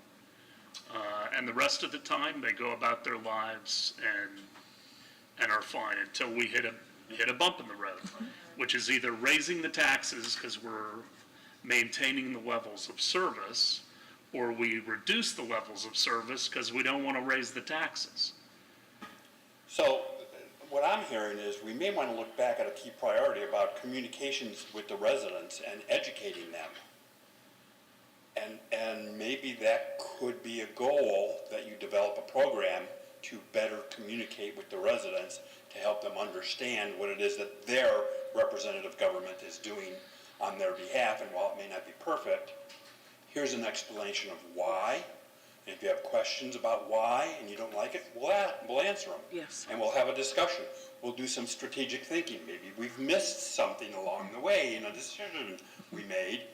What's your input? So maybe, But that's why I go back to right sizing, and I spoke about it in the budget process. I would like to do some zero-based budgeting, which means you're looking at a department or two a year, because it is a deep dive, to determine whether we have things at the right levels or not. I know that once citizens get all the information, they're pretty happy with their government. right, We just had dinner with our Citizens Academy, and their perspective was completely changed. That was a huge commitment of time by a small group of people, I'd say how many people participated? 20. 20. You know, that means we'll be done in, 2 millennia. Right, But I would say, to interrupt, even though I'm interrupting, I'm a big advocate for dashboards and making dashboards real easy to understand. And we have people that care about, sustainability, they care about housing, and they care about our economy and jobs. What are you doing? And I think if we have dashboards for those items that are really important, it can be transparent, accountable, it can dovetail with our strategic plan, and it lets people know, look, these are our levers, this is what we're doing, and I really think it's, it's not too much into the weeds, but I think we're doing a good job with the things that we have, and we need to put it out there on dashboards, and that'll help us right size. And when we make those decisions, people can look back at those dashboards and see, look, these are the tools they've got. They're doing the best they can. I mean, I asked Mr. Jennings for those library statistics. Were those striking to you all? I'm not making any suggestions one way or another. Okay, but I mean, was the square footage, Yes. the number of employees, the number of books taken out, and everything else when you compared to St. Pete and Largo and Dunedin, were those striking numbers to you? Tampa. Even the proximity of the three of the libraries, Greenwood, downtown, and the beach. They're And very east. close. Oh, but there's no way people from Greenwood are going to the beach, or the beach people are gonna go over the Why can't bridge. Greenwood go downtown, or downtown go to Greenwood? Well, that was a discussion we had back in the I day. mean, I don't. Well, I mean, anyway. if you go It doesn't to the matter, that library- wasn't my Yeah. point. My point was, again, I don't think people understand the levels of service that we have. And again, that's part of dashboard, communicating, and, But we don't do that. We don't compare ourselves to other cities. We don't put that up on, no, the our comparison, website. yeah, but, I don't think it would be a bad idea, by the way. no, it can be another tab if people who do want to get into the weeds. It just goes back to my But- right sizing, that's all I'm saying. But I think dashboards can help us right size, and I'm a real proponent for those. I think they're good for clarity, for focus, for accountability and communication. Yeah. I don't know that we're moving the ball here. I would say, though, I would like, our strategic direction, I would like to see that we have dashboards in key, key departments that are really public-facing, or, I think that's a good goal to put. Is that a goal, or is that a simple and under the right sizing? Under the, well, yeah, I mean, I don't know. That's right. Okay, I think it falls almost more under communication. though. yeah. The Yeah, dashboard. and I thought we had it, I'm pretty sure we had a good detail about communication coming out of the department heads. I'm looking for it now. I do have a suggestion of just listening to your discussion about communication. It really gets to your thoughts about the role of government, defining the role of government, and how best to do that through educating the public about the role of government. One of the ways that you do that, and I have it here, but then I put it under municipal services, was, city services dashboard. Okay. Page 56. is what you're looking for. Okay. And even, you know, as we educate the public, I mean, I don't know if we want to use the term levers or whatever, but even as we go forward and if we develop dashboards or whatever, it's just to, again, let people know what are our tools in the toolbox. Oh, yeah. Thank you Page for finding that, 54. Mayor. It is on page 56. It's the bottom of page 56. It was defining department expectations for public communications. So the discussion was each department should be responsible for communicating with the public what it is that they do, how they do it, why they do it, and they've got a plan for that, and they've got a time frame for that. So, and I think I also found it under page 40, under the Innovations Department, hosting neighborhood quarterly training opportunities. So getting out into the neighborhoods to hold training sessions about what it is the government does. And they were going to do it quarterly, March of 23, June of 23, and September of 23.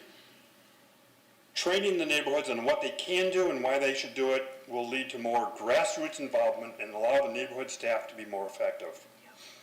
Yeah. So your staff's thinking about all those things.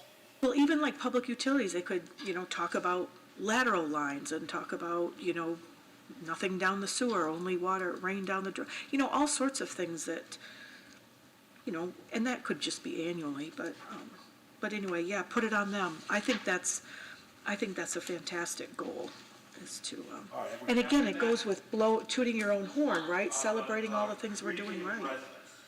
Yeah, but Councilman. Oh, we put it under key priorities. I don't have enough room here Okay. for a board to Okay. be writing in the air. There's nothing under here to support. All right, what other goals?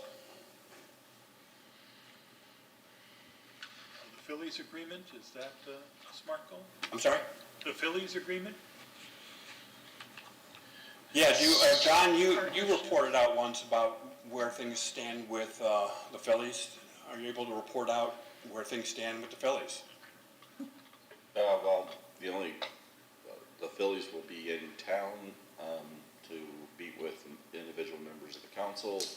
But in terms of where we are, in terms of their ask, they still haven't determined that. But isn't that part of our partnerships that we've got, you know, our residents and customers? It's our economic opportunity partnerships with others, right? But do you want that to be a goal that has a time frame to it and is measurable? You think we should put the Phillies on our one-pager? Identify them as Phillies? No, I'm not focused on the one pager. I'm focused on whether or not you want to have goals with time frames that can lead. To specific Staff. businesses. And maybe it's not. But that, I would think that would fall into, you know, I would hope ideally, you know, we set this up, we get this finalized, and we're all happy with it, and then our city manager our city leadership would set their annual goals based on this, and then we review them in October and whatever, and then maybe at the end of December, we take a look at this every year and say, how are we doing? And then we set individual goals for each calendar year, fiscal year, and that's where identifying a particular business or entity or something would fall under, right? So I don't know, I don't think I want to put the Phillies on it. I don't think so. I would like to have something about our planning and development and some code changes. We talked about transitions earlier. There was a business task force that Councilmember Albritton sat on. There's still some unfinished business there as far as I'm concerned. Yes. And 2011? That one? it was 2011, yes. They finished it right at the end of 2011. And some of the low-hanging fruit got taken care of, but there were some of the more difficult objectives that didn't. And Like I think what? it's worth revisiting. But I think it's something that both from the business community and also from our residents, both of them would benefit from us accomplishing some of these things. Like It's a what? business task force. Okay. It was the way that permits got processed and procedures. And part of it is perception and part of it is actual mechanics. But I think there's things that need to be revisited there, and I think it ought to be a priority. Because I'm sorry, go ahead. we continue to be in a redevelopment mode, which means we don't have any greenfield developments. Something is going to be replacing something else, and oftentimes it's significantly different. It's on page 51 of your workbook. It was goal 6, coming out of planning and development.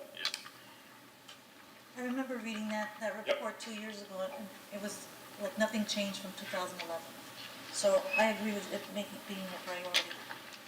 So that's the business process study.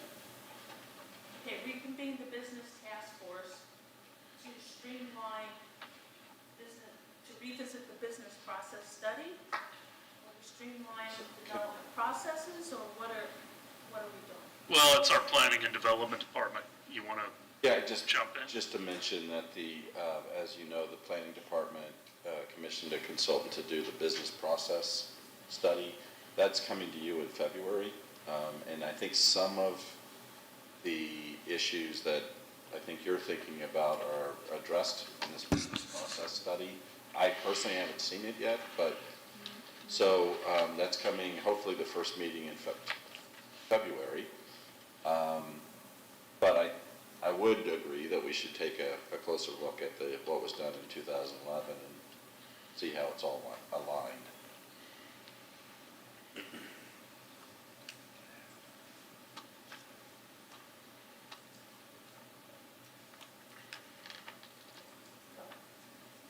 Want to deal with COS? I think we should put that on there.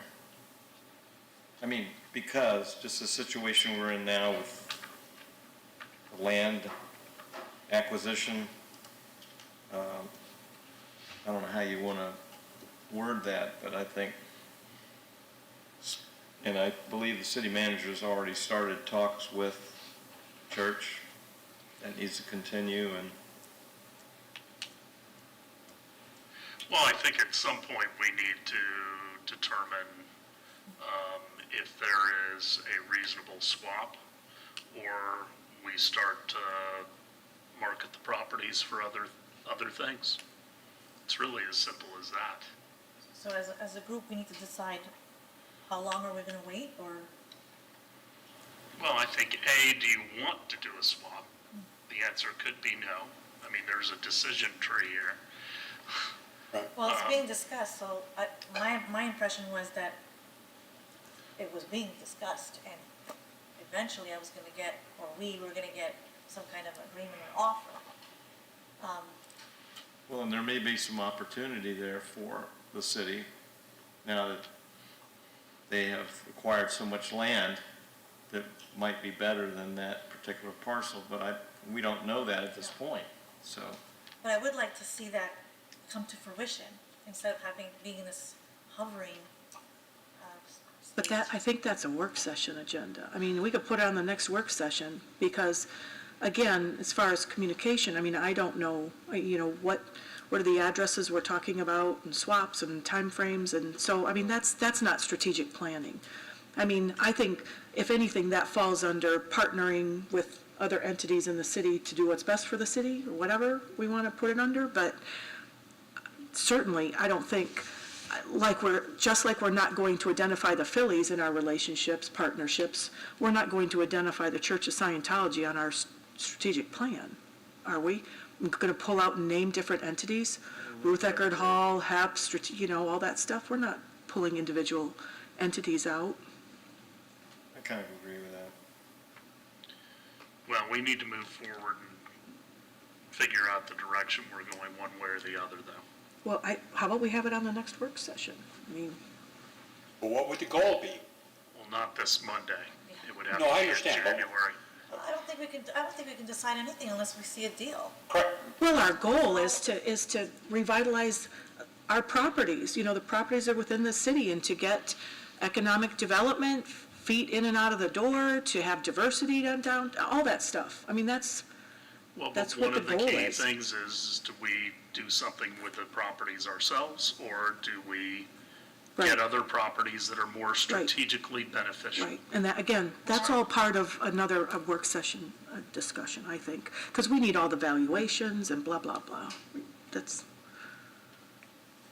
Well, but could a goal be that you want enough information so that you can move forward on a strategy for well, dealing? yeah. Well, so let's craft a goal. But that's not for here.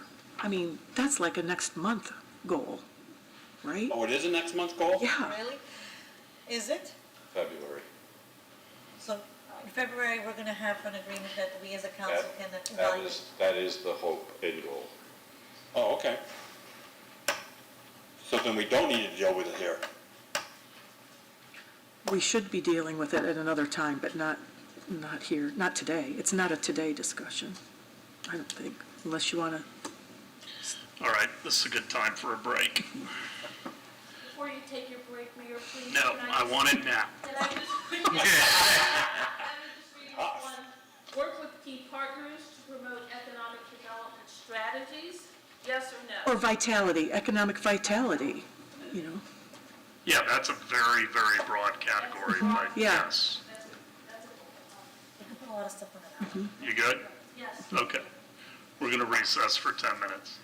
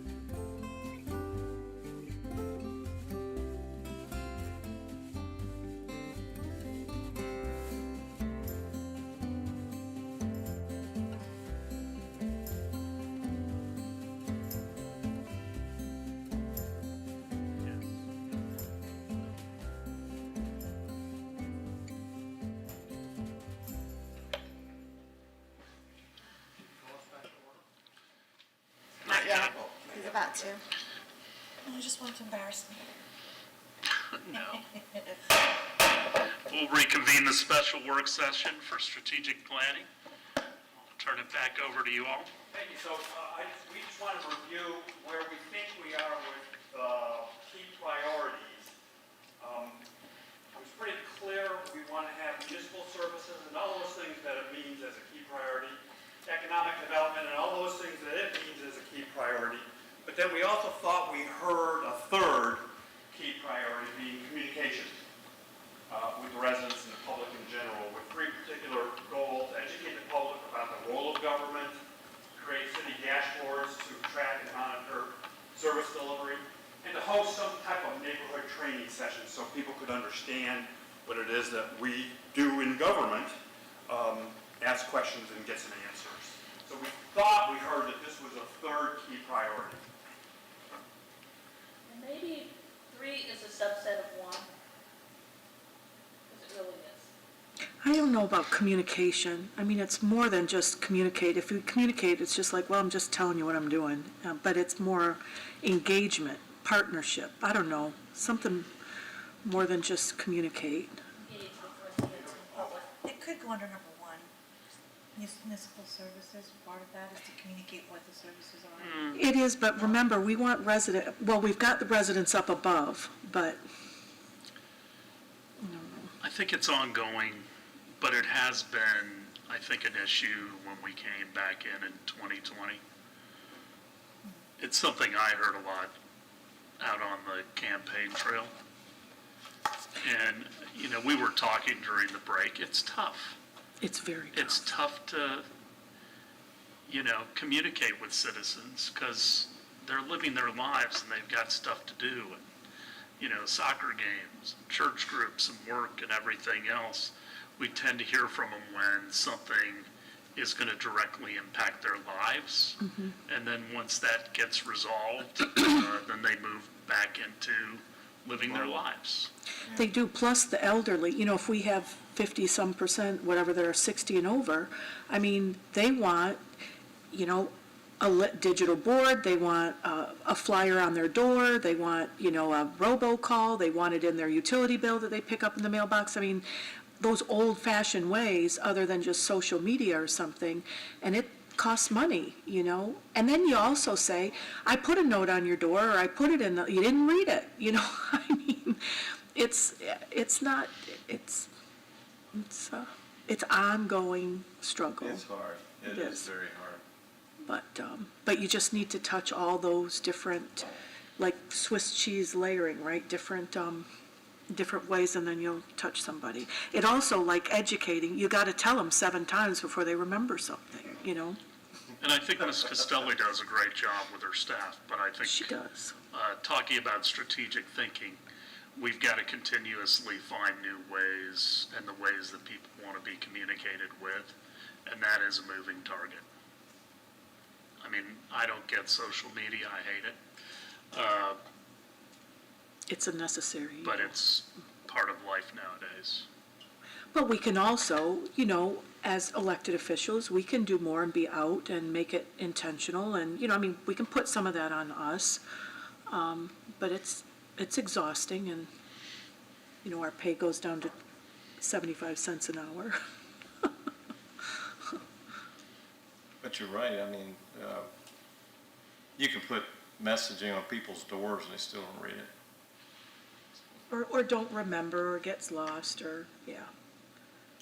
Were there any other goals we want to talk about now? For which pink one? Any of them?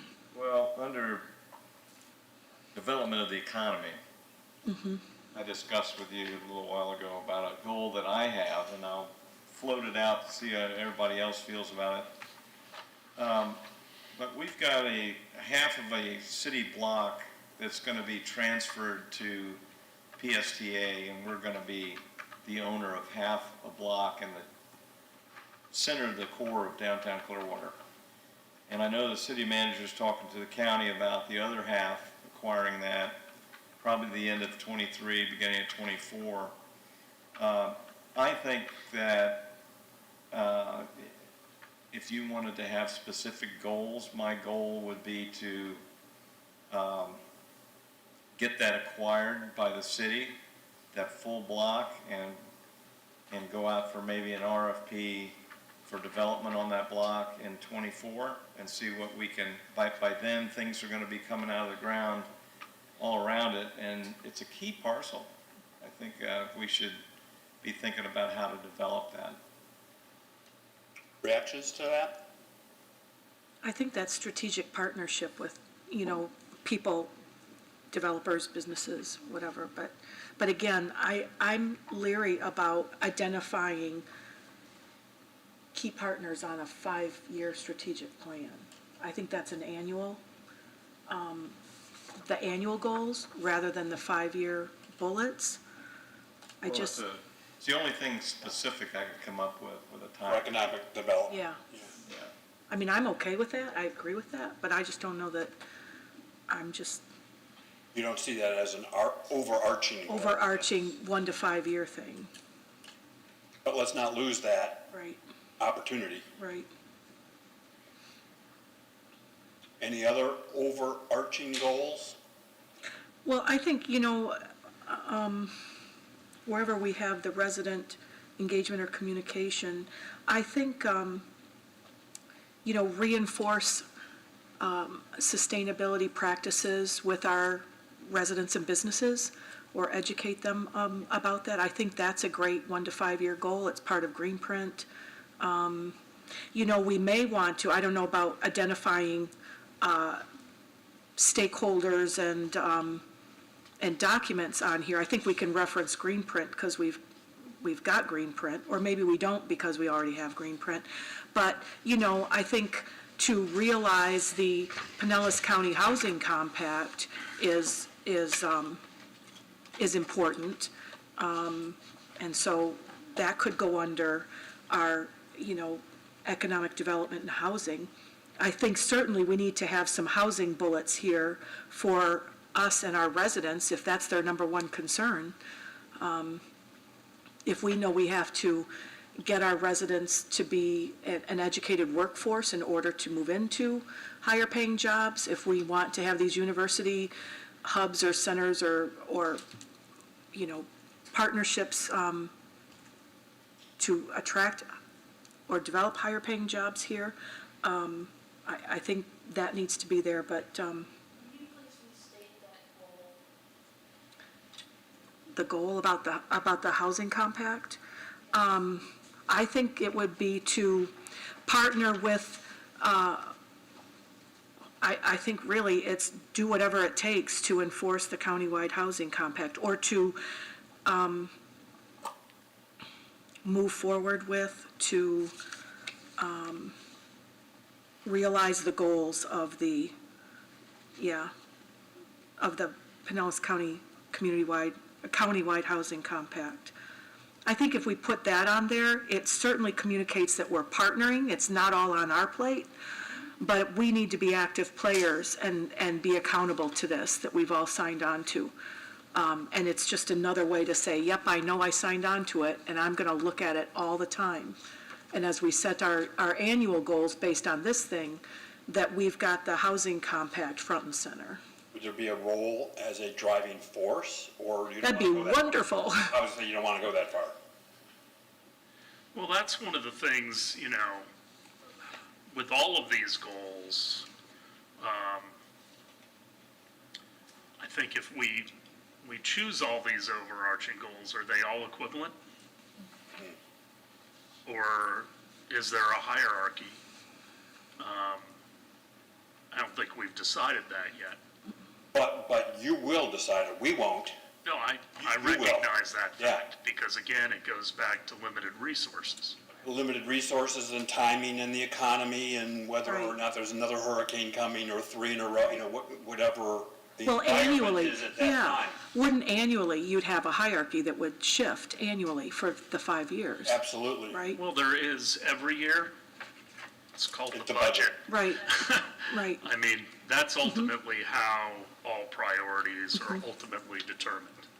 Because you can put it all on paper. If we don't put the resources there to accomplish the task, then it's a priority in word only. And then again, when the draft budget document comes from the finance department or the city manager's office, however it comes to you, and it's presented in its draft, the first iteration, you can go right to your mission and say, oh, what you're asking for, the resources you want, the time you're gonna put in, is it in fact making sure that that effort is committed to quality, sustainable, cost-effective municipal service? Always ask that question. Always ask that question.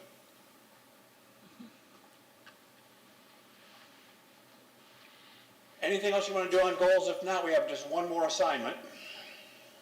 Well, it seems, I mean, just from me thinking, I mean, seems like we don't have 15 bullets for goals under our two large pink, You don't, but your department heads have 35 pages. Okay, You okay. want to begin Okay. picking and choosing from that. Okay. Because again, remember, they're the ones doing the work. Yep, You're the ones setting the priorities, the key priorities. And and so that's enough?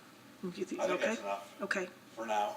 and then you'll change the colored headers that are kind of, need a little work? We will, we'll design a one-pager for you, and you'll get to weigh in on it. Okay, I think we also need to understand that, as we said at the beginning, this isn't a static document.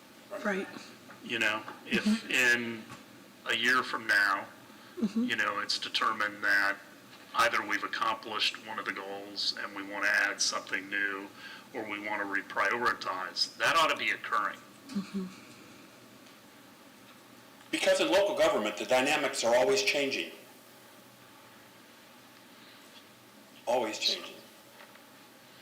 they are, but there's some constants, obviously, right, I would, quality of life is a constant, equity is a constant, the environment and sustainability, and then, as we all understand, challenges with housing is going to be a constant. Also, in our city, in our region, it's the ability to develop is going to be a challenge. Redevelopment is more of what's going to be in our wheelhouse that we've got to get a handle on. Well, that's been going on for a long time, but I'd also say the public safety is, that's not That's a going to constant, change. right, That is- right. Yep. So the last thing we want to do is we want to try to identify outcomes. What you would like all of this effort, both at the department level and here at the legislative body level, what outcomes you're looking for. Success measures. I think we're all moving in the same direction would be great. We all know, looking at the same map, and we're all moving in the same direction. We have, facts and bullet points that we agree on as we communicate with residents and stakeholders. That'd be really nice. That's a great outcome. And I think they would, and I think that, would stem from the dashboards, because we're all looking at the same information from our leaders in our departments, and it makes everybody's job a lot easier. Yeah. Would you say that again, council member? Yeah, we're all moving in the same direction, we're looking at similar data with our dashboards from our key departments, and that, we all have, In the same direction. yeah. And, looking at the You same, don't want debate, discussion, input. Yeah. You want strategic thinking, but you want to be all headed in the same direction. right, and we have key performance indicators that we're getting reports on regularly, so that we can go out when people ask us, what are you guys doing with affordable housing, or what are you doing with this, or can I get this? We all know. Let's make that a SMART outcome. Would you like a quarterly KPI report? Wonderful, sure. I mean, Yeah, we already get it. We get it with Greenprint, which is wonderful. Okay. We've kind of asked for that. It would be nice to have it with other key departments, I always, mention, not public utilities, but, who's Rich Gardner? Is he public utilities? Whatever. Solid waste. Solid waste. It's like, those agenda items are like, it's a it's a one, what do you call it when you have the response? Single response? It's like there's not, it's like a foreign language pretty much. And so there's not a whole lot of debate and back and forth about that because one vendor only does sludge removal or whatever they do.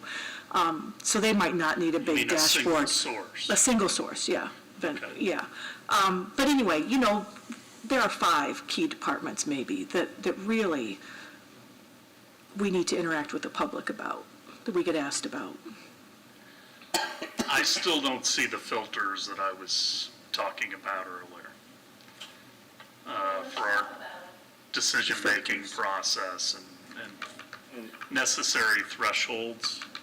Mr. Jennings? And just from David, I don't want to speak for you, David, but certainly from my perspective, it would be helpful when one member of the council feels strongly about something, we need guidance as to whether that means the entire body supports it.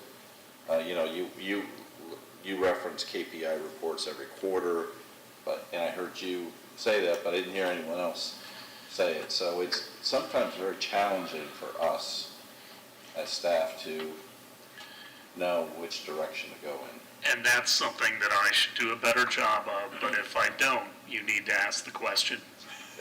Okay? I don't mind the concept. What I would want to understand is what type of a time is that going to take staff to compile these results?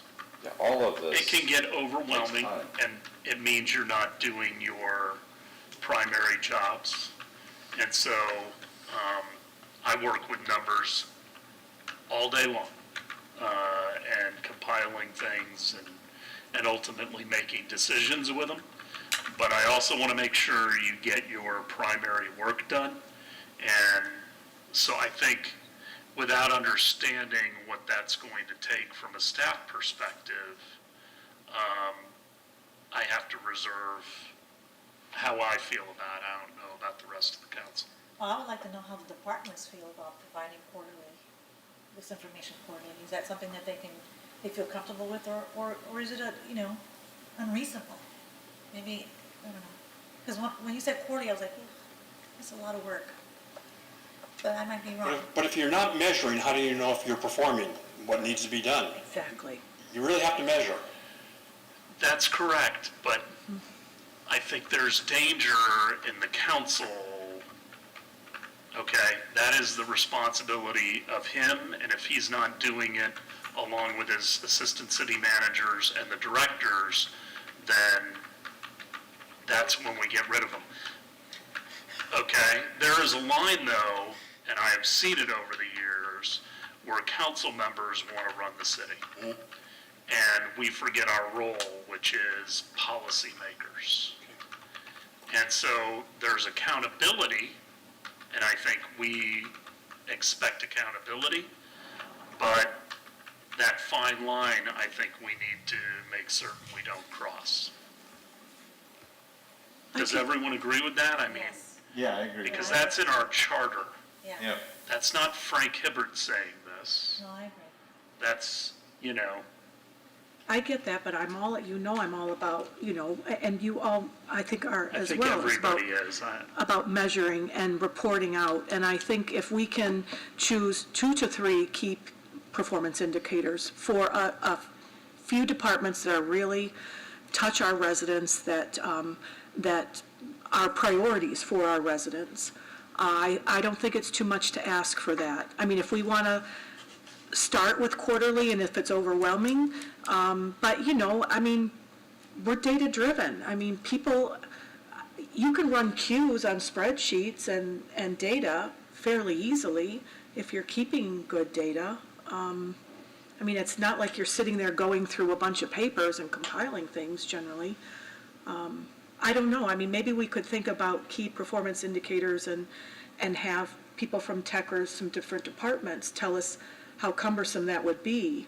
But I really think, regular intervals of measurements and updates is really important. I think it's labor intensive. I mean, those qualifiers or whatever you're trying to assess is different per each department. And then Yeah. so we're gonna have to have a consensus on what we think is important enough to measure every 3 months for every department. Not every department. Well, who's gonna decide which department? We would. We can decide Exactly. what department. So I'm saying, I think a lot of that could be done by our city manager, and then we can just have general updates, but I am questioning how deep are we going, what exactly are we measuring, who determines which departments, you know what I mean? It's like a little bit too, Perhaps you just have KPIs, a couple of KPIs related to each of your priority areas, one or two, so that you have some high-level measures,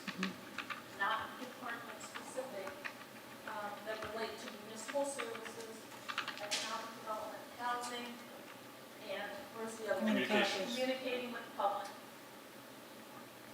So, You might have 6, you might have 3, So- and you get periodic updates on them. Or maybe not. well, we all have weekly meetings with the city manager and city attorney. I mean, we could get updates that way. It doesn't have to come directly to us from the departments. He could take care of that. It's okay to come through the city manager, but I think it needs to be in the public, like not on one-on-ones. I think it needs to be, just like Sheridan and, our sustainability department give us an accounting of how we're doing meeting those goals, as well as savings, dollar savings. And as the mayor asked, how are you doing meeting your estimate savings? Have we hit that target, what we estimated we would have for energy savings, and are we on track? I mean, I think that's part of celebrating and communicating.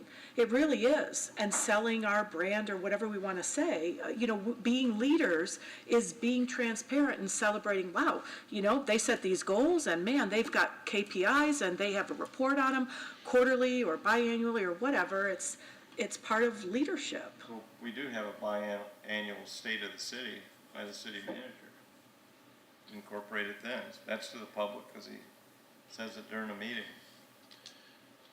Mr. Jennings, you wanted in on this conversation? Well, just briefly, it's, I'm trying to figure out, as the policy-making body, that data that is being requested, how is that relevant to the policy side? I'm specifically asking you in terms of the data collection.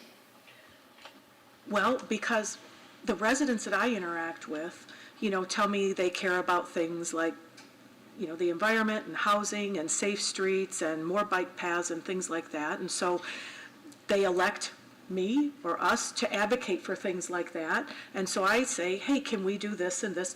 Can we hire a sustainability director? I support the Office of Innovation, and can we get synergistics in and blah, blah, blah. And so that's my role, and then advocate for that and get public support for that. We do that, and then let's see, are they doing what we wanted them to do? We want to see improvements in our environment, or we want to see more housing units up. And so I think people elect us to help shape policy, and then when you enact policy or it gets enacted, let's make sure it's working. Is it just something that's on the shelf? Or do we now have measurables that we're accountable for those measurables? That's how I see it fitting together.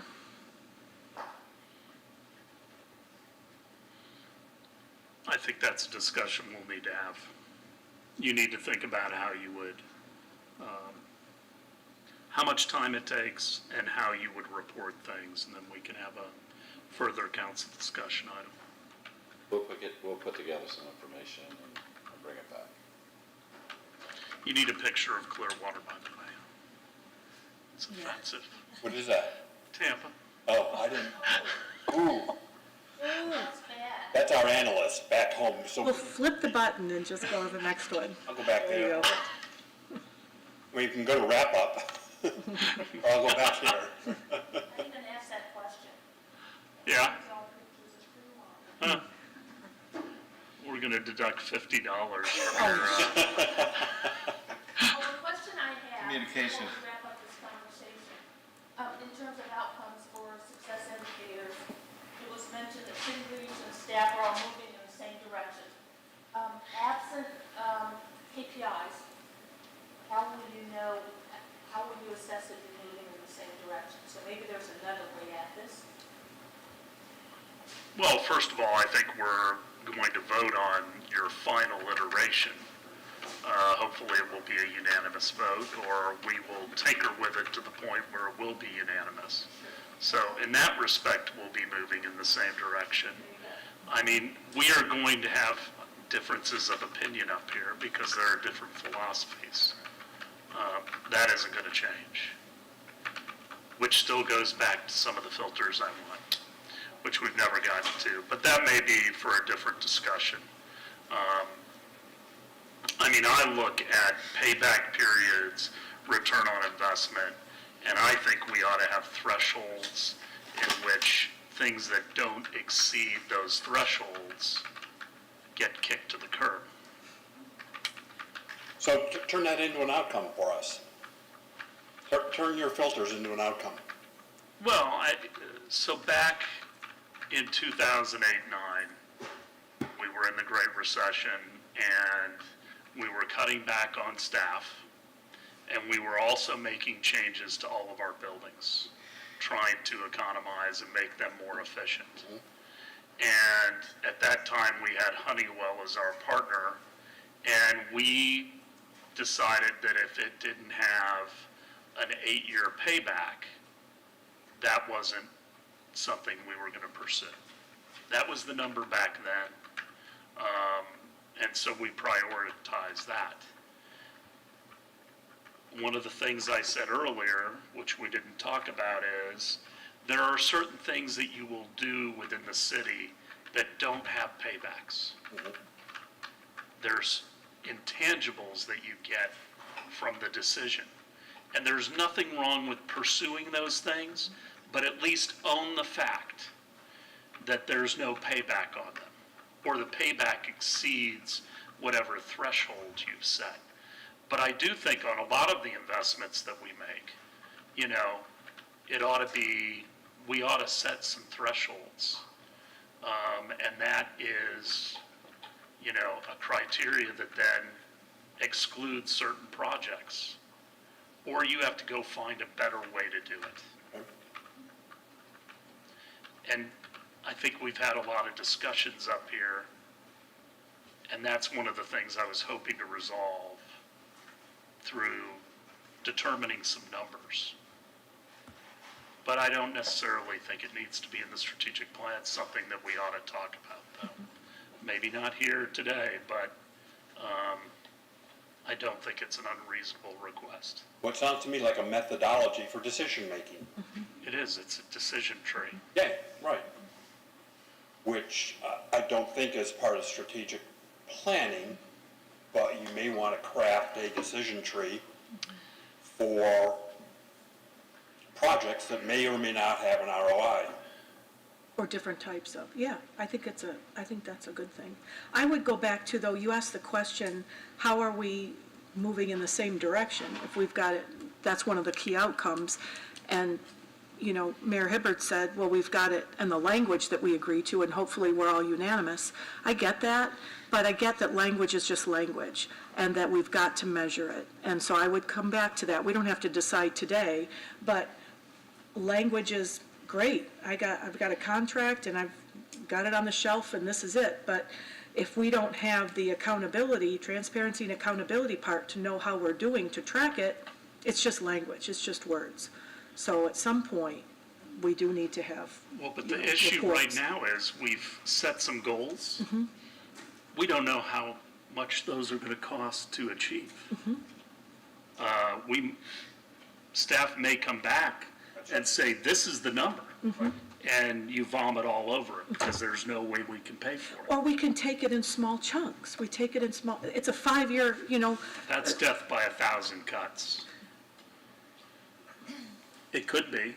I mean, it's one of the problems when we hire an architect to start designing something, yet we don't know what the price is going to be. You are starting to get committed to doing whatever that is, whether it's a good idea or not. You should never let sunk costs come into your decision-making process, but it happens all the time. But there's a methodology called value engineering, which can be another route for doing the project and measuring it as you go. So there's always some alternatives there. You can also value engineer something to the point where it loses all of its efficacy. Yeah, the end product is not nearly what it was at the beginning of inception. That very well could have happened on our park. I don't think we did that. We didn't let it get watered down.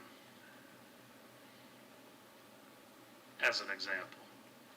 Do we have any other filters we need to deal with, Mayor? Oh, I mean, I think there ought to be time frames, you know, how long does a project actually take? Because there's the present value cost, and there's the actual cost.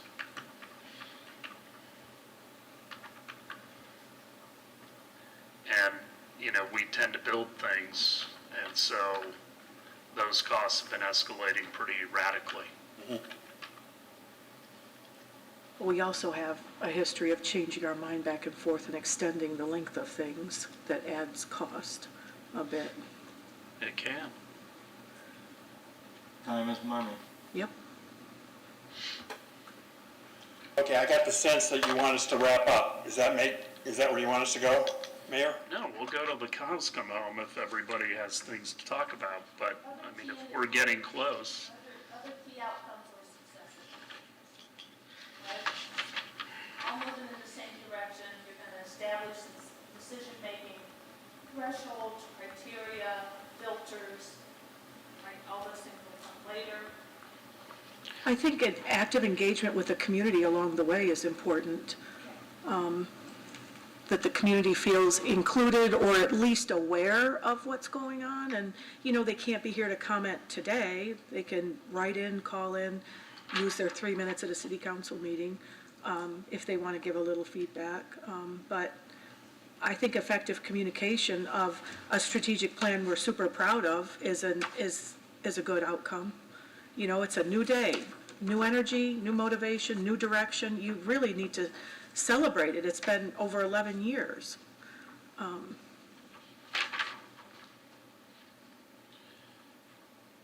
mean, I brought up lanes earlier. I think that one of the other filters that I originally had was, you know, when are we willing and why are we willing to deviate from our lane? So similar to projects that may not have the ROI that we want, are there instances where we determine that it's worth getting outside of our lane? So that whole role of government question. Well, not only role of government, but role of local government, role of municipal government. Yeah.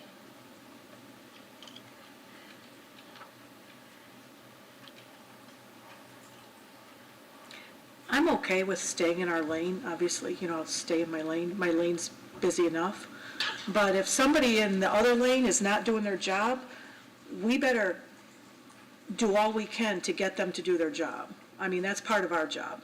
So if doing some certain things for our residents, providing social services isn't in our lane, but it's in the counties or somebody else's and they're not doing their job, then it's our job to make sure they do their job. And so not just to say, sorry, that's not my responsibility, you know, you go call 211 and wait 3 hours on the line. That's not gonna work. So if there are people in our community who have a lane and they don't have the resources or they're not doing their job, it's our job to do all we can to make sure our residents have the resources that they're entitled to. Just want to put that out there. And so I think, you know, that needs to be an outcome. If we discover that lane over there isn't doing what it needs to do, it's our responsibility to make sure our partners are pulling their own weight. You can't just pass the buck. So, One of the success indicators for me would be actual evidence of new industries moving into Clearwater. And with an eventual long-term goal of actually increasing that household median income. That's a very tangible, measurable success indicator. Could you say that again, please? To have evidence of added industries moving into Clearwater, employers, big employers from various industries, and then eventually see that affect the median household income. Long range, but at least it's measurable. And wouldn't that be wonderful to have on a dashboard? And really, if we think about it, where we're valuing dashboards, we want that. That's what the quarterly report is. Tell me what your dashboard is, because that dashboard should be updated regularly, right? As soon as a new housing project, we sign a contract, it's on the dashboard. Or if they say it's pending, we're waiting for state funding, it's on the dashboard. You know what I mean? Yeah. Maybe that would be a tool. Actually have each department update their dashboard. Absolutely. Rather than have a very in-depth quarterly report, or maybe modify what that report looks to you so that it's not an undue stressor for the department. Right, sure. Just a little more detail than the dashboard for a quarterly report, but yeah. But I'd like to have some feedback from the staff. Sure. So we can understand the implications of that before we make a decision. Because ideally, different departments have their annual goals, and that really should be like their dashboard. And that's what they should be reporting on from the podium quarterly. How you doing on your annual goals? That's all. And their annual goals relate to the vision, which ties in with our priorities. Goodness. It all fits together like a little puzzle. I would just say, and as the person, who does deal with the staff, as we have discussed on numerous occasions, staff is working at a fever pitch just to do what we're asked to do daily. So whenever there is a discussion to add even more, I think we really got to think that through. I'll give you an example. I went to the city of Pittsburgh, Carnegie Mellon, some years ago to look at their dashboards. The city of Pittsburgh does a fantastic job, but they had a staff of about 10 to 12 people who are focused exclusively on data. And the measurements as well as the posting of all of that stuff publicly. So just want to make sure that this isn't something that we can just flip a switch and make this all come to life. That's correct. It's typically not assumed by current staff. Strategic initiatives are usually a standalone department, staff and resources. But if we value it, if these are our goals, we need to measure them, track them, we value them. This is how we want our city to operate. Again, we may need to hire staff in order to do that. If this is what we value, we put our money where our mouth is, and we make it happen. Again, otherwise, how do you know what you are doing, that you are making progress? How can you prove it? How can you communicate it? How can you make the best decisions? And so be it. If it takes another staff member or two, hire them. It's really important.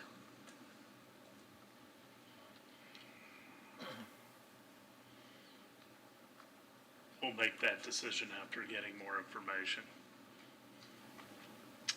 Anything else? Anything you want to close with, Jacqueline, do you want to do the wrap-up? other than a picture of Tampa? Like next I blew steps. right by that this time. I Right saw that. through that. That was just like that was so not cool. I'm kidding. And we really do apologize. No, it's not cool. And, yeah. We have a better picture anyway. Pardon me? We have a better picture anyway. I'm sure you do. I'm sure it's beautiful. And in terms of wrapping up, so what Dale and I will do when we go back to our respective offices is prepare a summary today. We'll be working very closely with John and the ACMs to prepare a summary of what happened here today, all of these notes, make sure we get it right. Prepare a draft strategic plan, get that back to you, so that you can have your input into it.